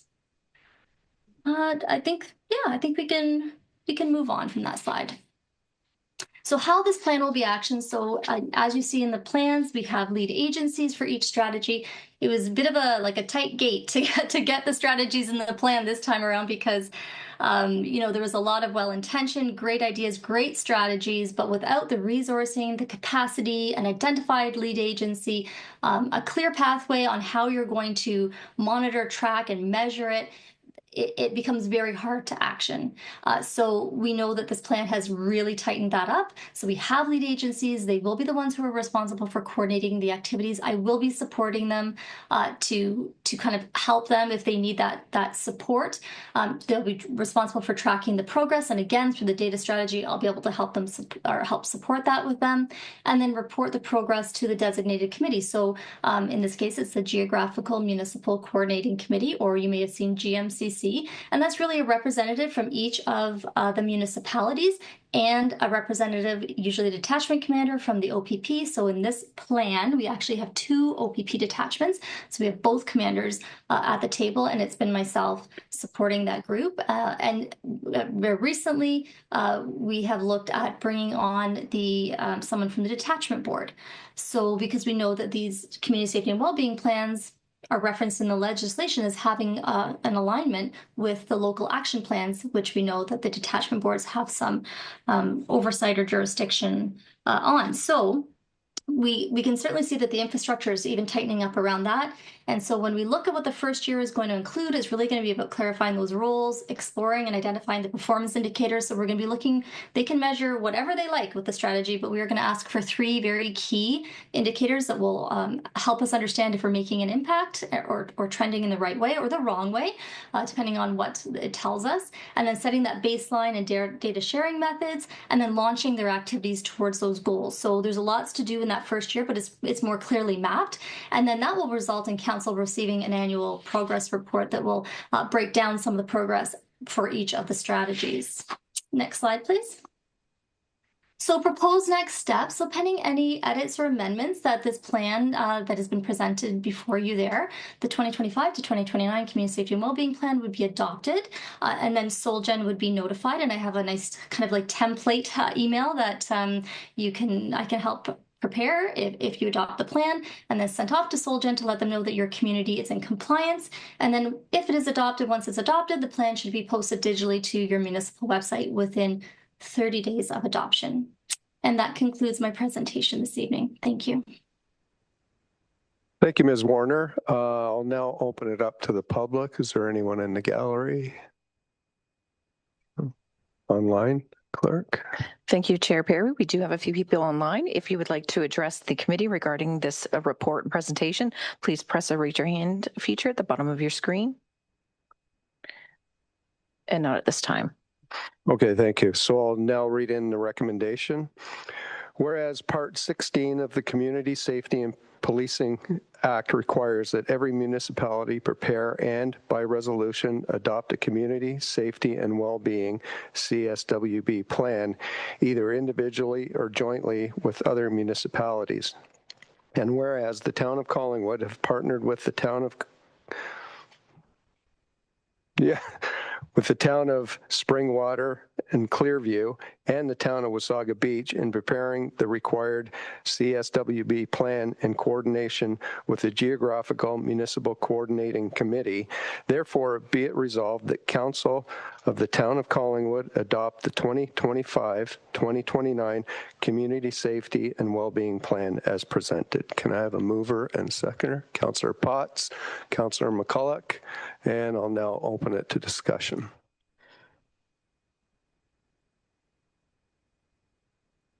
Councillor Doherty. Thank you. I really think that this plan precisely nails the priorities, at least for our community, and I'm sure for many communities in Ontario. So I'm very supportive of this recommendation and this approach. I did try to get to this a little bit when we heard from the One Community Solutions, but I still see some redundancies there, and I'm just wondering if there is a way in which the work that is being done with our community safety and well-being plan could be better coordinated, or, alternatively, that One Solutions could be better coordinated with our community safety and well-being plans. There just seems to be, kind of an outlier there doing some of the same work. I may be misperceiving, but. CEO Skinner. I could try that one through the chair, and Carrie Warner may also have a comment. So through you to Councillor Doherty. This plan, Carrie didn't go into who's doing what in the plan, but in general, if there is work that's happening with those experiencing homelessness, helping to inform, for example, the 211 service, what is available, it will be things like One Community Solutions that they're directing people in need toward. So we're not producing a new service. We would be pushing them through this plan to those type of existing services. Follow up? Yeah. Okay. That's better. Thanks. Through the chair. Hamlin? Oh, go ahead, Ms. Sorry, through the chair to the Warner. council. To piggyback off what the CEO Skinner mentioned, exactly right. And also in the plan, you'll see that the lead of that strategy is the County of Simcoe. And so the outreach for Simcoe, across Simcoe County, including your community, is kind of at that level, at that county level. And there's a lead organization for that. And so it will absolutely align because, the referrals from 211 certainly would, align to the right resources, but also from that systems level coordination. So I'm confident that maybe we won't see that same type of redundancy that maybe hasn't been clearly demonstrated here, but if you kind of look in the plan and we see how it rolls out and understanding the role that the County of Simcoe plays in that, just using the example of outreach. And I apologize, I had to pop off for about half an hour to present to another municipality, so I missed the One Community Solutions presentation, unfortunately. But I'm familiar with the work that they do, and so I have confidence that there will not be the redundancy that maybe we feel there might be a risk of. I'm confident that we won't. Okay, thank you. One more. Yeah, thank you. So a follow-up does occur to me, and that is, will they be contributing to and accessing the same database that we're referencing here and trying to build with this program? Through the chair to the councillor.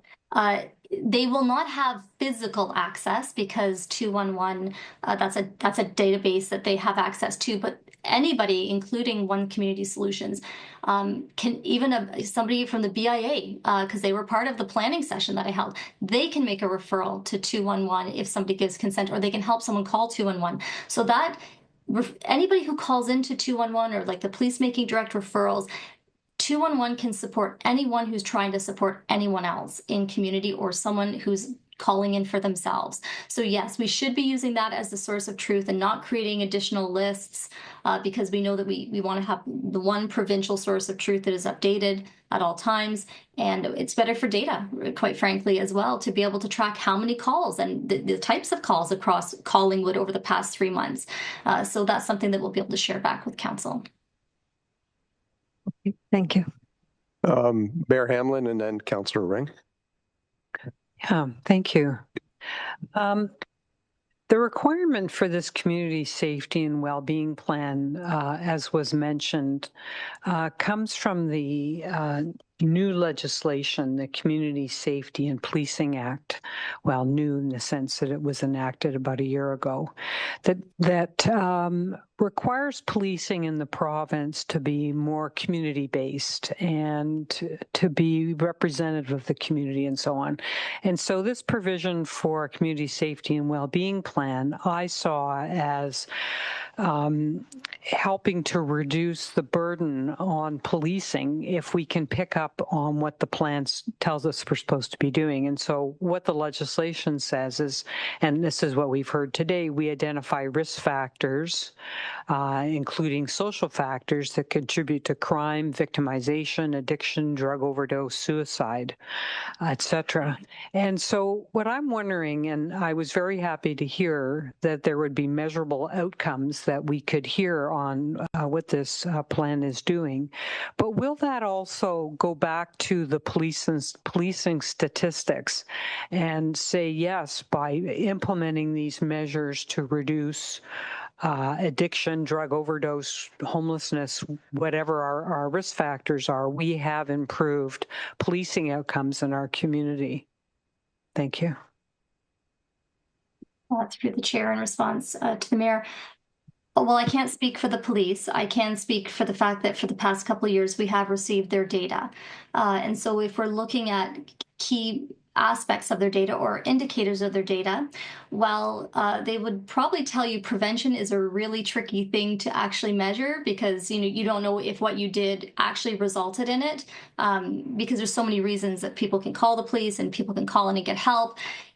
Sometimes the line is not a solid line, but you can potentially make dotted lines. So we will be looking at the data kind of pre and post, especially with that the police strategy, but even across the rest of the strategies, we'll be looking to see, because you're exactly right.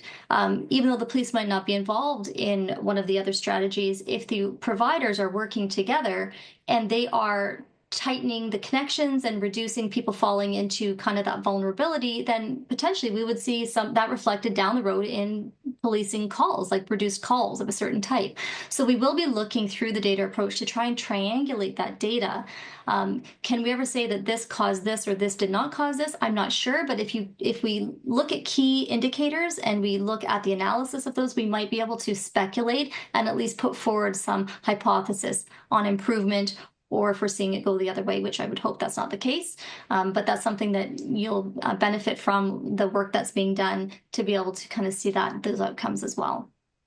Well, I'll be really looking forward to the report on this because so far it sounds like it's not very useful. I'm just being honest. So I'll be looking forward to hearing what the key measurement indicators are and seeing how that'll help our community. Thank you. Councillor Ring. Thank you very much, Chair Perry. Through you to Ms. Warner. Slide 7 of the presentation, it's just mentioned here how this plan will be actioned. In the very last paragraph, it says it is anticipated that council will receive annual progress reports. Being a 4-year program, and we've got to basically renew it tonight if we pass this.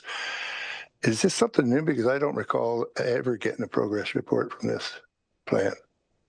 Is that just something that started now? CEO?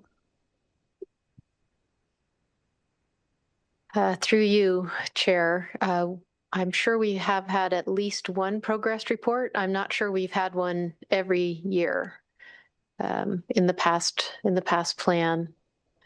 I know that we have done work in collaboration with others on the plan, but the last priorities were supporting affordable housing, making 211 type referrals more accessible, and supporting mental health interventions. So work was done on all 3 of those. They were council priorities from other plans as well. I'm happy to jump in on that one as well. Oh, sorry. Through the chair to the councillor, just in addition to what the CAO just mentioned, there were meetings where the GMCC is really the kind of the gateway to the council.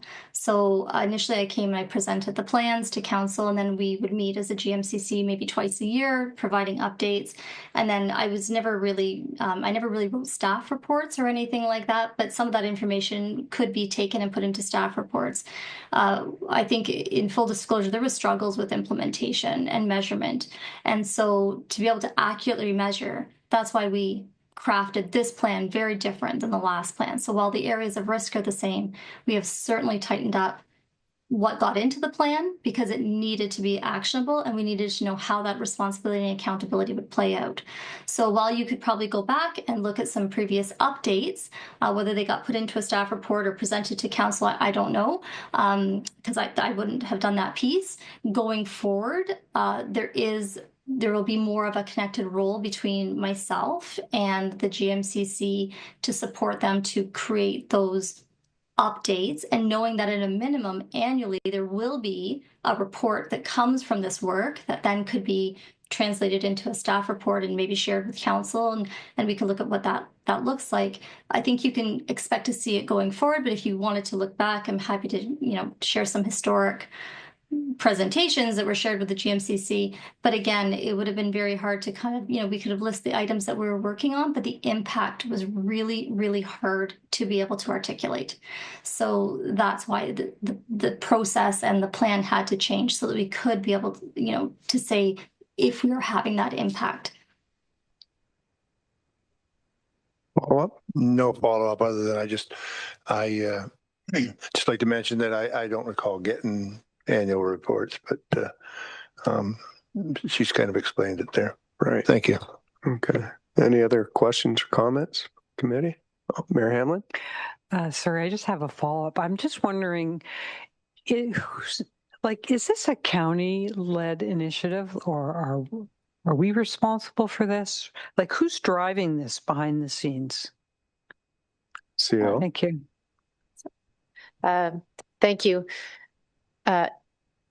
We, as a local municipality under the regulation, are accountable to have this plan because it was largely the most obvious solutions and tactics that could be taken are not at our level of government, and everybody was doing this new type of plan.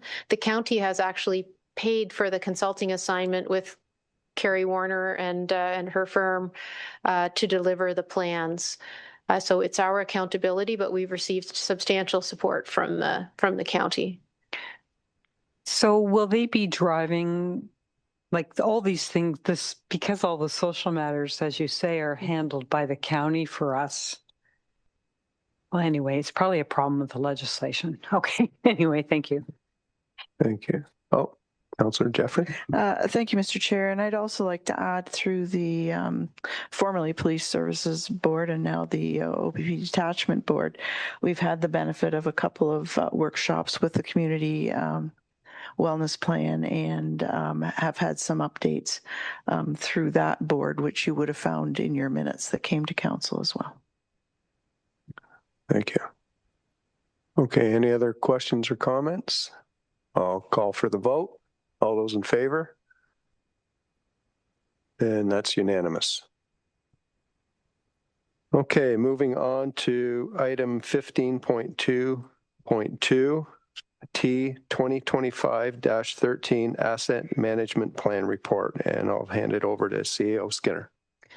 Thank you very much. Well, this is a big report that we have tonight. I have a bit of an introduction, and I'm going to tell you some of the punchlines that will make even more sense after you hear the consultants present their findings. I would say the theme of this asset management plan is all about getting ahead of the asset management curve before the implications that are otherwise set out in this consultant analysis can happen.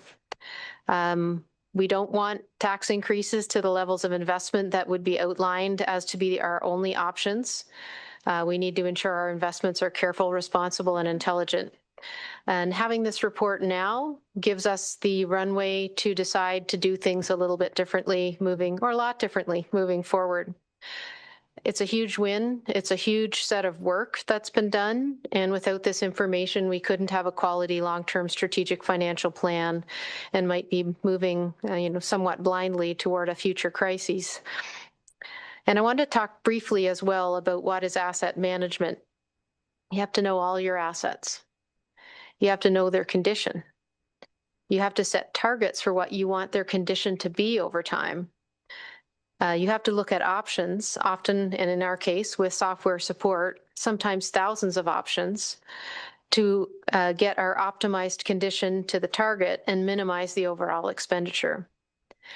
You know the actual projects you're projecting to do, and you're making sure they're aligned. So you're not going to fix the asphalt and then dig it up the next year to fix the pipes under the road. You're going to have to align. We have to align those projects. And that's basically where we are now. We know those types of answers, and we know them well. But if we can't afford it all, we can act now instead of coming up on a financial crisis later. Start systematically working toward having enough. So smaller tax changes over a longer time, for example, starting as soon as practical. We need to look at the assets that are causing the most impact. Are they our non-core versus our core? Because we have a lot more flexibility in our non-core. And you'll see how much of our gap is made up of non-core type assets. When we understand what's contributing, can we address them differently? Do we need to own these assets? Can we lease them from someone? Can we get them for at a different price point? And there's things like systematically reducing unneeded assets and retiring them at the end of life instead of replacing them. And once those types of formal decisions are made, those assets can be removed from the plan and not part of the financial work. You can also do things like change your condition targets. And yes, you can. That is one of the council decisions that are in front of councils. Accepting the performance measures and targets is a part of this phase of the province's requirements. And if you haven't already, that's buried somewhere within the details of the report. Not for your detailed comments, but to be aware what those condition targets are that we're looking at for our own assets. We can look at the year in which we achieve balance, financial balance. It's currently forecast with our experts' advice to 2034. We can change our money differently between assets, which ones would make the most impact if we kept them in good condition or moved a few dollars from one to another. we always need to keep an eye on good treatments, and I was really happy to see asphalt microsurfacing added to this plan because it's one of the things we can do to keep our asphalt in good condition for a longer period while reducing some of the investments. We can slow non-essential expansion, including that from DC or other investments. Financially, there's things like supplemental taxes. What the numbers are in this report, look at how would we pay for this if it was all new money? But each year, because of growth, assuming we continue to have growth, we do get tax increases that can absorb some of these changes. So that wouldn't increase any current residents or businesses' taxes or the new people's taxes, except the new people would be paying them. We can reallocate funding from other things as residents and business interests and needs change over time. And we could continue to invest some portion of any surplus we are able to enjoy. And you'll see why, as we move forward, anytime we add a net new asset, you'll now see the treasurer adding in that decision-making process an asset management cost. And this is done for most of our anticipated new assets within the model already, but you'll start to see that asset management cost coming onto your radar as you make those decisions. And moving on, we have an amazing team here. We were very lucky to get Aspire and Watson to do this work. I worked in asset management for three years on a big set of assets, and I can see that they have the depth to give you the advice that you need. Before these types of reports were required by the province, there was really no easy way. It's still not that easy, but it's a bit more transparent for a resident or a council member to compare the financial health between municipalities, because it was a little bit hidden when you're looking, you don't know what their performance targets are for their asset condition. You might not know how their financial reserves relate to that. And you might not have had an easy way to find the gaps on whether people were going to be able to achieve their asset needs. But this will help people understand where councils and staff are completing excellent financial management or where they may not be doing so. And to summarize, this is not saving for a rainy day. It looks at specific project needs in a systematic, professional, and intelligent way to give council and staff the best advice on how actions and investments can benefit the entire municipality. There is a provincial deadline now at the end of July, and having a plan in place will ensure that we can continue to receive our provincial OSIF funding. What you're seeing now is a consultant's plan for the assets, and the treasurer is going to wrap up after the consultant just to talk a little bit about what is yet to come. And council will be able to update their asset management plan in the future as we learn more or refine our approaches. We're also contemplating what expertise we need to have on an ongoing basis. You'll hear a very big number that our auditor referred to earlier, but of $1 billion of replacement, just over $1 billion of replacement costs in our assets, and how do we making sure we have the right expertise to put these investments in place in the most efficient way we possibly can. And I just want to, before I hand this back to the consultant or over to the consultant, I want to make it clear that there's no tax rate change recommended from the report today.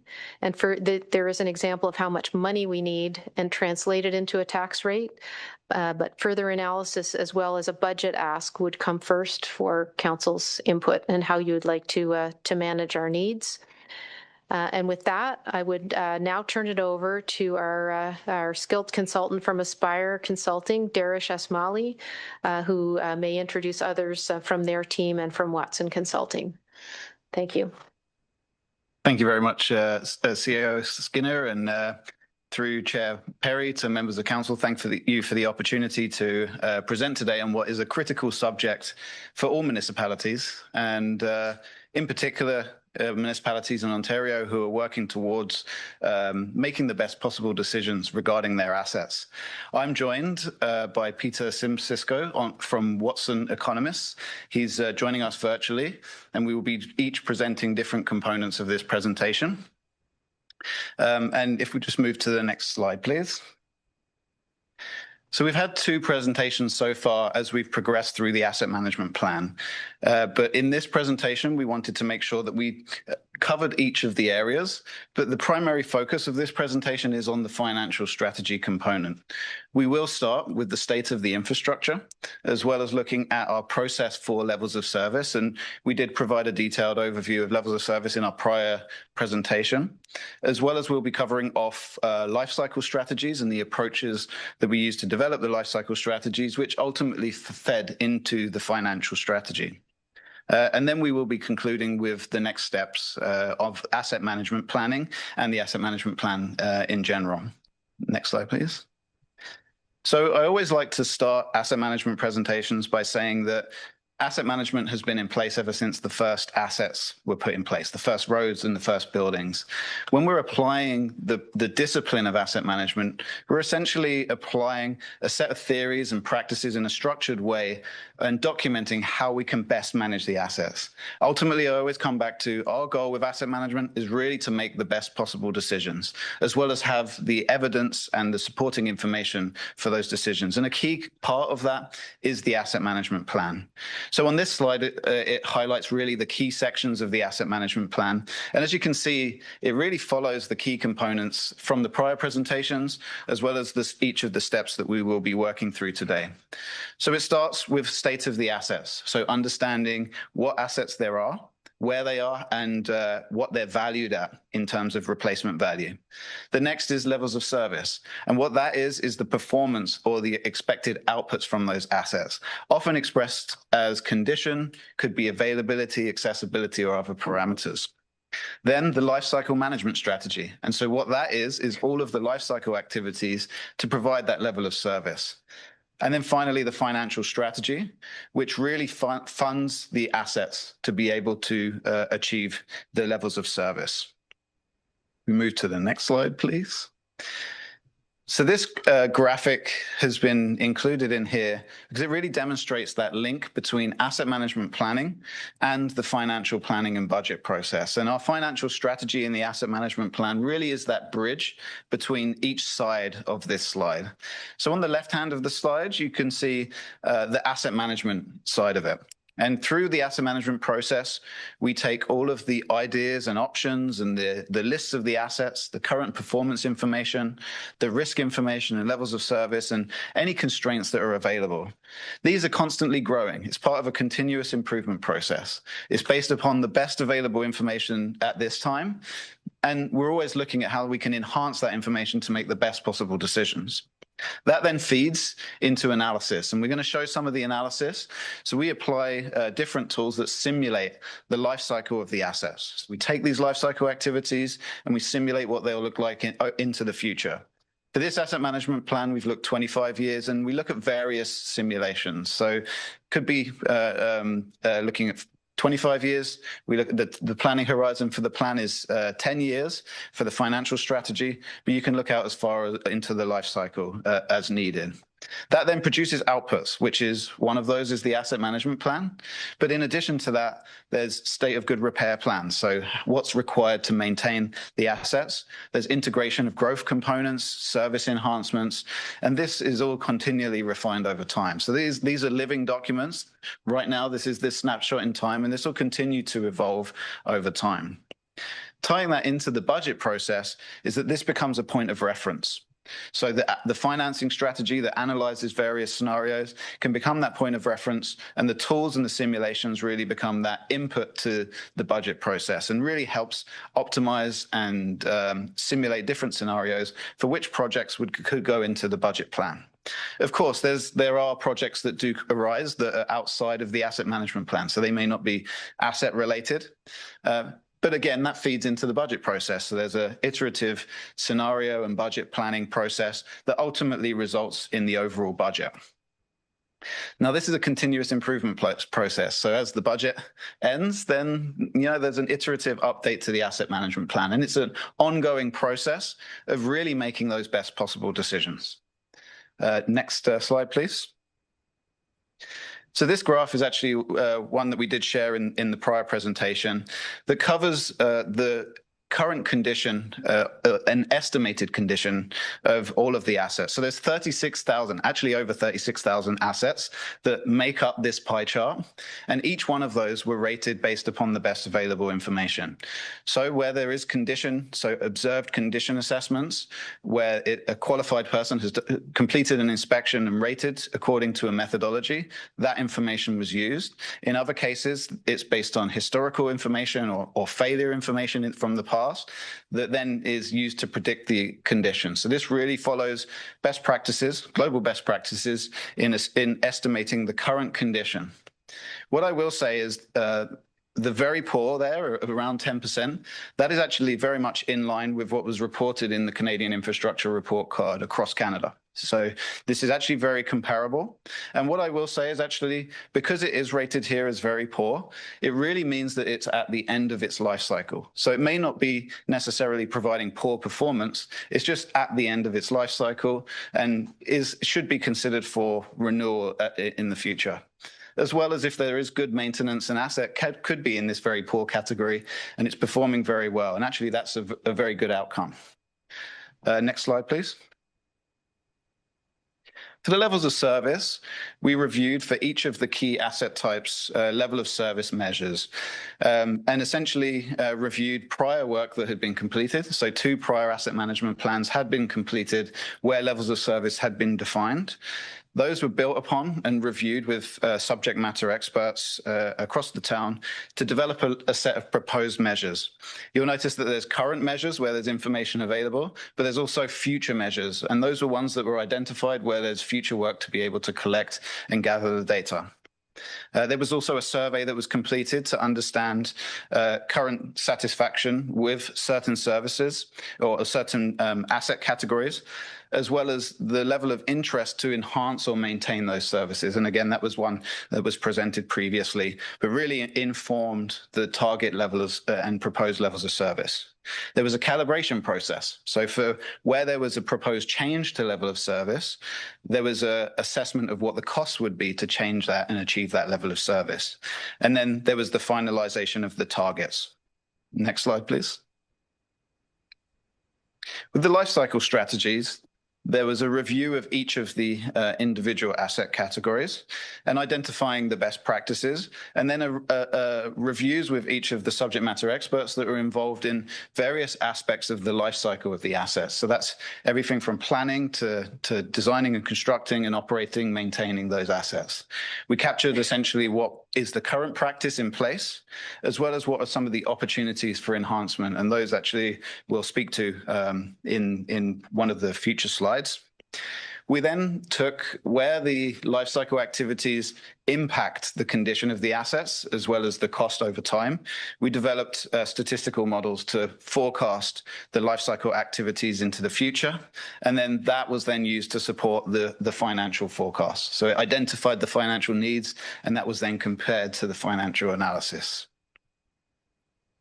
Next slide, please. Here's a summary, and actually you'll see in the appendix, there's quite a detailed list of life cycle activities across all of the asset categories, and this is actually a summarized version that covers off each stage of the life cycle. And you can see that that covers anything from non-infrastructure solutions, which is activities that do not necessarily result in a new tangible capital asset or a change in the asset, but plans and strategies and policies that could help manage the life cycle. There's maintenance activities, renewal and rehabilitation, replacement activities, disposal, and then growth and service enhancements over time, and implementation of plans such as master plans and enhancement strategies. So this was defined for each individual category across all of the assets, and really is something that can be built upon moving forward within the asset management planning process. Next slide, please. And then there's the life cycle strategies, and this is really the core of where the analysis and simulation can occur. And this is just an example specifically related to roads. So we have, say, a road segment. There may be crack sealing that occurs early in the life cycle, and then resurfacing that would occur further into the life cycle, and then a second one. And we looked at different scenarios for how to optimally manage those roads. You can see the additional considerations. So this is where other optimal strategies based on best practice have been considered and incorporated. So microsurfacing is one that has been incorporated, as well as room for leveraging best practices that are going to help provide the most value. On the right-hand side of the slide, you can see an example of that life cycle. So you have condition on one axis and age on the other axis. And you'll notice there's a curve for the condition. Each asset follows generally a different profile of performance. Some of them perform really well and then drop off later in their life cycle. Some have a more steady rate of decline. And we've simulated that for each of the asset categories. But the key part here is then looking at the different strategies. So you'll see in the blue line, there's minor treatments and multiple treatments that are applied. And then in the red line, there's a more major treatment. And essentially what we're able to do is look at if we apply different strategies, which ones provide the best performance over time and which ones provide the best overall cost. And this is where asset management plans optimize the costs. And this graph actually does demonstrate that sometimes applying those preservation treatments, and actually oftentimes I'll say applying those preservation treatments, sometimes when the asset's actually still in fair or good condition, can actually provide greater return on investment than wait until they're at the end of life. And so sometimes an asset management practice that provides best value is really targeting those assets earlier in the life cycle to maximize that return on investment of the activities and the condition as well. Next slide, please. And then we take all of those and simulate those. And so these are just examples. Actually, we have a variety that are included in the plan where we use a traffic light system, essentially, where green is good condition or very good condition. Red is where it's at the end of life. And we can then predict what that will look like over time across all of those assets. And this is actually one simulation that is across all of those 36,000 assets. And you can drill down into different asset types. And it really provides a valuable tool to be able to simulate the costs under different scenarios. So on the left-hand side, it shows what the condition looks like over time. On the right-hand side, it shows what the costs are to be able to sustain that, whether that's rehabilitation or replacement activities that are applied on the assets. And this is the analysis that generally ties in then to the financial strategy. So for this asset management plan, the primary goal was to define the current levels of service and the proposed levels of service. And what we looked at is the activities to support that and that would maintain the average levels of service over time, as well as achieve the targets that were identified. And now, Peter Simcisco is going to take us through the financial strategy components that used all of the work that we were just speaking about, and then analyze the impacts and funding availability to be able to achieve that proposed levels of service. Next slide, please. Perfect. Thank you, Darius, and good evening, everyone. I hope you can hear me okay. As Darius just mentioned, in this next portion of the presentation, I will provide an overview of the financial strategy aspect of the asset management plan. And just before I get into the details, at a very high level, the financial strategy is intended to provide a plan for how the life cycle expenditures in terms of asset replacement and renewal will be paid for. And in that regard, the financial strategy looks at both the specific expenditures that are expected over the forecast period, but also considers the longer-term funding requirements that consider the full life cycle of the assets. And it is certainly prudent to take this longer-term view because some assets are long-lived and may not require replacement or rehabilitation over the 10-year forecast period. However, every year that the assets are in service, they are effectively being consumed. And to provide for intergenerational equity, that annual consumption of assets should be funded so that when time comes for replacement or significant renewal rehabilitation, there is money set aside to do that. And so as illustrated on the slide here, the town is already funding the lifecycle renewal and replacement needs of its tax-supported asset portfolio to some extent. And a breakdown of the capital funding that's built into the town's 2025 tax budget is provided on the slide here. So in total for the tax-supported assets, the town has approximately $8.3 million of capital funding that's built into the 2025 budget. And there are three major components of capital funding. Firstly, we have external sources of funding, and we've also included here anything that's considered stable or stable and predictable source, such as the Canada Community Building Fund, which is the former gas tax, as well as the Ontario Community Infrastructure Fund, or OCIF. Both of these funding streams have been around for many years, and so it has been assumed that they will continue to be available over the 10-year forecast period to 2034 as well. And so in the 2025 budget, between the Canada Community Building Fund and the OCIF, this amounts to just over $2 million, which represents about 24% of the budgeted capital funding. The second major component of capital funding are transfers to capital reserves and reserve funds. And in the 2025 budget, these transfers amount to approximately $5.1 million, which corresponds to about 62% of the total capital funding that's built into that budget.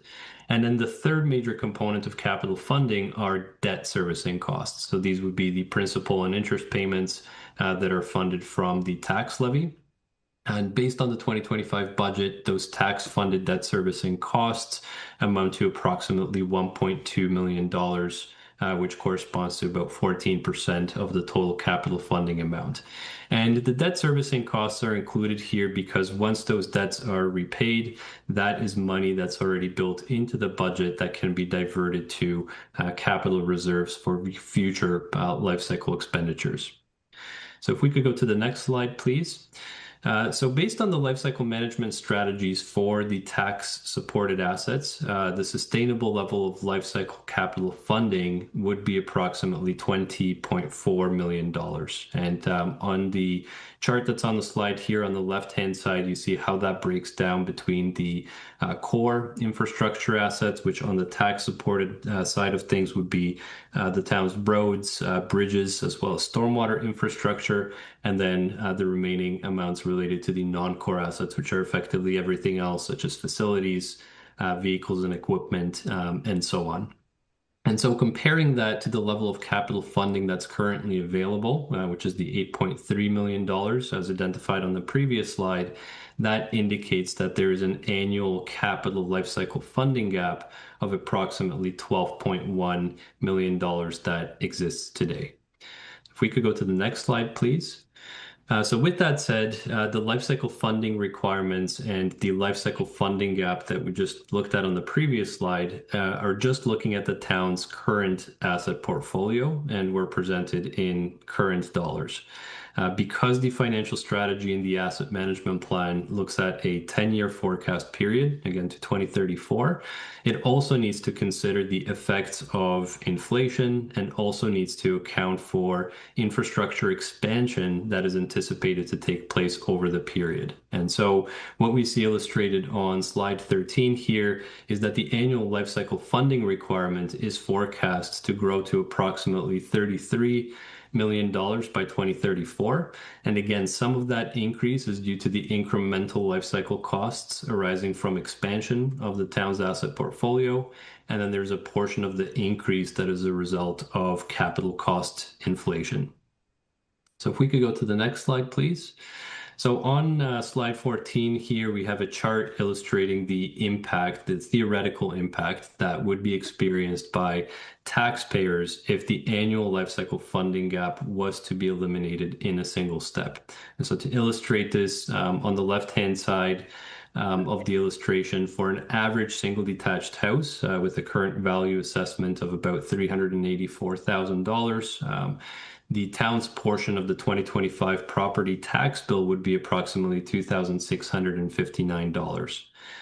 If the town was to close the annual capital funding gap in a single step, so that would mean increasing the capital funding that's built into the tax-supported budget by $12.1 million, an additional $846 would need to be added to the annual tax bill for that average single detached house.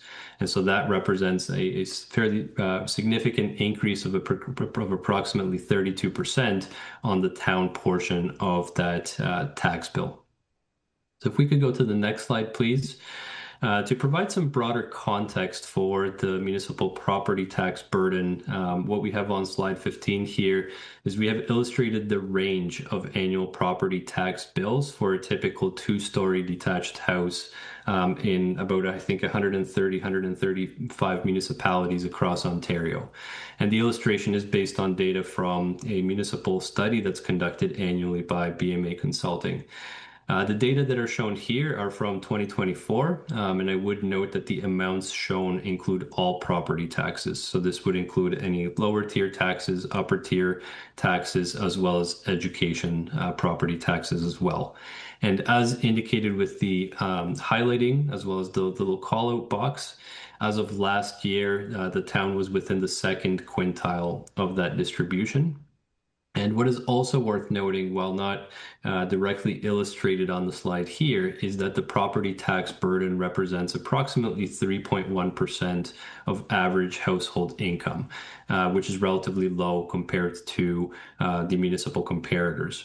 And so even if that was to increase, again, theoretically, to fully cover the annual life cycle cost of assets, so again, that would be that increase of about $846, as we looked at on the previous slide, that would put the town towards the top of the middle or third quintile, and so is still well within the range of tax bills in other municipalities.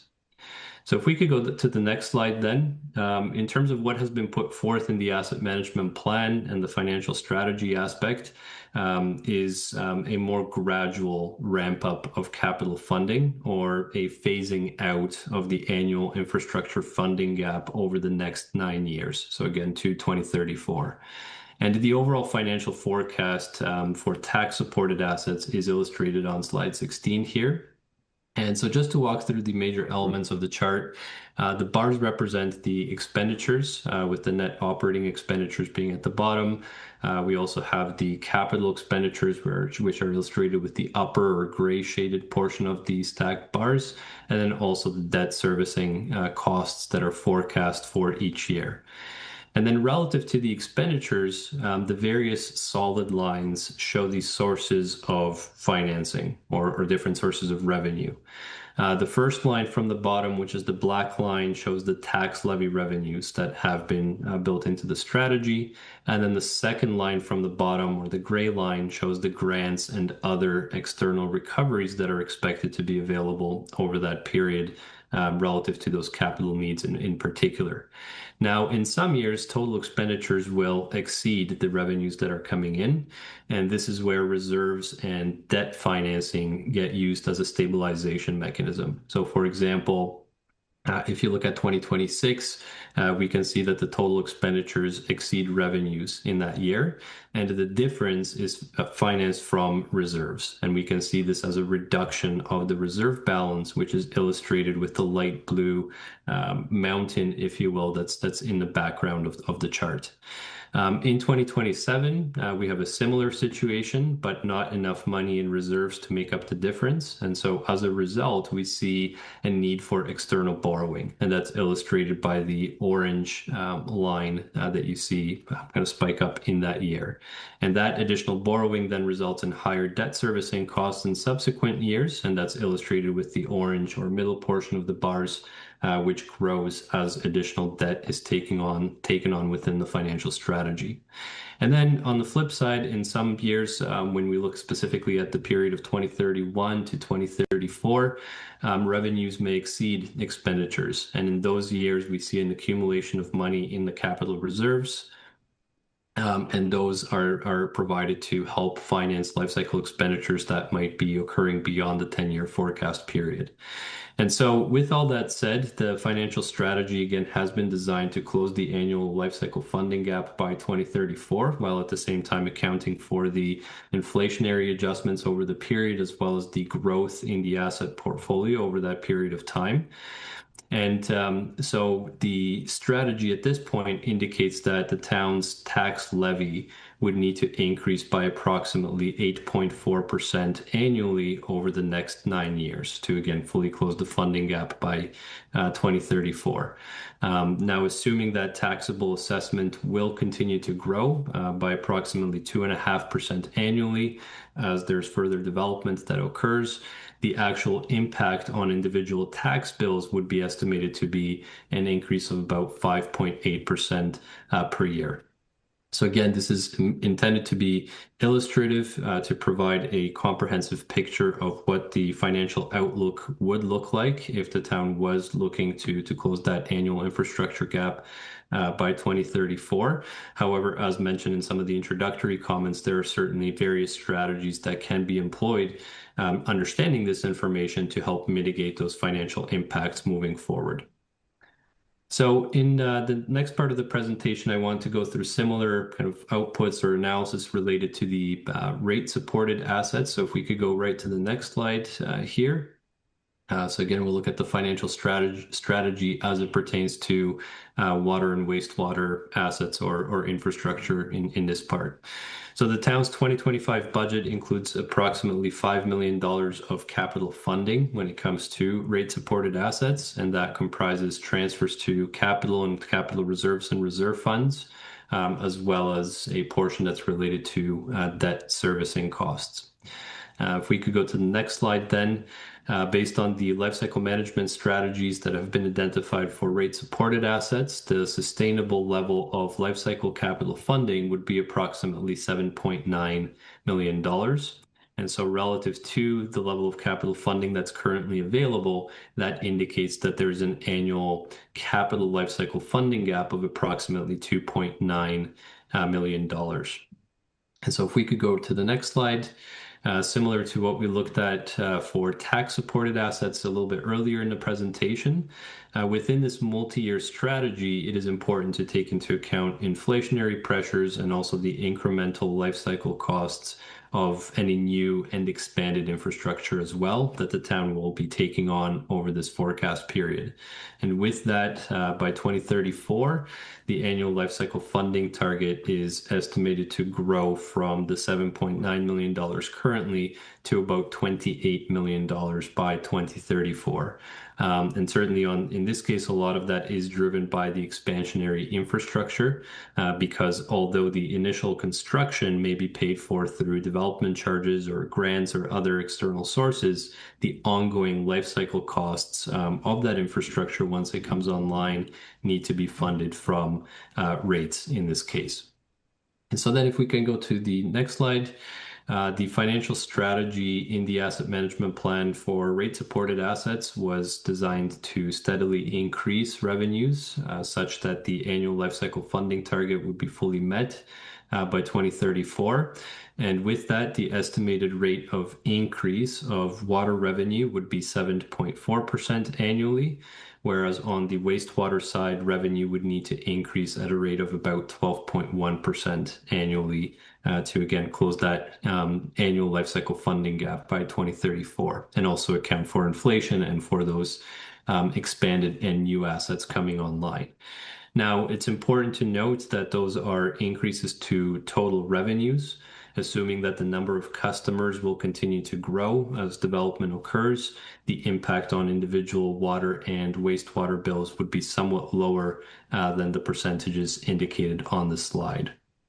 And so with that, I think I'll pass it back to you, Darius, to talk about the broader asset management planning process, and I think the continuous improvement process and next steps. Thank you very much. And one of the things that we really do want to highlight is the asset management plan is really documenting a point in time based upon the best available information. But asset management in itself is much more than a plan. And I mentioned earlier that asset management has been in place ever since the first assets were built. There's a lot that goes into that. And this slide actually is aligns with the Institute of Asset Management, who published this model, which highlights the various components of asset management. So that includes everything from really developing the policies and the systems to the data and managing the information, and really continually improving that over time, optimizing operational activities, as well as really the monitoring and continuous improvement, as well as risk management and maintaining the competencies and capabilities around asset management. And it really is something that impacts and aligns with all that touch the physical assets and that are involved in it. And there's a significant amount of time and effort that is required to be able to continually improve and enhance them. Next slide, please. So I mentioned earlier, as we were working through the lifecycle activities and engaging with the various subject matter experts, we were identifying opportunities collaboratively, as well as really looking at it from a lens of continuous improvement. And here's a summary of some of the key items that came out of the discussions. So obviously, I've mentioned several times that this is really about making the informed and best possible decisions. A key component of that is having the appropriate level of information with high confidence in the information. And a key part of that is really understanding the condition of assets where it makes the most sense to be able to collect that data. So collecting condition data across all assets and continuing to, the town has already implemented several condition assessment programs, but really will help to inform future planning efforts and support future analysis. Ensuring operational excellence, so looking at tracking maintenance and performance activities, utilization of assets, in terms of optimizing the life cycle, we want to maximize the usage and utilization. This all requires technology to support that. So the analysis that we've done through this project and analysis that will be continuing in the future to provide those simulations and optimize that requires technology to support it. And that includes systems that manage maintenance, as well as building automation systems, geolocation systems. And many of these are in place in different ways, but continuous improvement of those would be important to enhance and continue to deliver asset value. Optimizing the life cycle activities. So I mentioned about various preservation treatments that have been considered and incorporated into the analysis, and continuing that work. And of course, sustainability. And I know there's a lot of really great work that's happening around climate change adaptation and sustainability. It's going to be even more critical as we move forward in the future, and the impacts on physical assets. Next slide, please. So the next steps. So the plan is documented, but the work doesn't stop here. This is really the start. It provides that foundation, but building upon this, there's ongoing life cycle scenario modeling and analysis, and that's continuing on an ongoing basis. Part of that feeds into the prioritized capital plan and various investment plans. So various analysis using the tools that were developed through this can be used to support planning and analysis, and is actively being used for that. Of course, then transferring the tools and the processes over. So through this, there's been a lot of information pulled together, a lot of capabilities that have been pulled together and developed to develop the plan, and then ensuring that continues to be capabilities used moving forward as well. And like I said, this is just the beginning. So continuous improvement of asset management planning and decision-making, evaluating the different scenarios, and really making those best possible decisions regarding the assets. So that concludes the presentation, and Treasurer Graham's going to say some concluding remarks. So thank you very much. Treasurer Graham. Thank you, Chair Perry, and thank you, Darius. That was an excellent presentation. So following council endorsement of the updated asset management plan, staff working closely with their consultants will advance several key implementation steps to strengthen the town's long-term infrastructure planning. At the core of this work is informed capital planning. Sorry, is that better? Thank you. Informed capital planning. So prioritizing our investments to maintain asset reliability and performance and considering their condition and role in service delivery. To further expand on the next steps, they include a development of the asset management roadmap. This outlines short, medium, and long-term actions. This roadmap will guide continuous process improvements and support clear, prioritized decision-making, especially when trade-offs are required due to limited funding. We'll also have a comprehensive review of our asset data, our GIS system, and related processes. This will be led by our consultant team. This will identify gaps, improve standardization, and enhance our ability to identify and evaluate our assets and apply best practices. We'll also work on the creation of a risk and prioritization framework, a foundational tool that will allow us to assess infrastructure needs through a consistent lens and to be able to prioritize investments that reduce risk, improve resilience, and deliver the greatest value for our community. A review and reprioritization of our 10-year capital plan will be undertaken using our AMP insights. This will enable us to better coordinate our projects to improve efficiency, reduce disruption, and optimize spending. A staffing recommendation will be considered during the 2026 budget deliberations. A dedicated asset management and long-term financial planning manager will be recommended by staff for council's consideration.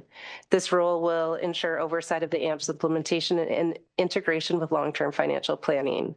It is proposed to be partially funded through Ontario Community Infrastructure Fund. We'll also continue to advocate for sustainable infrastructure funding. Property taxes and user fees alone are not enough to meet long-term infrastructure renewal needs.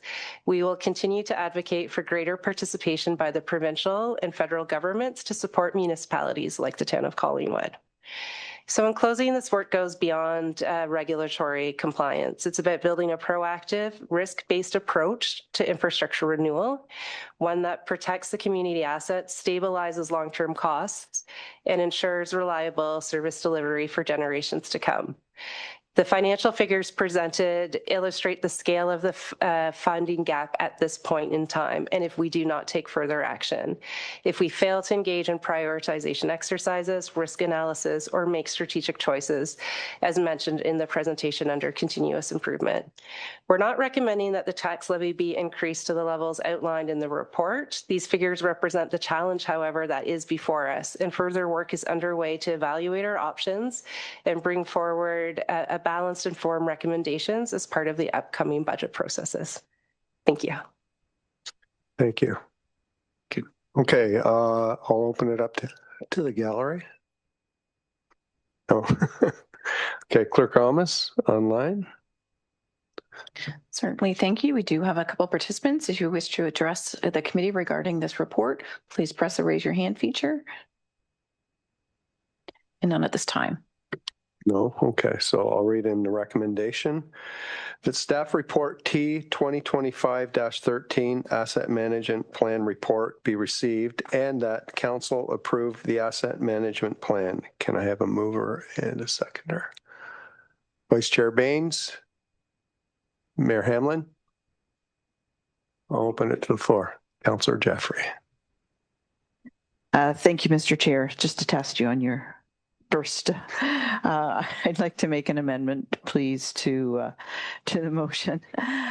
Happy to receive, but ask that we would strike the second paragraph and replace it with these two paragraphs. And I know the clerk has them, but it's really to clarify, number one, the regulatory responsibility to approve an asset management plan, but also to have it managed through our financial ability and resources. So this is the wording.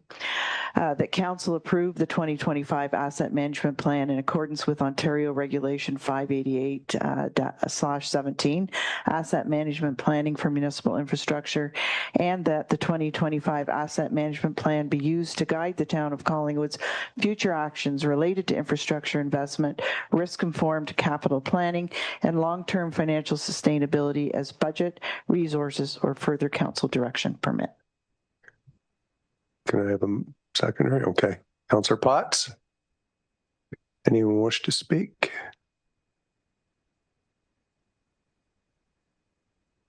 I think it's pretty self-explanatory in my comments. Deputy Mayor Fryer?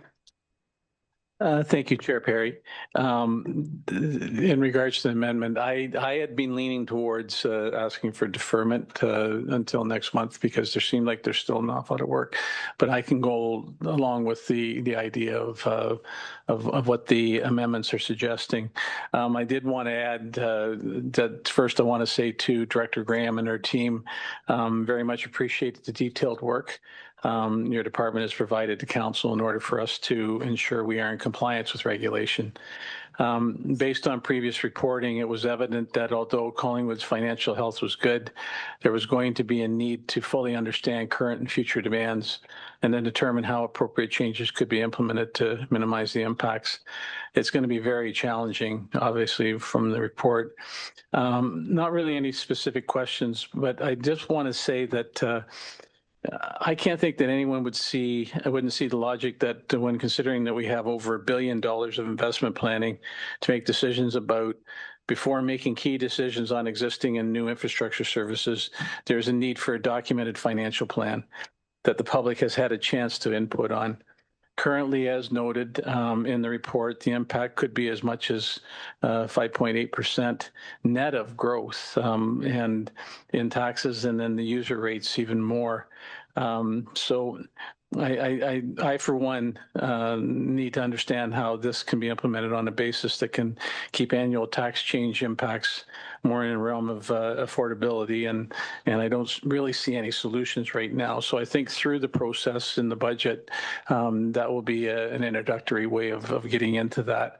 The report speaks about advocating for more sustainable municipal funding, which we will continue to do, but it just doesn't seem like the municipalities are getting much indication from the province that that's forthcoming. But I also understandably says that staff need time to review this as it was only limited time to work on it. So again, I think the amendments that Councillor Jeffrey has proposed will give us the ability to do that.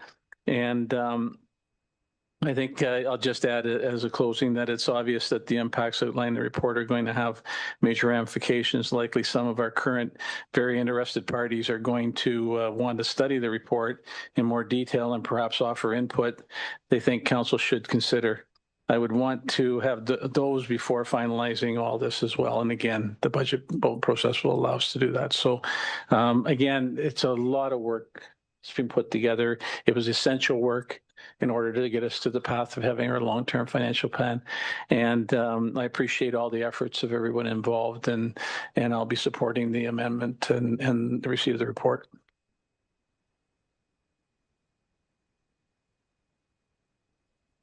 Certainly, if I could just clarify through the chair.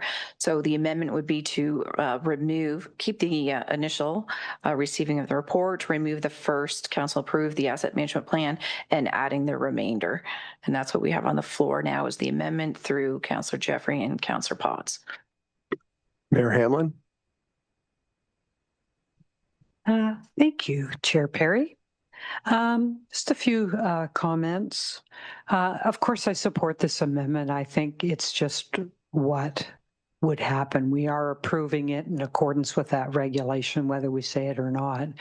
And I do think, as our consultants have said, today is the beginning of a continuous improvement approach. And as our CEO has outlined, there's a lot of different ways to deal with this issue. And we are just going to start to get into it. So I'm happy that Councillor Jeffrey has set out some of the ways that we will address this as we go forward.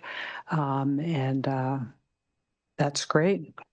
I do think that every municipality is dealing with this. The province has given everyone, 444 municipalities, the deadline of the end of this month to do this plan. And we know from reading the papers that you know, every municipality is struggling with this and trying to figure out what to do. So to the extent anyone's going to AMO and you do run into cabinet members or members of provincial parliament or even federal participants, I would tell them, just as we've heard here tonight, property taxes and user fees are not for funding major infrastructure and infrastructure replacement. There's just, you know, there's not enough money. We're levying property taxes on the value of property, not based on people's income, right? But we just can't, you know, double and triple people's property taxes. So this has to be coming through revenue that is connected to income, and it has to Mayor come. Hamlin, we have to stick to speaking to the amendment. Only the amendment. Okay. Okay, then I have more to say later. Thank you. Okay, I'm in support of that amendment. Okay. Thank you. Councillor Ring? Oh, I thought you had your card up. I'm sorry. Councillor McCulloch? Thank you, Mr. Chairman. A very quick question through you to Councillor Jeffrey. You're referencing the 2025 asset management plan to be used for future actions. I'm wondering if it should just be the asset management plan or the then current asset management plan, as it is a continuous evolution. Councillor Jeffrey. Thank you. I think it should be future actions related to, because the number one, staff gave me the wording, and number two, it makes perfect sense to me. If you just revert it back to the plan, then we're not clarifying anything. This is alluding to the fact that some of our future plans may not be exactly as rolled out within the examples in that plan, which is my greatest desire, that we be running this through the financial modeling that's going to occur, and we're going to be able to balance all our priorities and how we can address this and what future actions we'll take to get there. CEO? Oh, sorry, follow up?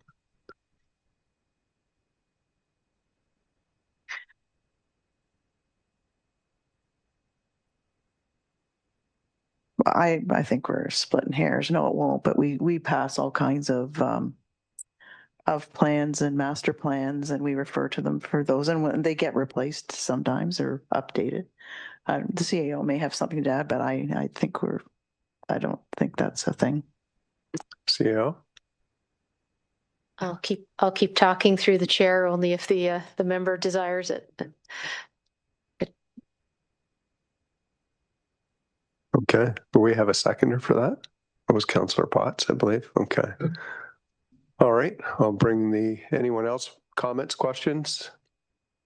I'll bring the matter to a vote. All those in favor? And that's unanimous. Okay. Thank you very much. The amendment?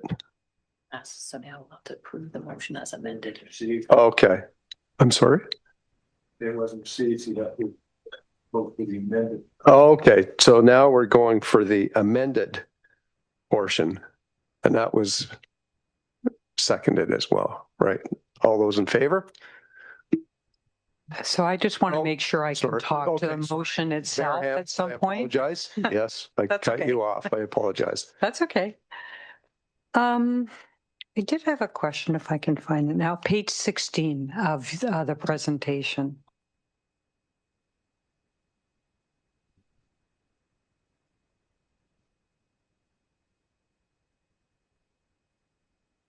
Wonder if, Jenny, you could pull up page 16 of the presentation, please.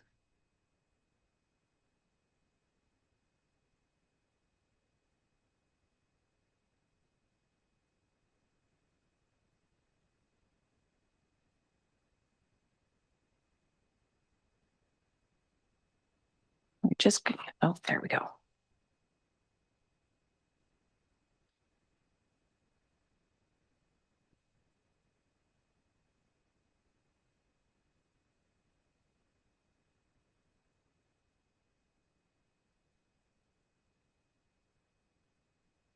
That's it. Thank you so much. So my question was this: the life cycle funding target, which is the green dotted line. You mentioned the last, at the right-hand side in 2034, we're collecting more funds than are needed for the plan. Was that what that gap showing between the green line and the bar? Through the chair, I'll defer to Mr. Simcisco to respond to this. Thank you. Okay.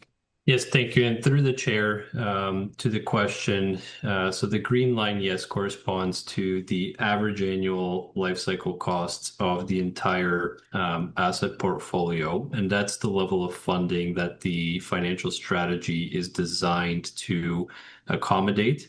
The gap that you see between the line there in 2034 and the bar just indicates that the level of capital funding in that specific year is expected to be greater than the specific expenditures that are forecasted for that year.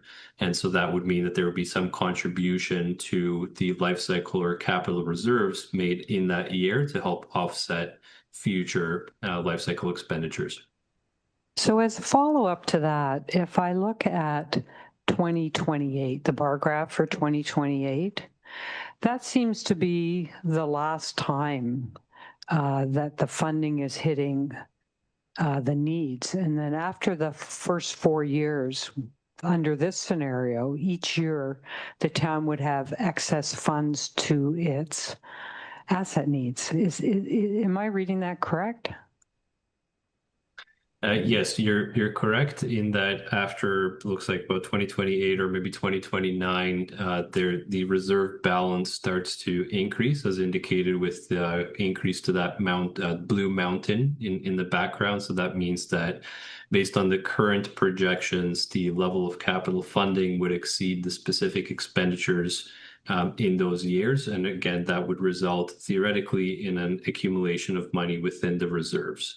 However, based on some of the work that's yet to be done around reviewing and then reprioritizing that 10-year capital plan, some of that may be smoothed out, or some of the expenditures that maybe are shown at this point earlier on in the forecast period might be deferred to a little bit later, which would mean that perhaps there's less borrowing that needs to take place, but also there would be less reserve accumulation. So those future years, especially once we get beyond year 5, those projections are a little bit harder to pin down in terms of specific expenditures, but that's something that will continue to be updated and refined each year as the plans continue to be updated. Because I think for me, looking at this, I feel great hope, because it looks to me like we have lots of flexibility after the first 4 years of the plan. We'll be in a positive position. But I do hear you, there's lots of work to be done on this. I know that this report itself is hundreds of pages, and behind every graph and entry, there's probably hundreds more pages. So I'm glad we have a great treasurer and CAO and consultants and staff that will delve into this and give us some great advice moving forward. Thank you. Thank you. Treasurer Graham did have her card up earlier. Did you want? Okay, you're good. Okay, Vice Chair Baines. Thank you, Chair Perry. Through you to either Darish or Treasurer Graham, just a question about the dates. I know the province has come up with the end of this month, i.e. Thursday, for us to respond in regard to this plan. But the year 2034, is that a province imposed deadline, or is that our own? Because could we not make this 2040 or 2044 in order to come to this, to reduce the size of the slope for us? Through the chair, the 10-year requirement is specifically within the regulation. So the funding strategy over the next 10 years. What is variable is the targets within those strategies. So what we've outlined here is the cost to achieve the proposed levels of service within that 10-year time frame. But there's obviously, there's many variables that could be considered that feed into that target setting process. Thank you. Councillor Doherty. Thank you. And through you to our consultant, thank you very much for this report. If I'm understanding this correctly, this is a dynamic model. And so each year we could manipulate levels of service, additions, subtractions, et cetera, to impact on the required tax rate to get to where we want to be in 2034. Is that Through the chair, correct. That's one of the variables that can be adjusted on an ongoing basis. And this is a snapshot in time of the current targets. And so similarly, if there was a greater than anticipated increase in the tax base, then that also would impact the annual tax requirements to get us to that point in time in 2034. Is that my understanding? Yeah. Yeah. Great.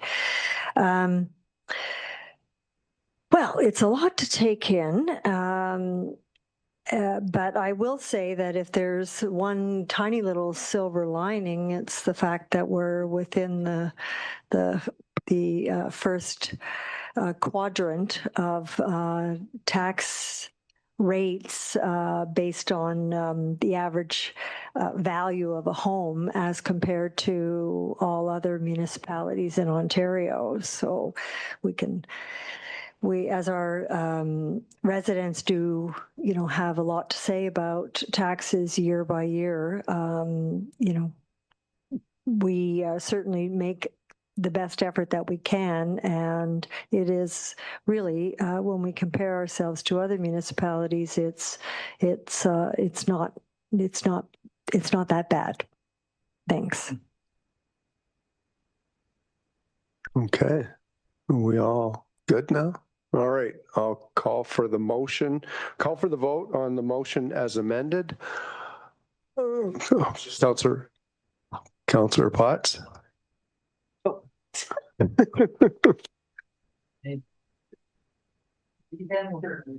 Okay.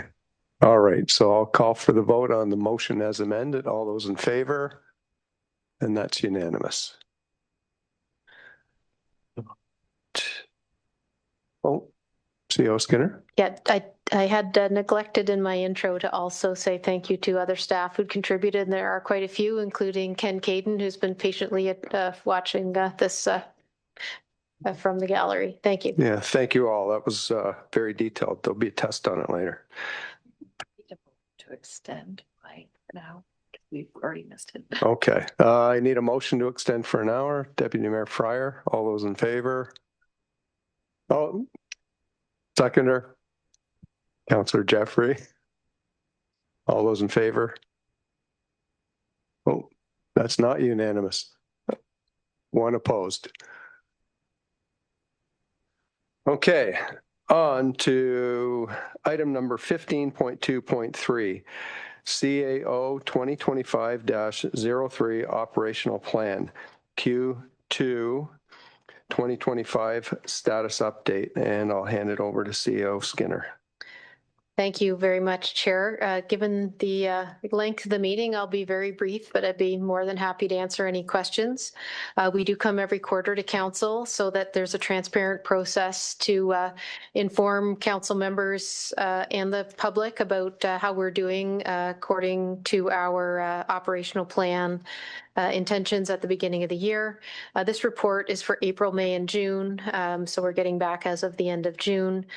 We've had good productivity in Q2. Our major and high priority projects are on track. Our customer service satisfaction stats remain high. Parking payment enforcement is again by far the highest of our over 8,000 inquiries during this quarter. And of course, our communications work continues. There was a number of items completed in Q2 at a high level. We had input to the province on strong mayor powers. A joyous achievement of accessibility compliance requirements for those with disabilities on the town's website after an extension and quite a lot of work. Council allocated the money for the community grants. We had the Phase 3 extension report to around the Collingwood Arts Centre. Letters to utility companies found the repair of damaged equipment. We mentioned this in the last update, but it actually happened during this quarter I'm reporting on, which was a successful Ontario Small Urban Municipalities Conference. Enabled the Mayor's Golf Challenge fundraiser, updated the noise bylaw, and this is a big one, launched the administrative monetary penalties system that enabled the use of those, which we call AMPs for short, for the public nuisance, property standards, responsible pet ownership, parks and facilities, and noise bylaws. So that's a big change to the efficacy and streamlining of our bylaws work. Completed the 2-year review of our servicing capacity allocation policy with a few updates. Completed the property purchases and utility relocations for Mountain Road widening. Updated the town homeowner guide for accessory apartments to new 2024 Ontario Building Code requirements. And I just want to plug that. We want to make it a really easy to understand how to add an accessory apartment if you wish to within your home. And we have great staff to answer questions on that. You can go to our counter at the building department above the library, come to the customer service desk, or even online to get that type of information and how to do that well and according to all of our regulations. Some support for Collingwood Clean, and I noticed some of the cigarette receptacles starting to go in right now. So that's good to see. Maybe we won't have to get all of those 3 million butts off the ground. They may be able to get some from some of the receptacles. And there is a procedure developed to resolve building permits that have been open without a final inspection, some of them for years. So that's a huge cleanup that our chief building official is leading or has led. We also have in this report the normal appendices that list the items that we're planning to complete in 2025, the ones council has directed that are beyond 2025, and the highlights I mentioned from customer service and communication. I won't go into the details, but there are some large projects that council has had us manage very explicitly. I'm going to read the titles of those projects, and I'll let you know that in the report there's a lot of details. There's the Affordable Housing Work Plan, the Master Mobility and Transportation Plan, targeting the final PIC in September and a return to council in November, the Arts Centre Phase 3, the multi-use recreation facility assessment, where the steering committee will begin at the end of this month, as the mayor mentioned much earlier in this meeting, implementing the municipal accommodation tax,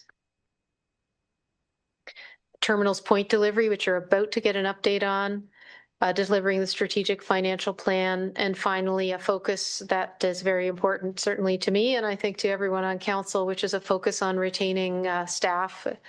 Given the expertise that some have, we like to keep them as long as we can. Thank you for your attention and your support in delivering this work. This report in itself does not recommend any changes in council's decisions or direction related to these projects and doesn't trigger any new financial impacts. Thank you. I look to the gallery. No, it's thinner. Clerk Almas, anyone online? Okay.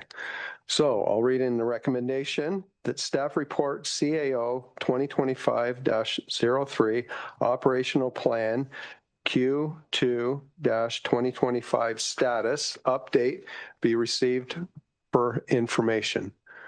Can I have a mover? Councillor Potts, Councillor Jeffries, second. Open the floor to comments. Councillor Jeffrey.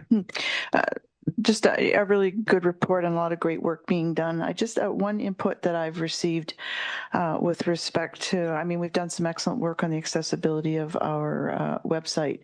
However, I did have it suggested to me that perhaps because of the inability to put certain information on because it couldn't be put into accessible format has maybe challenged us in terms of open and transparency with some items, such as perhaps finances on previous elections, because some of them were handwritten and not typed, so couldn't meet the accessibility standards.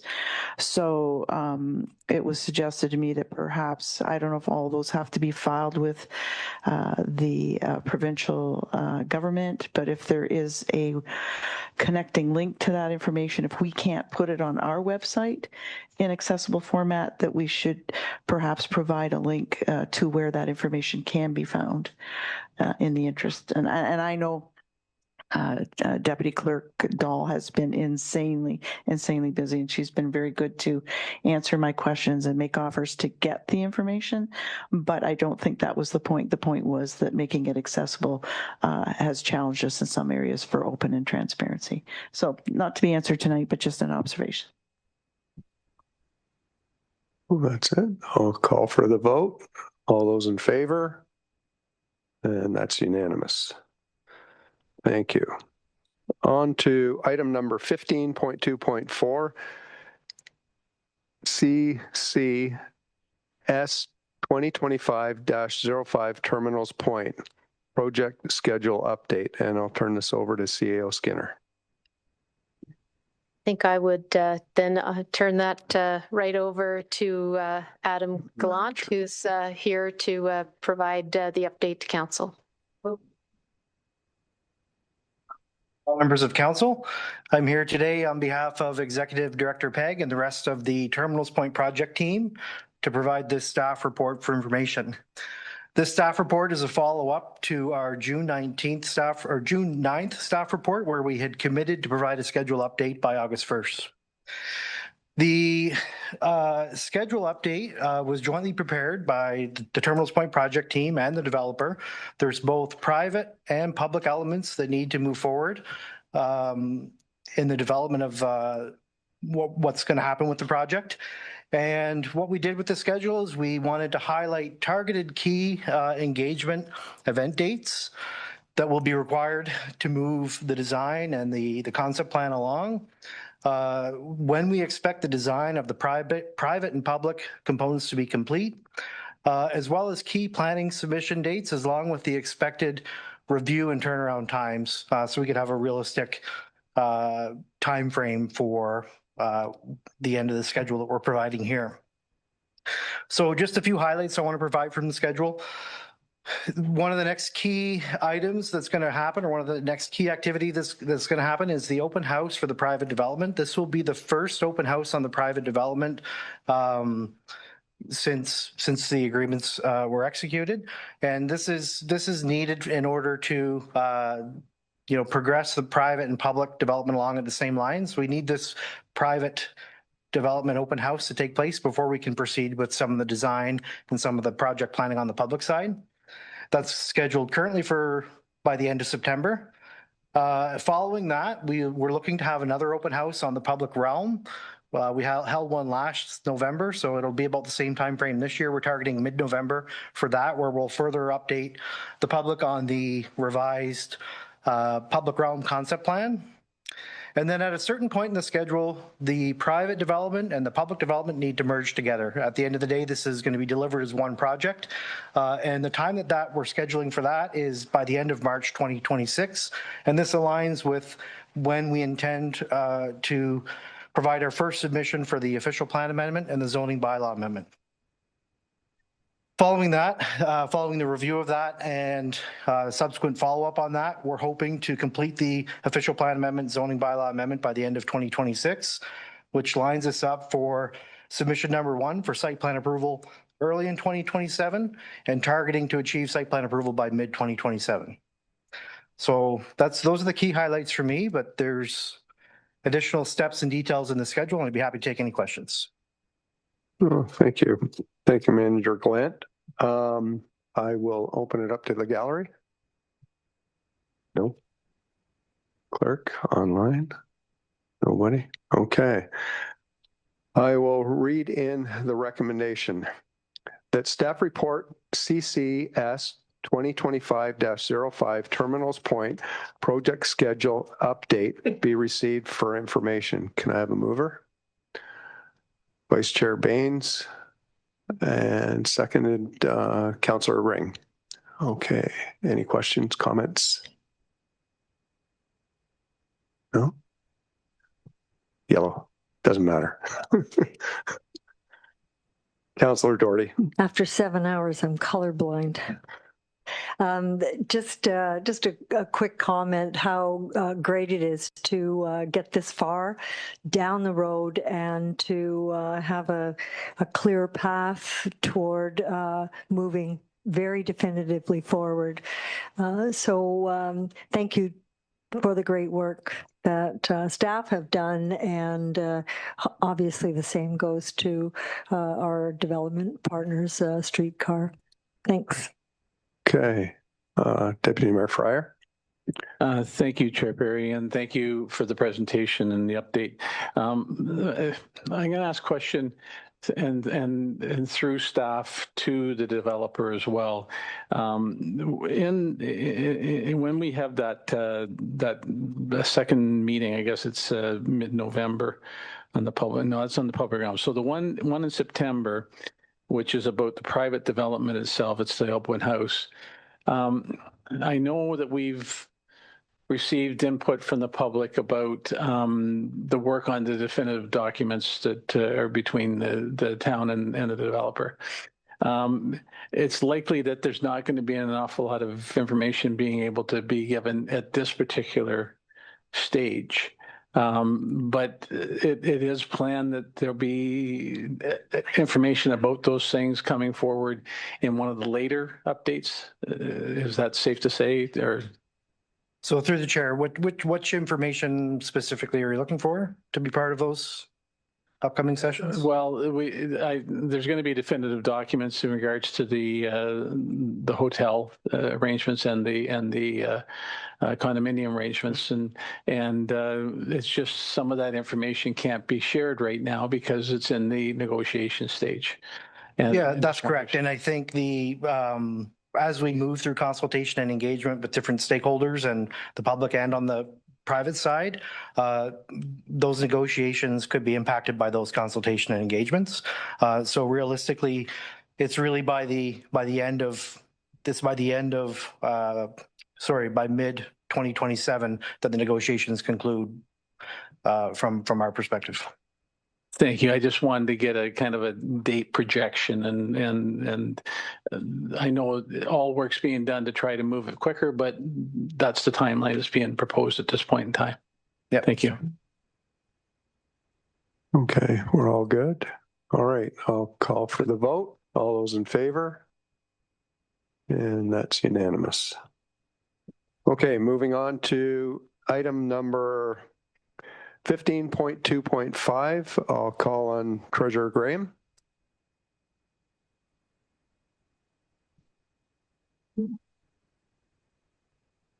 Thank you, Chair Perry. Just wait for the slides to pop up.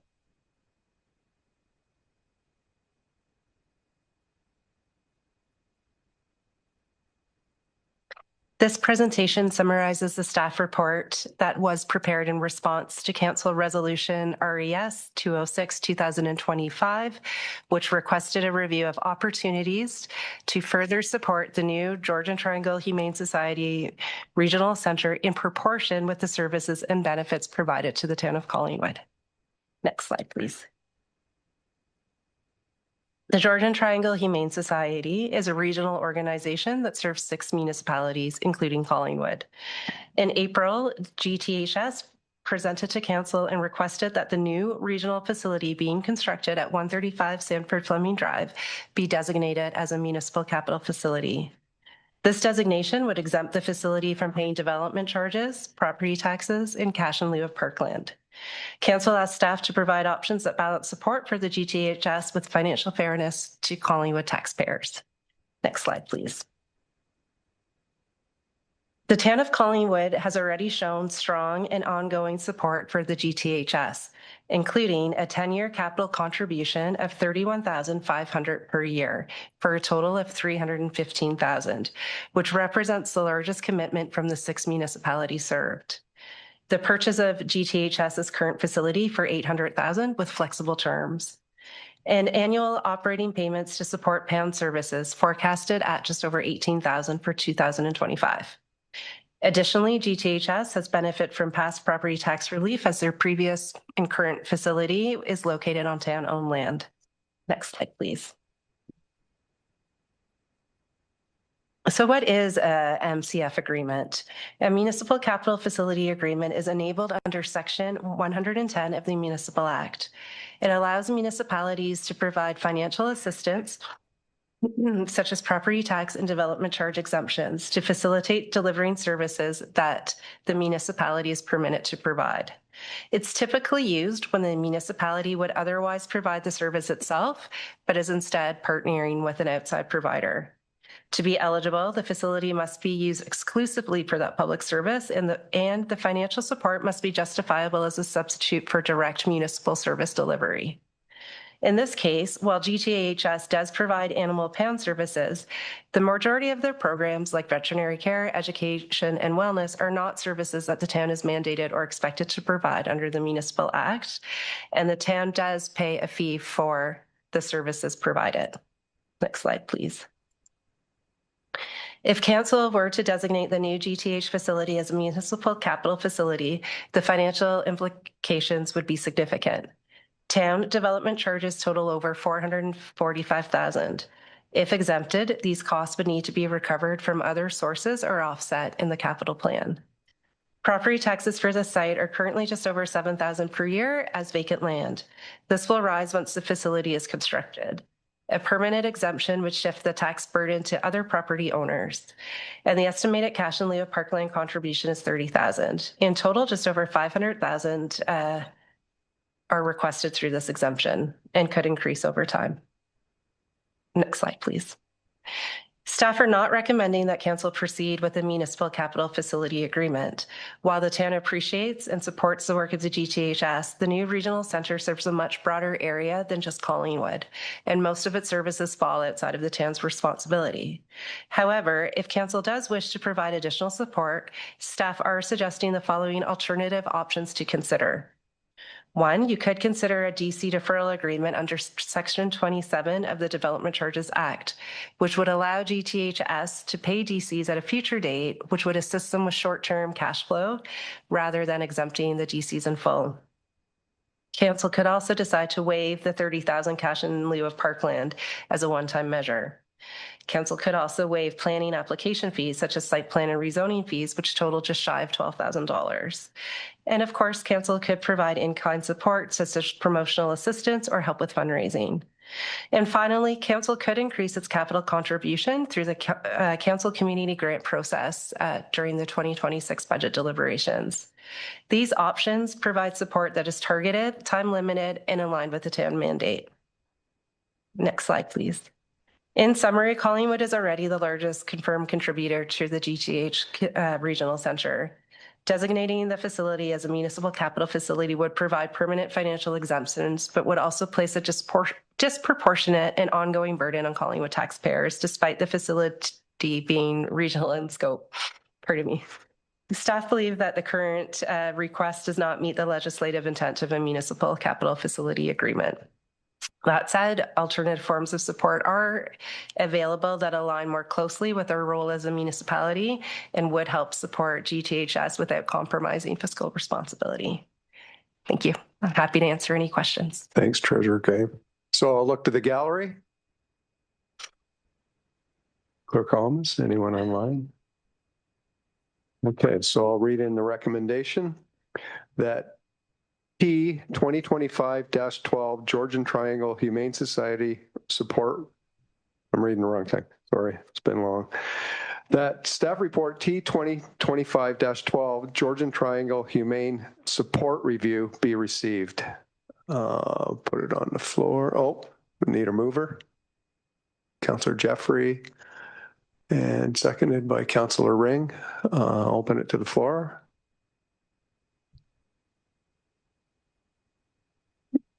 Mayor Hamlin.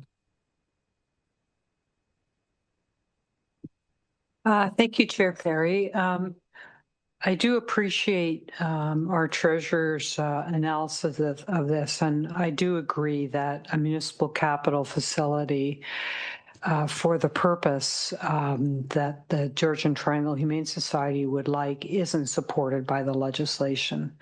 I did go through the alternatives that were set out here at page 7 of the report. And I have a question about one of them. One was defer development charges, and that would allow them to pay over time as opposed to all upfront. I'm wondering, could this contemplate, for example, them paying, say, over 4 years, the charges starting on occupancy? Treasurer Graham. Yeah. Thank you, Chair Perry. Through you, Chair. Yeah. Just to confirm, installments starting at occupancy date for 4 years after. We could contemplate that. The agreement is done through council with the organization, so that term could be prepared, yes. And the next one was waiving cash in lieu of parkland, which was estimated at $30,000. And I like this one because, and I'm just wondering if you can confirm this, but my recollection of the new regional center for pets and people is they have a huge park in behind the building, a private park, if I can call it that, where they're, people can sit on benches and people can walk dogs. And so I sort of see in a sense, to ask them to also pay could be seen as a possible waiver situation. And the planning fees of $11,855 doesn't seem to be a huge amount to be able to help them. And then the last one was providing in-kind support, such as promotional support and in-kind services for fundraising efforts. So is that assistance through staff and council where appropriate? Yeah. Okay. Yes. Through you, council. I'm getting tired. I'm forgetting to look left and right. Oh, okay. Treasurer Graham. Oh, yes, through you, Chair Perry. Yes, it would be a combination of the above. It could be advertising on our website. It could be a number of different in-kind support that's suitable. Okay, thank you. If there's others who want to speak, perhaps at the end, I'll propose a motion for some of these things. Thank you. Okay. Councillor Doherty. Thank you. I was going to make virtually the same remarks, but I will say that I am supportive of the notion, supportive, number one, of staff's recommendation, but the notion of allowing them to defer DC payments, I didn't have in mind actually a period, a period for annual repayments. I don't know whether it be 4, whether it be 5, whether it be 10, and I would take the advice of staff on that. And I also would be supportive of waiving the $30,000 cash in lieu of parkland for the reasons outlined by Mayor Hamlin and their actual site plan, which includes a lot of green space. However, I'm not supportive of waiving the planning fees. I think that our planning department are pretty lean and mean right now, and I wouldn't want to take away any potential revenue from them, considering that they have just exactly the same amount of work to do. Thanks. So I would second a motion if one, or an amendment if one were to be brought. Councillor Jeffrey. Thank you, Mr. Chair. So I guess my first question through to the treasurer would be in terms of the collectability of deferring the DC noting that our receivables are going up, which impacts our cash flow and impacts that other cash on hand number, which is going down significantly. How do we secure that and ensure a timely payment if they're already occupied in their building? Treasurer Graham. Through you, Chair Perry, to Councillor Jeffrey. I just wanted to clarify at first that we're only talking about the town portion of the DCs. The education in the county would still be due and have been paid. Through the Municipal Act, we actually have the authority to add to the tax roll if needed. So if we did get into an arrangement and there was a default of the payment, we could put it to the tax roll, and should the property ever then be sold, we could collect it that way. So the risk is quite minimal in my opinion. Follow up? No, that's great. So I could support that one. I'm assuming all the rest would have to go to our budget process as opposed to doing that right now, because we have a whole council grant scenario to consider and a whole cash flow thing with some pretty big ticket items coming up for us in the next budget. So that would be, I would just be asking to refer all those requests to the budget process, but supportive of the deferral of DCs, which we wouldn't have to wait for budget to do because the money would be coming in eventually anyway. So that's it for me. Councillor Baines, and then I'll get Deputy Mayor. Thank you, Chair Perry. I agree with the initiative of the mayor, but more specifically with Councillor Doherty in regard to, I would not agree with the waiving of the $11,855 of the planning fees. But other than that, yes, thank you.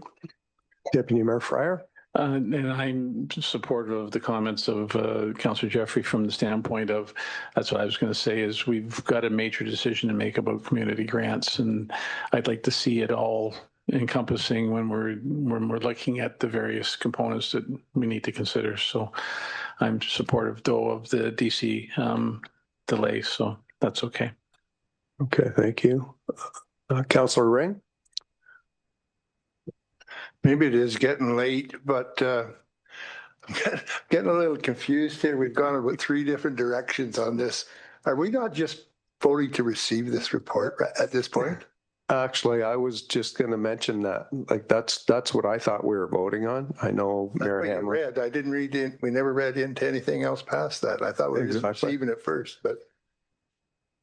You do an amendment to add to it again. So. Okay, so Mayor Hamlin, if you wanted to do an amendment to add to this. Okay. Okay. Sorry.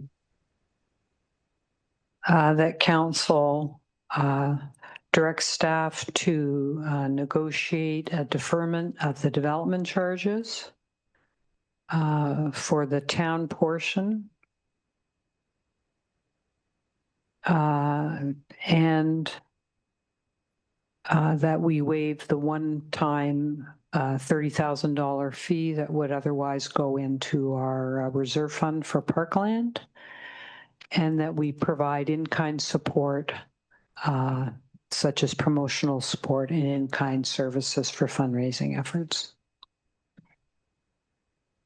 Okay, I believe the clerk's just typing that out for us.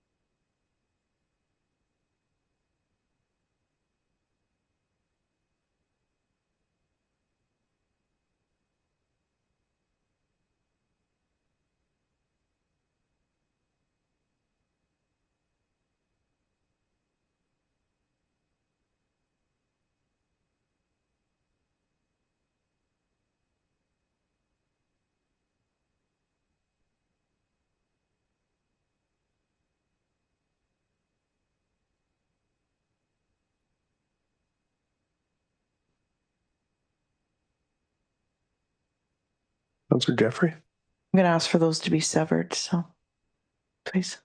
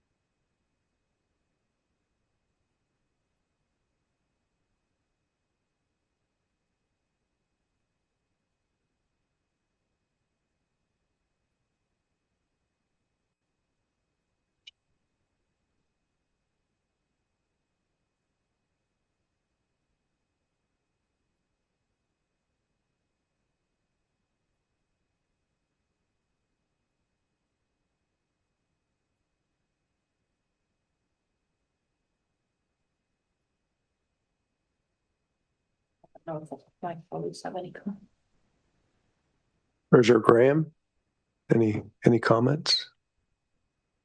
No, that looks good to me. Okay, so I will read in the amendment. That council directs staff to negotiate 1, the deferment of the town portion of the development charges, 2, waive the one-time $30,000 fee for parkland dedication, 3, provide promotional support, and 4, potentially other in-kind support as directed by the CAO. Can I have a mover?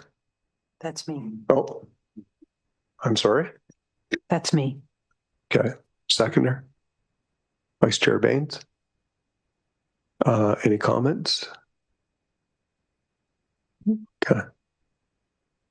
Jeff wants to go through one to Okay. each individual. So, Councillor Jeffrey, would you like to speak to number 1?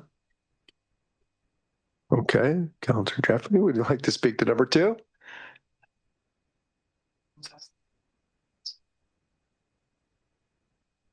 So we'll have to deal with number 1 first. Before. Okay. All right. So we will vote on amendment number 1. All those in favor?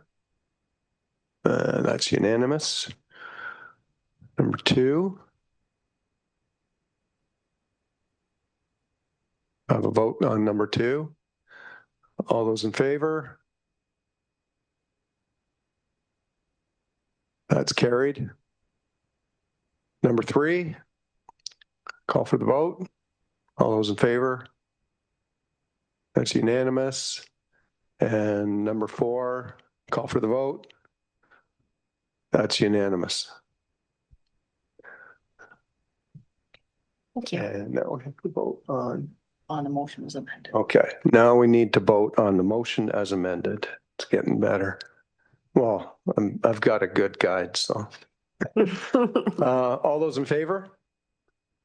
And that's unanimous. Thank you, Treasurer. Thank you, Chair. Okay, off to 15.3, deputations unregistered. Okay. You really had a trial by fire tonight. It's getting better. Good. Okay, Chair Perry and members of council, thank you for the opportunity to speak briefly to you. I would like to speak briefly about our board's motion that is included in the July minutes in the agenda today. As you're aware, the BIA board advocated for the town's purchase of this property and used both grant funds and our own reserves to make it safe and usable on a temporary basis. The BIA board would really wants to see action on the future of 84 here in Ontario. And at our June board meeting, we prepared our 2026 goals and submitted them to legislative services to be used as a basis for any budget requests that that would be considered as council prepares the 2026 budget. As an alternative, if council is not supportive of the motion as presented, we appreciate that the budget process is certainly in the preliminary stages. As an alternative, as long as the downtown master plan work plan will be presented in time for budget consideration, which includes the timeframe and potential costs necessary to see the advancement of these two important priorities. Item number 11, creating a town hall square in close proximity to town hall, and action item 12, formalize 84 Hurontario as a public space. That would be great. Also, if there is any funding support through grant applications or otherwise that the BIA could assist with, we would be happy to explore that with staff. But we do appreciate your support in moving this very important priority in the downtown master plan forward. Thank you. Great. Thank you very much. Any questions? No. Okay. All right. Okay. Thank you. Okay. On to item 15.4, reports. Minutes of other committees and boards. Can I have a mover? I need to read them first. Okay. Recommendation that the following minutes of other committees and boards be received. Minutes, Trails and Active Transportation Advisory Committee, June 12, 2025. Accessibility, the minutes for the Accessibility Advisory Committee, May 15, 2025. The minutes for the Collingwood Heritage Committee, July 3rd, 2025. The minutes for Collingwood OPP Detachment Board, May 9th, 2025 and June 18th, 2025. The minutes for the Joint OPP Detachment Board, Collingwood and the Blue Mountains, June 18th, 2025. And we're going to pull that off. I'll just quickly note that there is a change to, I believe it's the Trails and Active Transportation Committee. I think we had a roll call error that is being corrected. We missed Councillor Doherty, so those will be already amended. Okay. All right. Just need a mover and seconder. And I need a mover. Deputy Fryer, seconded by Councillor Doherty. Any questions or comments? Mayor Hamlin?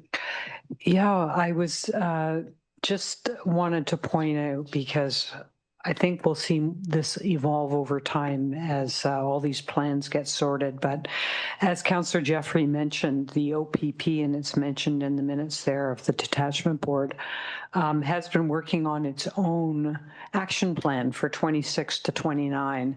And the priorities there, and they did their own survey, and we've been out at the farmers market and so on, but the priorities are somewhat different than the community safety and whatever plan was that we approved earlier. Some are similar, but they're different. So I just pointed out because I'm a little confused about all these provincial directions that don't line up but are close, and I'm really just saying it by way of complaint, and I'll be watching to see for ways these things can be pulled together in the future. Thank you. Thank you. Any more questions or comments? Call for the vote. All those in favor?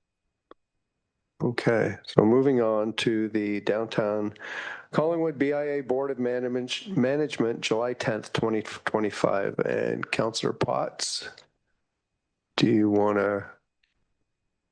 me to read it in? Okay.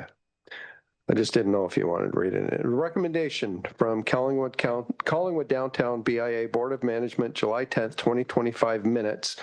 Whereas the redevelopment of 84 Hurontario Street is a high priority action identified as action item 12 in the Downtown Master Plan approved by Council on January 6, 2025. Therefore, be it resolved that the Downtown Collingwood BIA Board of Directors request that Council consider 84 Hurontario Street to be designated as a public open space, and that funds be allocated in the 2026 budget to action the item to further explore and develop the property. Can I have a mover? Councillor Potts, seconded by Councillor Jeffrey. Open the floor to comments, questions. Mayor Hamlin?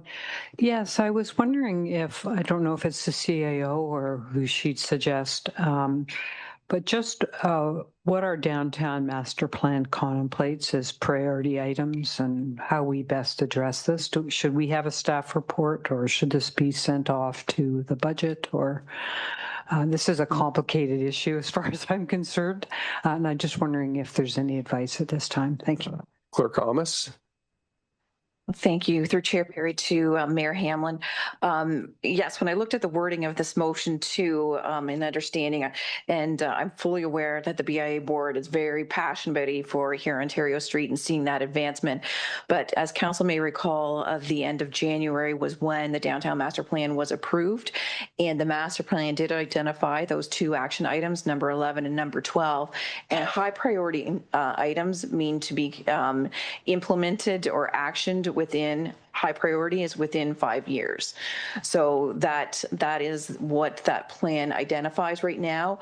I'll note too, for these items in particular, the lead department is PRC. Council has not seen the PRC, obviously the goals that they have for 2026. I don't know if this would, fit within their high priority for 2026. And if it's approved as it's presented here, also it's talking about a designation of open space. So that could refer to a planning type of designation as well. It needs to be further reviewed. But the commitment and the direction that was provided by council at the end of January was to advance this year before the budget, the work plan at putting together all the high priority, medium, long-term goals for the downtown master plan, who the lead department is, and any expectations of, what could be advanced. So that will be coming forward before the budget this year. Could I have a follow-up? Yes. So I'm going to bring a motion to refer this to, that's why my question is, who's putting that together, or what is it called? Yeah. Certainly staff have been directed to advance the work plan. Work plan. Oh, right. So even if it's the request is deferred to budget, this will be coming forward either together or in advance of the budget discussion. So council has an understanding of those items. Okay, so I will make a motion that we receive this request and refer it to the 26 budget deliberations. Councillor Potts.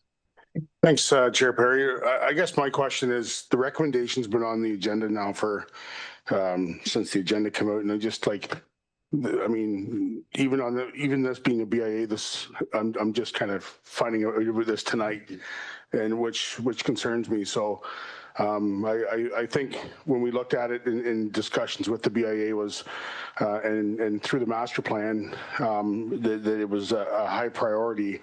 That I just can't. I think if there's any way we can do something less than 5 years. And again, I have concern about how all of a sudden tonight I'm getting, this was back from whatever meeting it was a few weeks ago or a month ago. So I just like clarification on why there was no notice up until tonight on this. Councillor Jeffrey. Okay. Clerk Thomas? Certainly, I can address that. So these minutes are from July 10th. I was not at the July 10th meeting. I just got back from vacation today. I did not look at the agenda. So this is the first time that I actually had a chance to review the wording of the motion. I knew that 84 here Ontario Street was a priority. As you are aware, back in June, the board did already pass their goals for, as mentioned by the general manager, which included the implementation of the downtown master plan. Items, and in particular 84 here Ontario Street. So there was a few areas that was discussed in June, and unfortunately I could not attend this meeting, and this motion came up which I was not aware of. So my apologies. Councillor Jeffrey. So thank you, Mr. Chair. So I don't have any problem tonight voting to support that we move 84 here Ontario Street into designation as a public open space. Automatically, the costs associated with that, or how we picture that being accomplished will go into the budget process anyway. So I think to refer it to the budget, we're just doing the same as what the recommendation is here. I would have resisted this in the beginning when we first acquired the property, but it has really grown on the community, and I can see how much it has been used for activation for sports teams out of the Eddie Bush.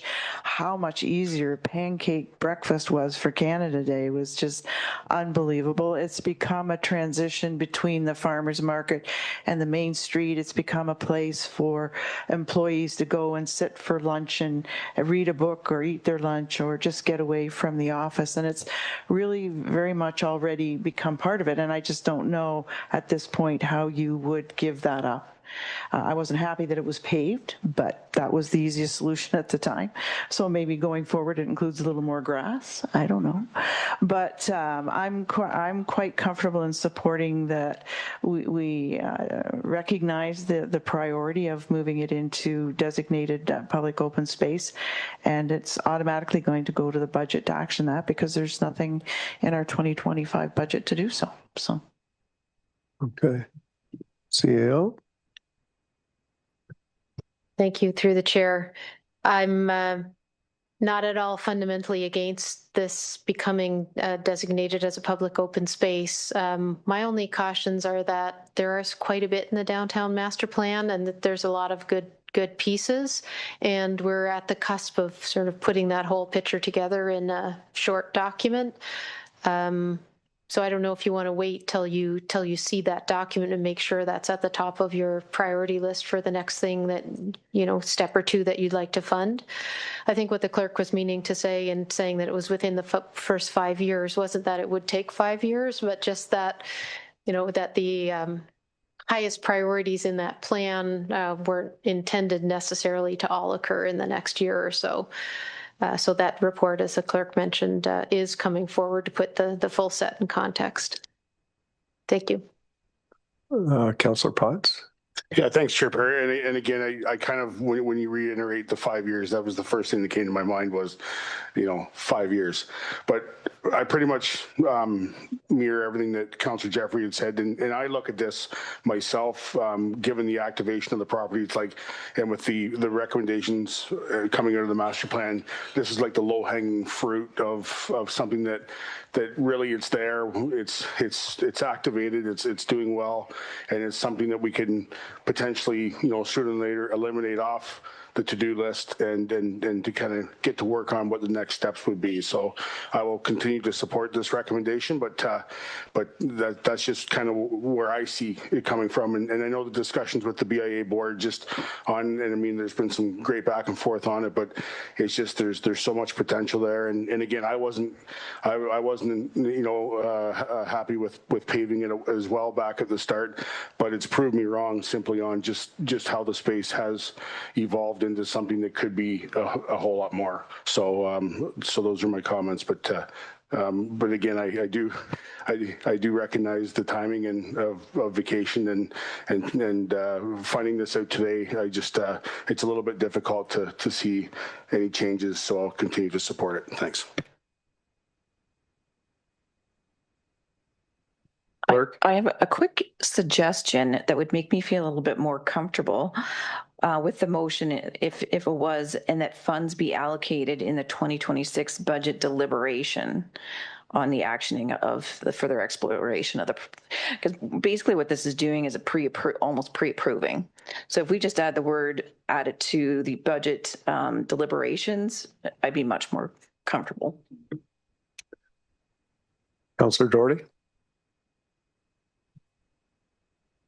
Thank you. I actually am very supportive of the suggestion that the clerk just made with how this would be treated. But further to that, I'm just a little uncomfortable with doing this when the the priorities outlined in the downtown master plan are, being reviewed right now. And it's my understanding that there's a report forthcoming. So why are we jumping the gun right now? Let's wait until the report comes. And I'm sure that this space will still be the priority that is now. But, why did we even spend the money on the report if we're not going to follow it? Deputy Mayor? Thank you, Chair Perry.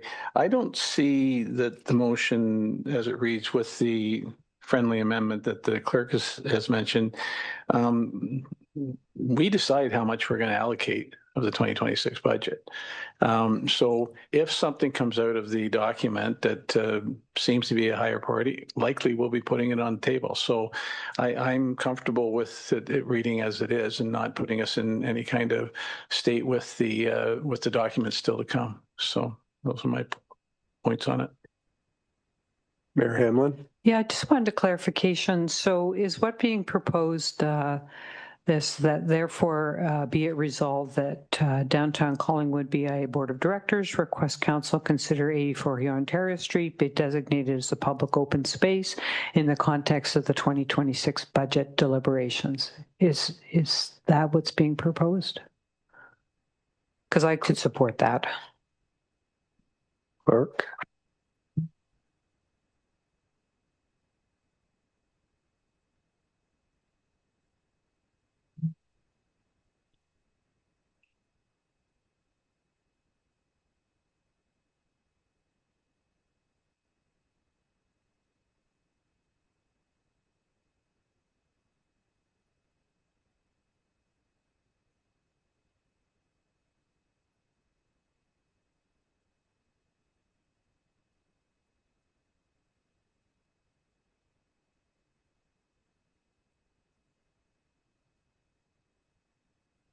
Councillor Potts?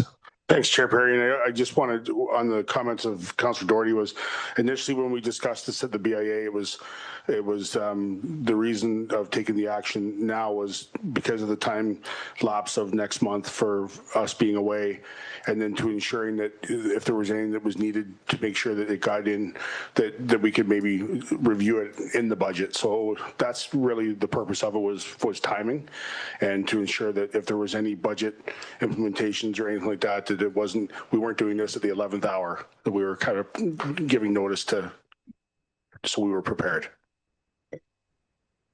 Thank you. Vice Chair Baines? I would just say I have understanding of both positions, but I've always been in favor of activating this space as a town square. And I think regardless of how we vote, that the people themselves, as Councillor Jeffrey has pointed out, have essentially made the decision for us in regard to the popularity of this space amongst so many of our citizens. Nevertheless, I support this as the clerk is suggesting, and finalize this in the 2026 budget deliberations. Thank you. All right. Any other questions or comments? Councillor Rang? Thank you very much, Chair Perry. So we're saying that, and I might not have a problem with it. I could vote for it. I just want clarity in the last paragraph of this motion. We're just adding deliberation, but the way you read it prior to that is, and that funds be allocated. So we're saying it's going to get money regardless. That funds be allocated in the 2026 budget. To me, that's saying when you allocate something, you're giving it. May I suggest an additional word be added? It would be that funds be allocated. Wait a minute, that funds. Is this a friendly amendment? It's mine. Okay. It's my amendment anyways. Okay. I wanted to say that funds be allocated contingent on the 2026 budget deliberations. So the word contingent would come after allocated. Contingent on. Yeah. So, Mr. Chair. That's it. Thank you. They satisfy the green there. Councillor Jeffrey. I'll look to Councillor Potts first as the mover, but as a seconder, I think it would be better to say, and that funds be allocated for consideration in the 2026 budget deliberations to action the item. Councillor Potts, how do you feel? I think it means the same thing. No. When you start saying words like contingent and conditional, and that's lawyer speak for, I might get in the way. Okay. I think contingent and consideration are the same. Okay. We need to stop this. Councillor Potts? So I would say if they're the same thing, then I would consideration would be. Are you happy with this? Yes. Okay. You're going to have to get a timeout if we keep this up. Gonna have to bring my pajamas in. All right. Any more questions, comments? Hopefully not. Call for the vote. All those in favor? It's unanimous. Yeah, I'm glad it's done too. Okay. It's done by now. Okay, I need a motion to extend by an hour. Moved, Councillor Jeffrey, seconded, Councillor Vice Chair Baines. Sorry, I got to say that. No, I got to change. Okay. Item, let's call for the vote, sorry. I know we're all going to say okay, except, okay, it's carried. Okay, 15.5, older deferred business. Or nothing. Deputy Mayor Fryer. And I apologize, Chair Perry. Information I got throughout the meeting and is the reason I'm going to bring this up. I wondered if I could ask, did we hear anything back in regards to our request for delegation at AMO regarding the high school?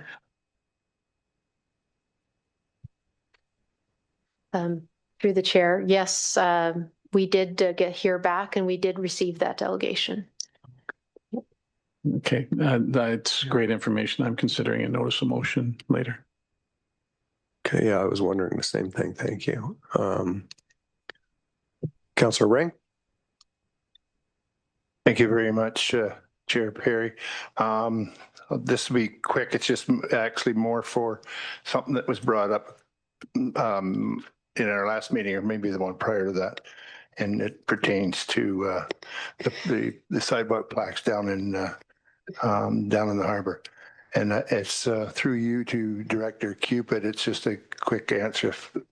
A few meetings ago, the topic came up regarding the missing shipyard commemorative plaques that were inserted into the sidewalks on both sides of the Heritage Way. These commemorative plaques were purchased by former shipyard workers or by their families in memory of the former shipyard employee. At the time this topic was discussed, I asked if their plaques could be reinserted into their former locations.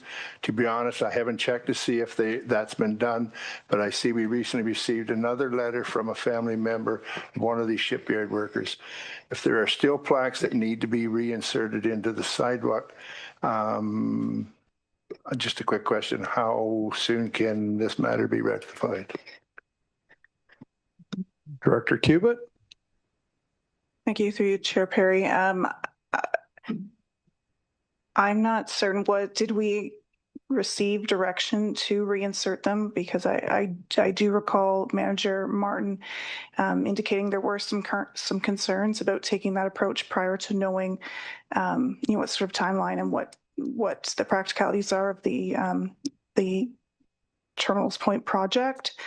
So I think I just need a little bit of clarification if that was a direction to reinsert them as originally installed.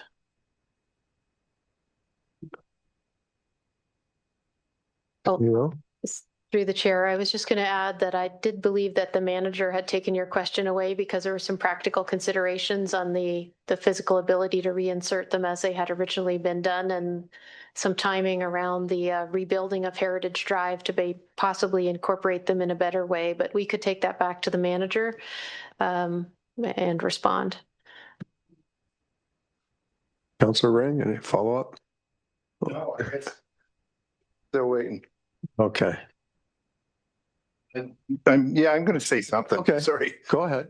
It's bothering me that we're making such a big deal replacing them. It can't be rocket science. I'm sorry for being sarcastic, but I mean, those plaques meant a lot to these people, and some of them have been missing for up to 5 years now, and that's not acceptable. Sorry.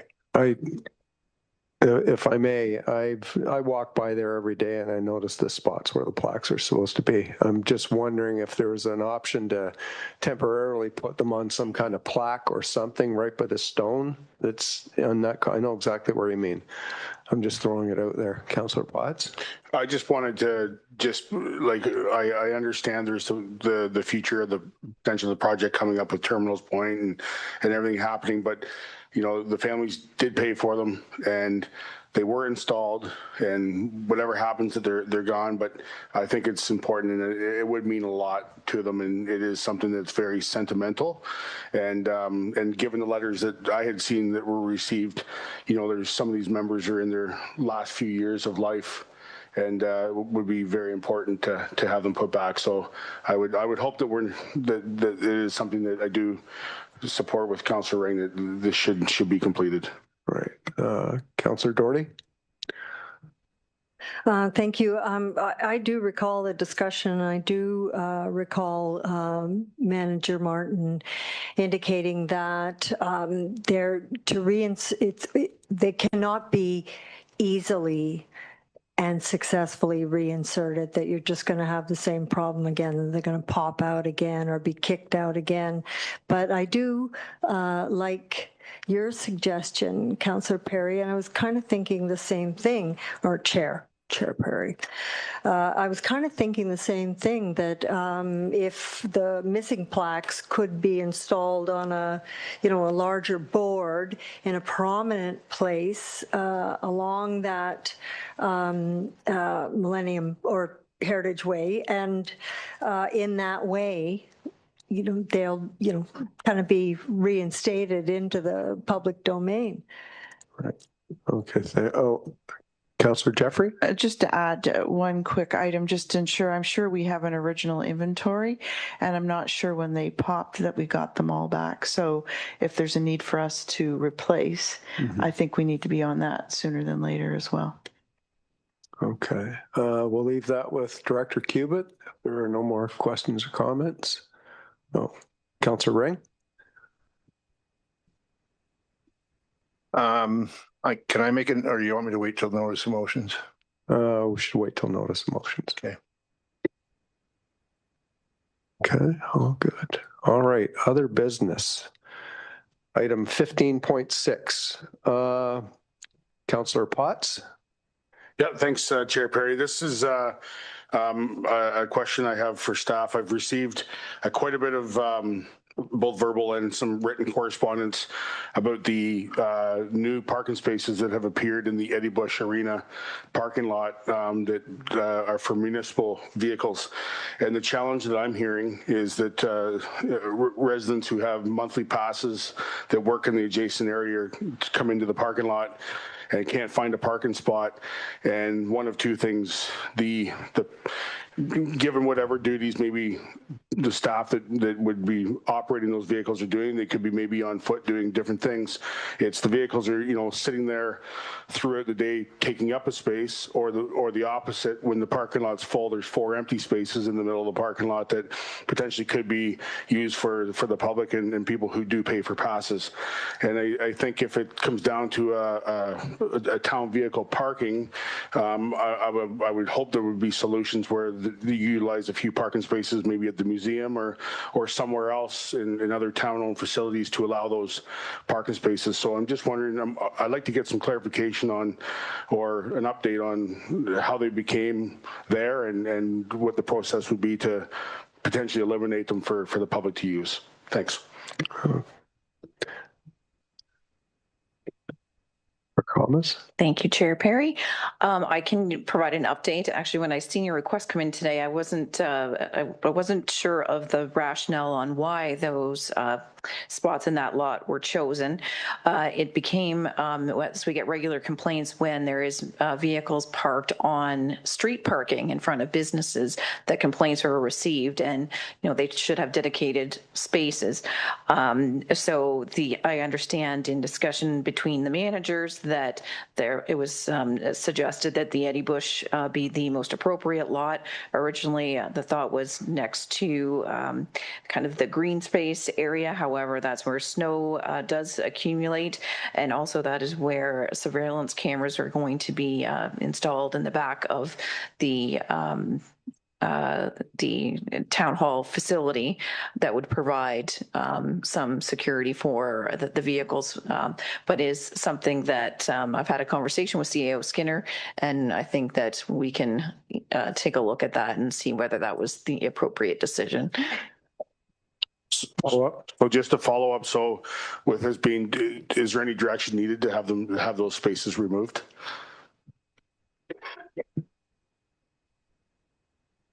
CO? Well,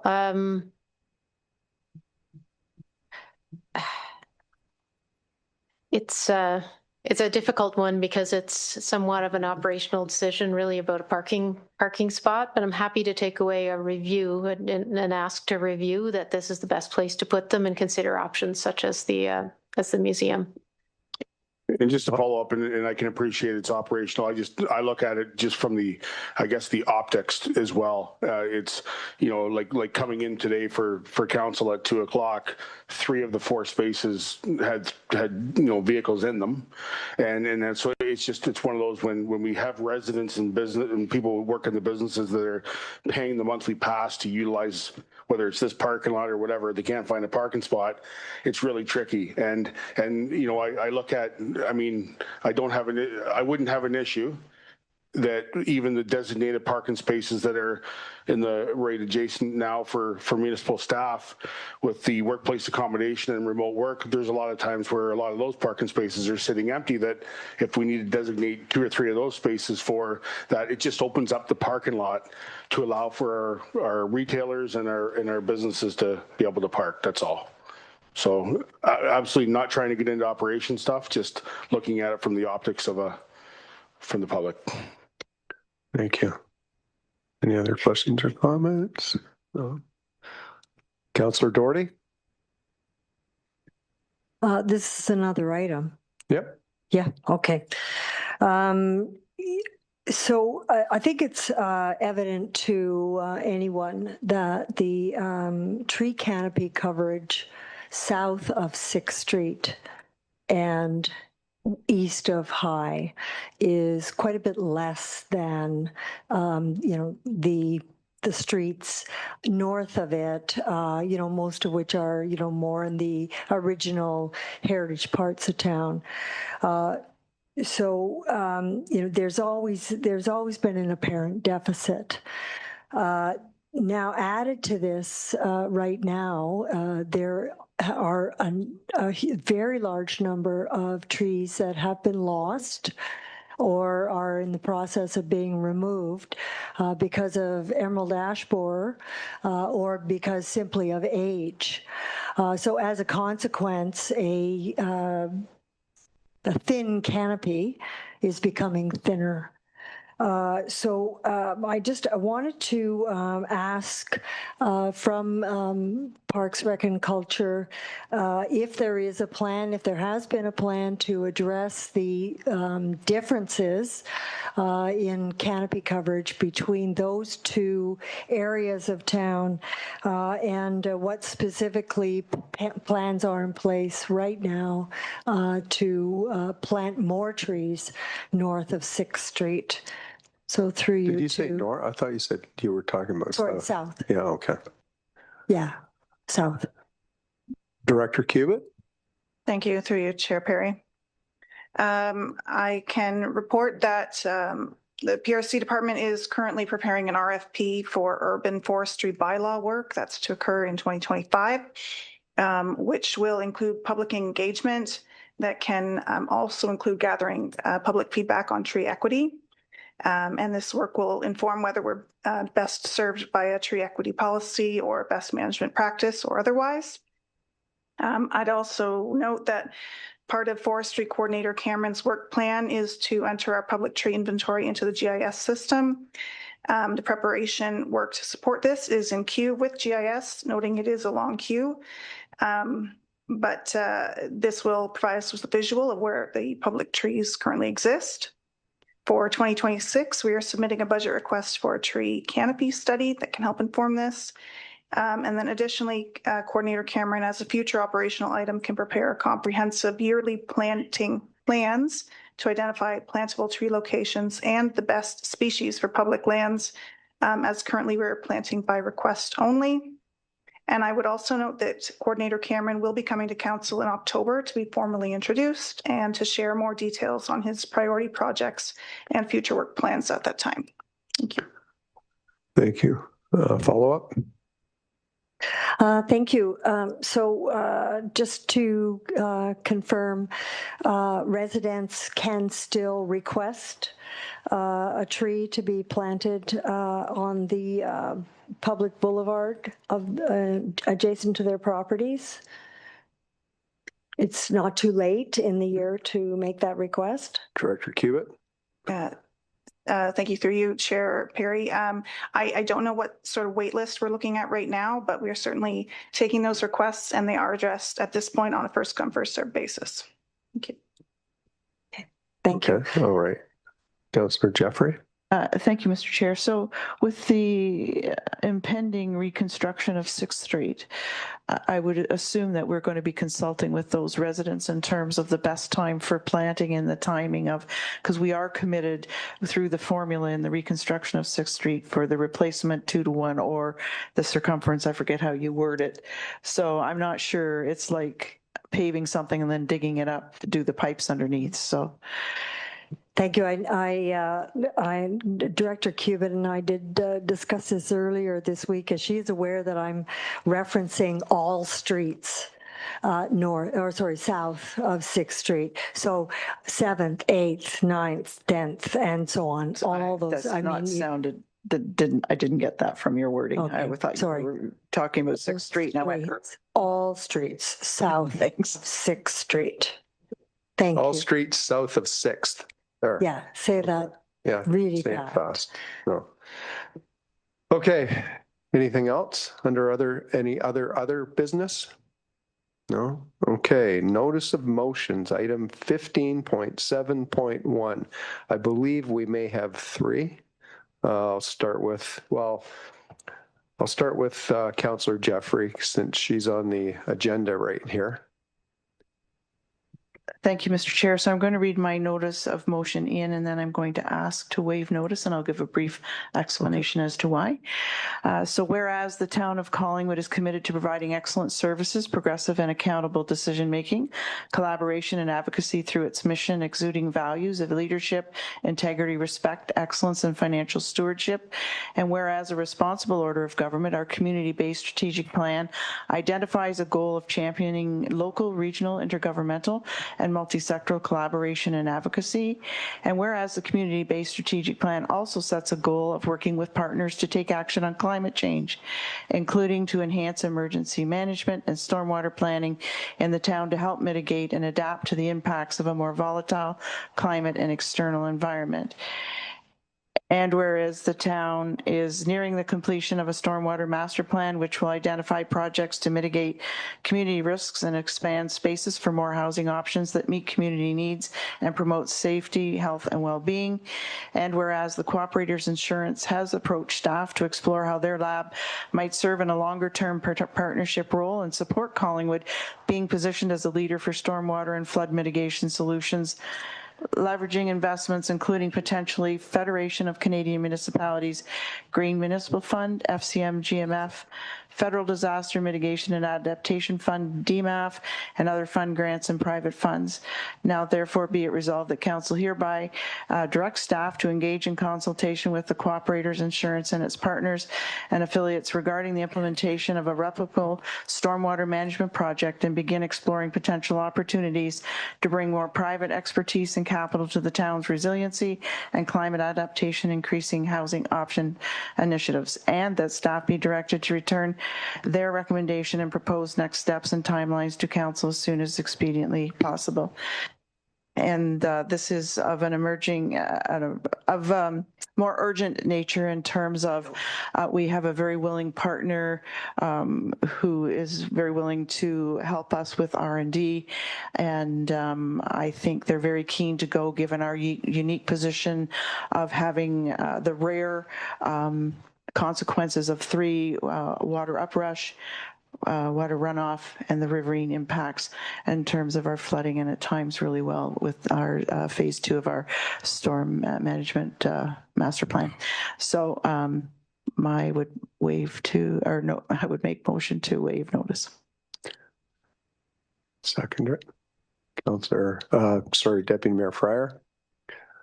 Okay, we're looking for 2/3 vote to waive. Any comments? First of all, or we don't need it yet? No. Okay. I'm looking for 2/3 vote to waive notice.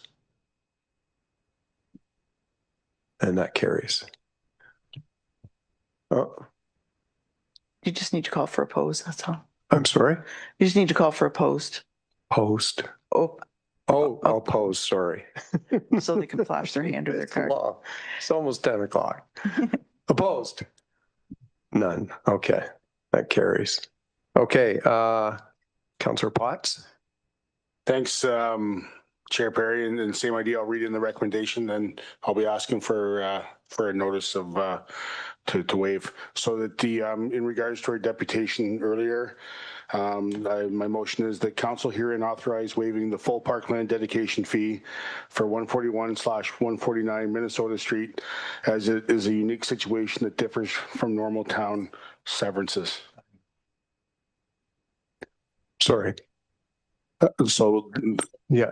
So the parkland dedication. Right. So the motion is the council herein authorize waiving the full parkland dedication fee for 141/149 Minnesota Street, as it is unique situation that differs from normal town severances. Okay, so we don't need a second for that. No, and in for the motion to waive, or looking for a waive is simply, I can explain that now. Correct? I don't know if you need to. Okay. Like you're looking for a full waiver. Yes. Yeah. Yeah. Okay. But you've noticed to deal like with it tonight. Yeah. So you waive notice. Yes. Yes. Okay. Yeah, So let's I'll call for the vote to waive. I don't need to. We just need 2/3. That's it. Yeah. No, we don't need a seconder. No. Actually, we don't. We usually do. Hey, I win. Yeah, but we normally. No, I know, because. You get 2/3. Yeah. So call for the vote. All we need is 2/3. And that carries. Okay. Councillor. Well, we just voted to waive. Are we going to have a vote on the motion? In the council. It has to go to council. When it goes back to Oh, you. we go back. Yeah. Thank you. Okay. Okay. Now's my turn. Is that what you're looking at me? Yeah, sure. Okay. Okay. So I have a motion here I'll read in. It's a notice of motion. Another parcel has come to my attention that could be suitable for the proposed art center that would form a bit of a gateway into downtown on 26. So here it goes. Whereas council has not determined a path forward toward a potential arts center, nor made a decision not to continue. And whereas the community-based strategic plan directs the building of capacity to support and enhance Collingwood's lively arts and culture scene, including potential development of an arts center, Therefore, be it resolved that council directs staff to explore the north portion of the municipally owned Collingwood Museum property located at 45 St. Paul Street as a potential site for the proposed Arts Centre, ensuring there would be no negative impact to the museum building, Collingwood cenotaph, or honor walls. And that this exploration of the property include reviewing such things as size, access, utilities, setbacks from Highway 26, and an assessment of the parking needs for patrons and potential options to address it. And that the exploration include opportunities for this reimagined arts and cultural hub to incorporate expanded community programming spaces, and that the report back include a refinement of the costs to get to the next steps, which would be a clear decision point for council, and that council authorize the spending of up to $20,000 from the Arts Centre Reserve to access consulting services as deemed necessary, and that council instructs staff to report back at the end of September 2025 on the viability of the site and a refinement of the cost to get to the next step. So you're not looking to waive or anything? No. Okay. And I thought as I was reading that, I should, instead of saying Highway 26, I should have said Huron Street. So if I could make that amendment to my own motion, thank you. Okay. Councillor, hold on, Councillor McCulloch had his card up, I believe. Did you? Okay. Okay. No, you're good. Okay. Councillor Doherty. Let's shoot for 11. No.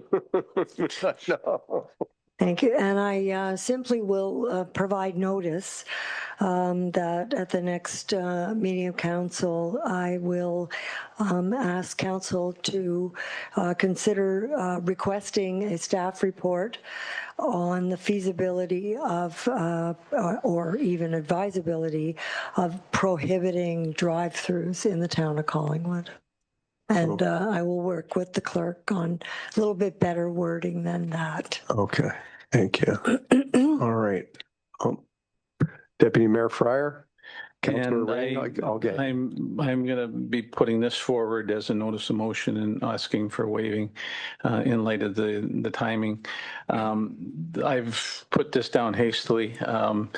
Whereas approval has been received for a Collingwood delegation with the Ministry of Education at the 2025 AMO event, and whereas recent meetings have been held with Simcoe County District School Board that indicate the new CCI facility is a Learn Priority project, therefore, consideration of a proposal to the Ministry of Education in conjunction with the Simcoe County District School Board be put forward to determine if there is provincial interest in an arts center facility to be combined with the new public high school facility.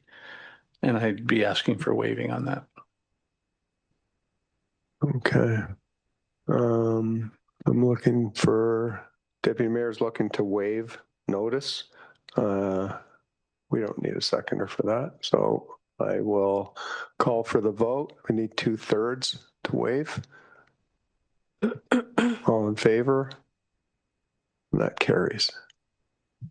Okay, sorry, Councillor Ring. I can't see your card when it's behind.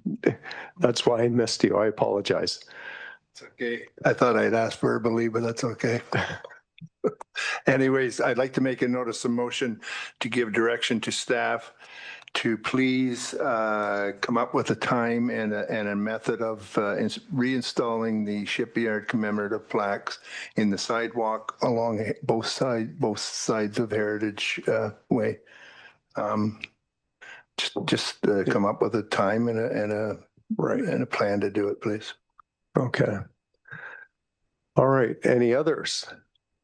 Oh, before we leave, could I ask, will you wordsmith that properly, or you want me to send something in? Thank you. Okay. So on to item 15.8.1, rise from committee of the whole. Can I have a motion to rise from committee and go back into council? Councillor Baines, Vice Chair Baines. Councillor Doherty. Geez, I struggle with names. All in favor? Carried. Caitlin will be with you as soon as we can. I'm so sorry. Okay, on to you, Mayor Hamlin. Thank you very much, Chair Perry. So we have 4 motions to be dealt with before we get to our confirmatory bylaw. The first one is the motion that was read in by Councillor Jeffrey on stormwater management project with Cooperators Insurance. I don't think we need to read that again. Councillor Jeffrey, do you want to speak first or last? I'll speak last, but I think it's pretty self-explanatory and pretty darn exciting. Thanks. Thank you. Would anyone else like to offer anything here? Is that you, Deputy Mayor? Oh, you'll second that. Thank you. Anyone like to speak to this? Deputy Mayor? Thank you, Mayor Hamlin. And just going to add that I'm very supportive of this. I think it's very timely with the stormwater management work that's being done, and we're expecting the plan very shortly. And we do want to get into considerations about the options on funding stormwater going forward. So I'm very supportive of this going forward.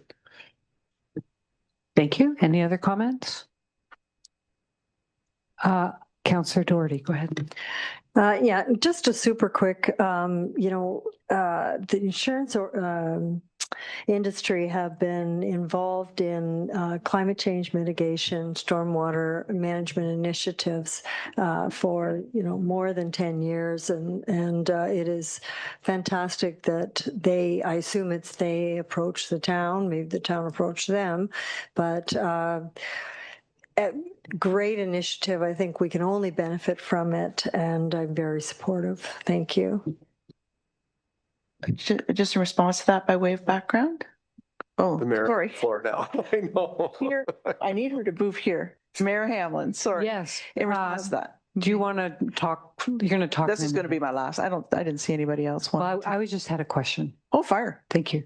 I just wanted to ask if it was the CAO, if this, I know the cooperators did approach staff, because the motion says this, for this long-term partnership.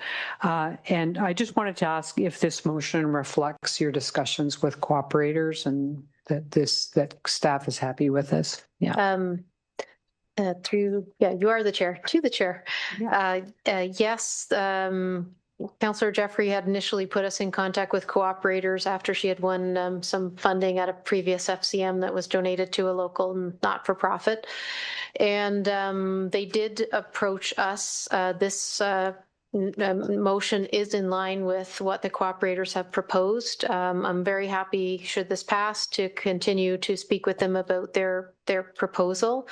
I think that there remains things like procurement and transparency that we'd have to deal with, but this is a part of that process, and hopefully there will be mutual advantages to this work if it comes out as we hope. That's great. Thank you. Okay, over to you, Councillor Jeffrey. Yeah, just only to say this is the benefits of us attending some of these conferences, and it was as a direct result of a workshop that I did in Calgary just before our orientation as a new council. And it was a QR code, and I just filled it out. You had to tell about your flooding problems in your municipality.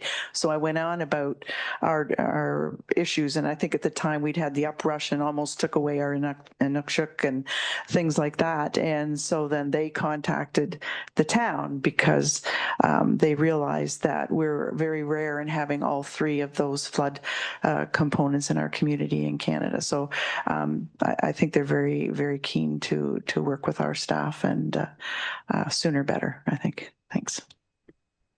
Okay. All those in favor? And that's unanimous. Thank you. The next one would be for Councillor Potts on the parkland dedication. You haven't read in your motion yet? You're going to bring the motion? Wait, what?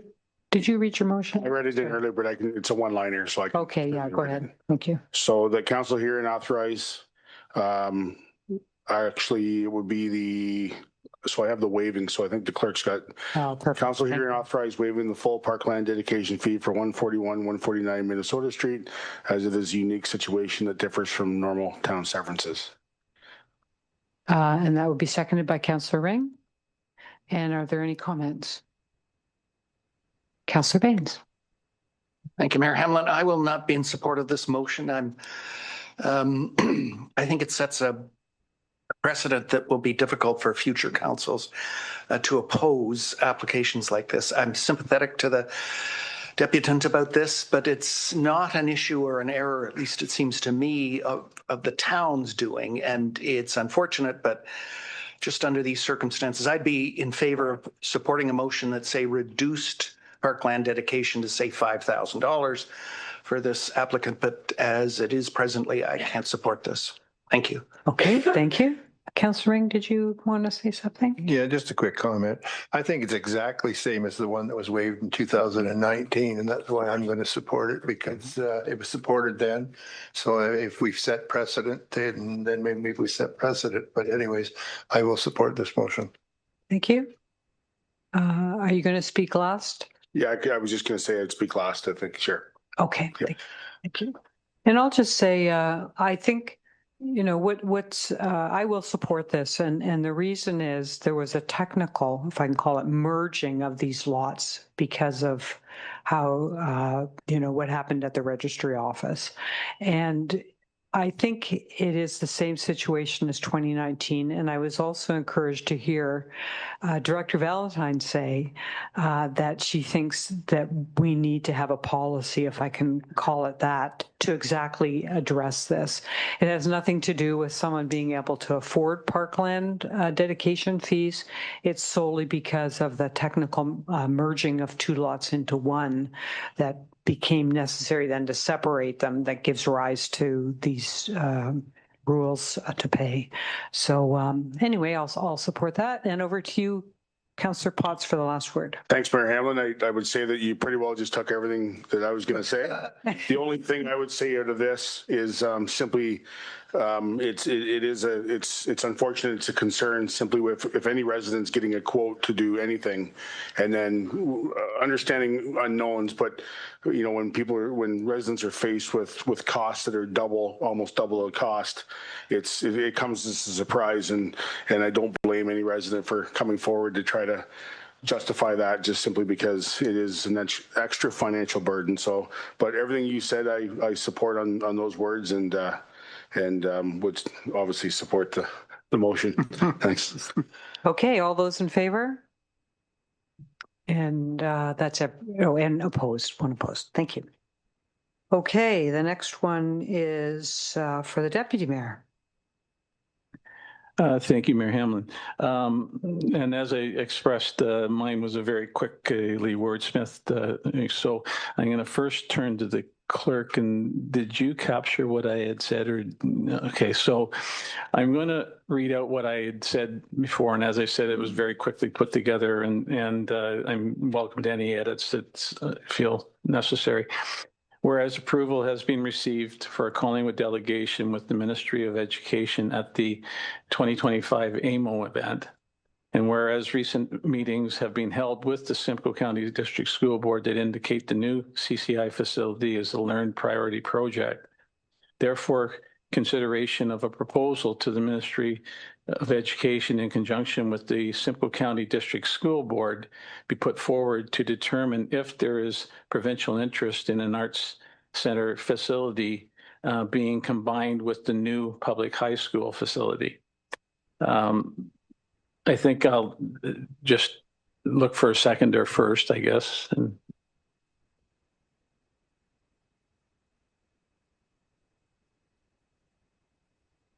oh, sorry. I was thinking Councillor. Okay. Oh my goodness. No. And no breaks for 4 hours. Okay. Seconded by Councillor Jeffrey. Thank you. And Clerk Almas, go ahead. Sorry, just for confirmation, if I recall correctly, the AMO delegation was for us to go alone regardless of the school board. And your proposed motion talked about going jointly with the school board. I say in conjunction, yes, I do. So So what we have approved is not their the school board's participation in that. so I need to change that from in conjunction, in consideration of the input from the Simcoe County District School Board. Is that okay?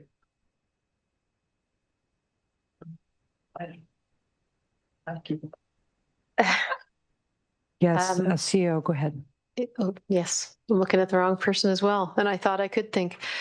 I do think that I would suggest that the school board should be in support of this prior to going forward to the minister. So I would think that something along the lines of, and whereas the new CCI is, I believe you called it a learned priority project, that staff, the council seek interest in CCI in CCI's interest in having the Arts Center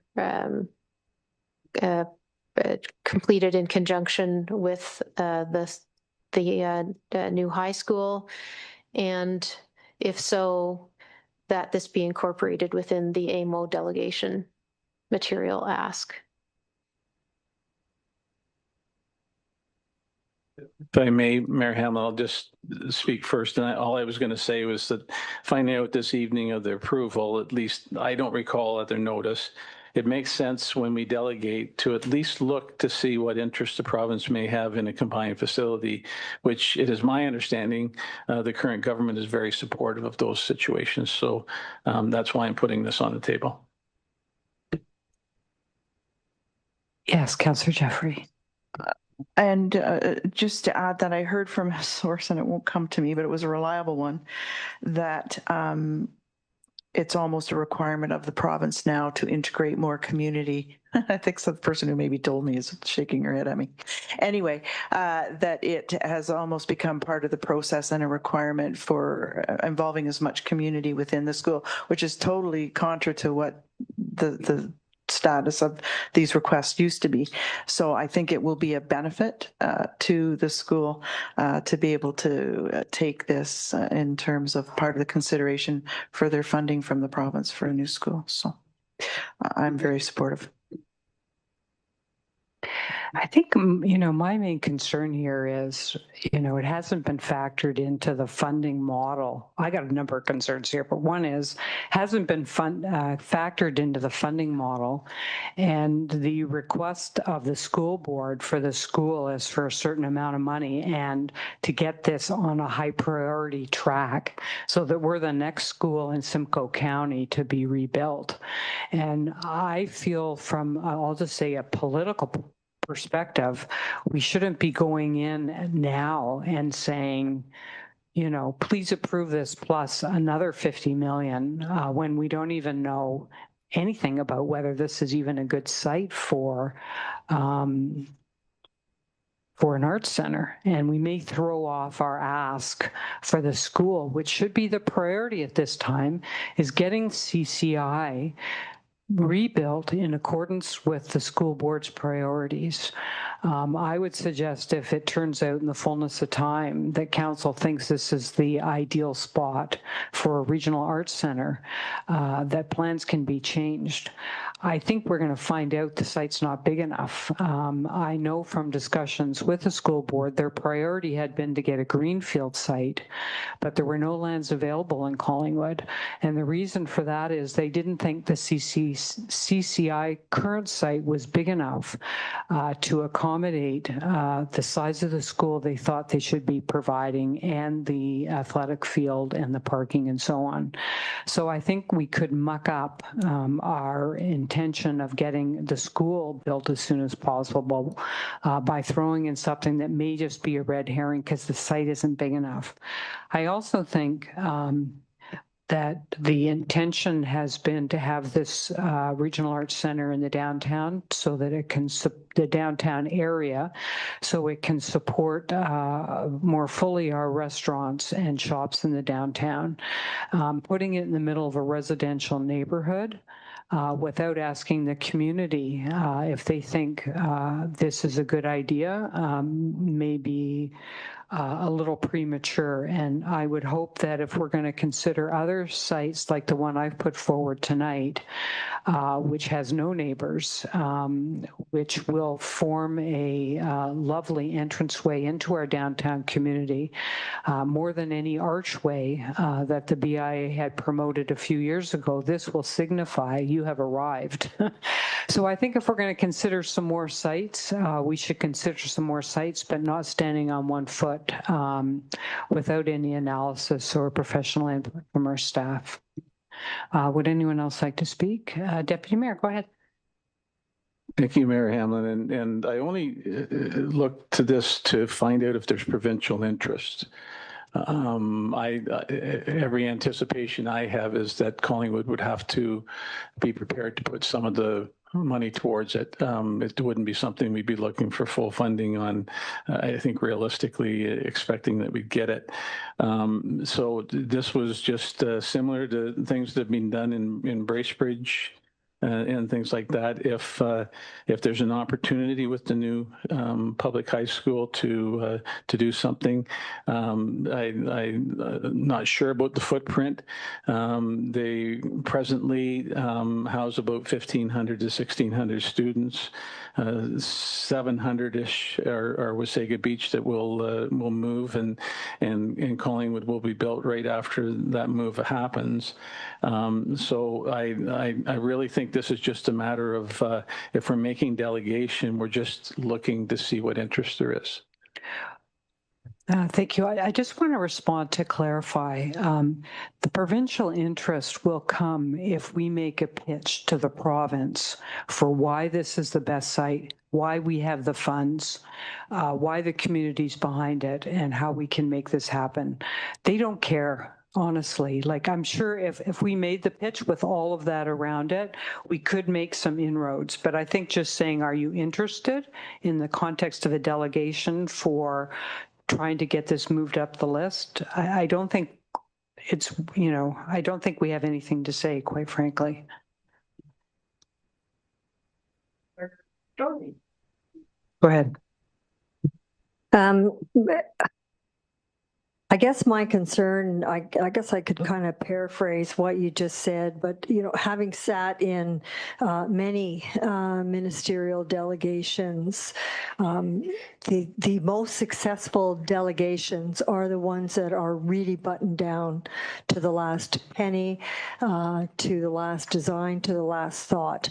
And this is kind of a last minute add-on to a request. I just think that it's just it will just be unsuccessful, and it could actually water down the original delegation request. So I'd just be very concerned about trying to add it on as is being proposed at the 11th hour with, no real,